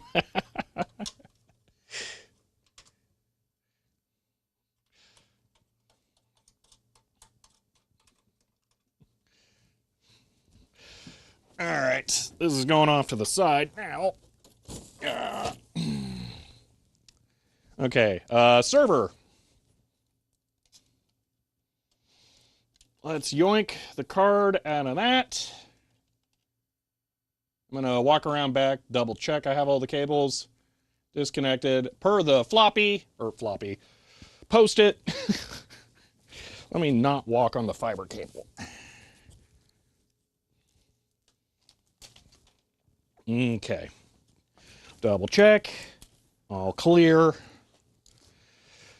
Yeah, the QSFP Plus cable is going to kind of suck in my idealized setup here because I will not be able to unplug it easily. So that'll be like the final thing that gets connected. You know, I didn't put this thing up here for cable management that you can't see right now. I put it up there because I thought I was going to mount my phone to this for video recording. All right.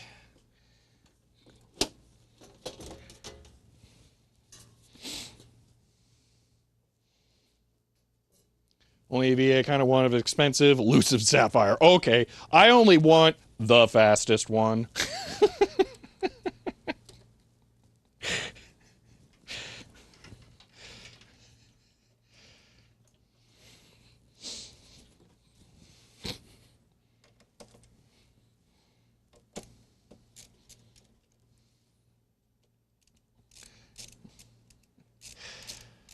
EV Kai truck? Ooh, that would be kind of cool. That was probably done a bunch in lead acid in the early 2000s, I bet. It'd be kind of optimal for that, kind of like the Ford Rangers. All right, go with that. So for those of you who may not have seen this, this is a real NVMe server. These are just breakout cards that go to cables up front to pass the PCIe lanes to the front, where U.2 drives will plug in. So I'm extremely limited on how many cards I can put back here. I'm already sacrificing 2 slots for this GPU, kind of. It's really only 1 slot.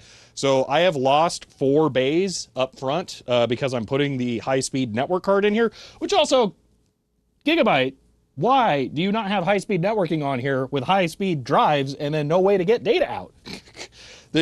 it's impossible. I mean, I guess if you didn't have the GPU, maybe that would be the one other card you could put in here, but it should have had onboard like 10 gig at minimum. I may not have even bothered with the 40 gig stuff then if that was the case. But yeah, it's kind of ridiculous. Anyway, that's what this server is and why I have such a weird setup for that. So, all right, there we are. Let me screw that into the front. Is that an OCP slot? It's being used for more drive connection. So it has more of this bay here is connected to the OCP card. So yeah, nothing I can do.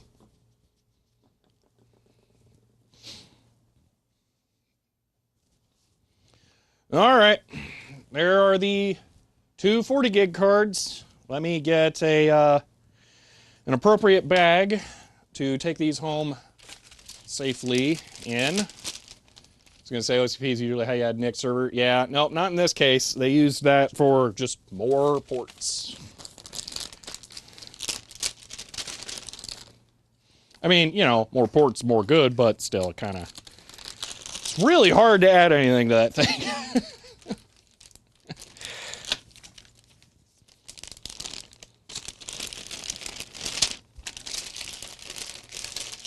All right. So I will take these home. I will reflash them, hopefully. See how it goes. You know what? I should take one of these, one of the DAC cables, and the unused QNAP home as well. That way I can actually verify they can connect to the network. Because I don't have any SSP Plus stuff at home until this is all done. So I'm going to take my brand new 10 gig cable, this thing. I won't be able to run both at once because the computer they're going in is just going to be different. So need to order some ESD bags. Pro tip, just save every single one you ever touch. You order some from DigiKey, keep all those blue bags. They're pretty ESD safe. They're close enough. You get a random thing from Amazon, you know, like a USB 3.0 card or something, comes in an ESD bag. Save that, you know, just that kind of thing. So, some customer wanted it that way. It's usually how these SKUs get made. Oh, I was going to say OCP is usually how to add NICs. Supermicro's current problems, it might be coming down in price. I don't know. So, yeah. All right. I think that's it. Take this pile home. Actually, this and some stuff over there, too, I need to remember. And the iOD. Okay, well, yay, hoarding. It's not that bad. Somewhere around here under the totally not piles of garbage. I had a lot of boxes come in. There's just packing material all over. It's very frustrating. Anyway, I will have to come in and spend a day just like cleaning. It's going to be blah. But I'm going to wait for the rack to get out of here because there's going to be so much cleaning because of the rack. Shut the drawer. That's not physically possible. And again, I'm just going to open it because I don't go under there. Why close the drawer? It's just pointless. It's not because it's like, oh, it's so full. It's just like, why? Why bother? No wonder this isn't working. It's not plugged into the computer. Keep trying to like wiggle the mouse. Like, where's the cursor? It's not plugged in. All right, wait for the new lease where you sign or might be wasted effort. Just don't even get me started. Don't even get me started. Oh, all right, retry connecting to the server so that I can end the stream. All right. Put two cards in one computer, do that cable transfer between the NICs. I don't have, the computer that I'm going to use to try and update the firmwares, I believe only has one PCIe slot. I cannot use that 6-inch cable outside of a rack.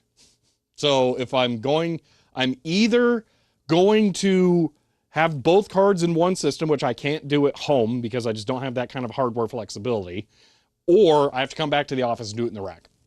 So it's going to be in the rack. Already 22 minutes, might get started? Yeah, no. All right, let's wrap it up. It's outro time. Well, thank you all for being here on this actually pretty frustrating stream. We did two things, okay? Two things. We set the computer back to the default BIOS so that it would actually boot. I reinstalled the operating system, and that's it. The only other thing I did was just copy the configuration from yesterday onto this machine. Dude, yesterday was so productive, so great. That was fantastic. And then today was just nosedive into the ground terrible. Actually, I made 3 cables. I did 2 more before the stream. It was a very productive day in cable making. Anyway, all right, that's gonna be it for today. So if you all enjoyed this stream, you may want to follow to be notified when I go live again next. If you want to help support the channel, you can find me on Patreon or get a shirt like this one. But that's gonna be it for now, and I will see you all next time.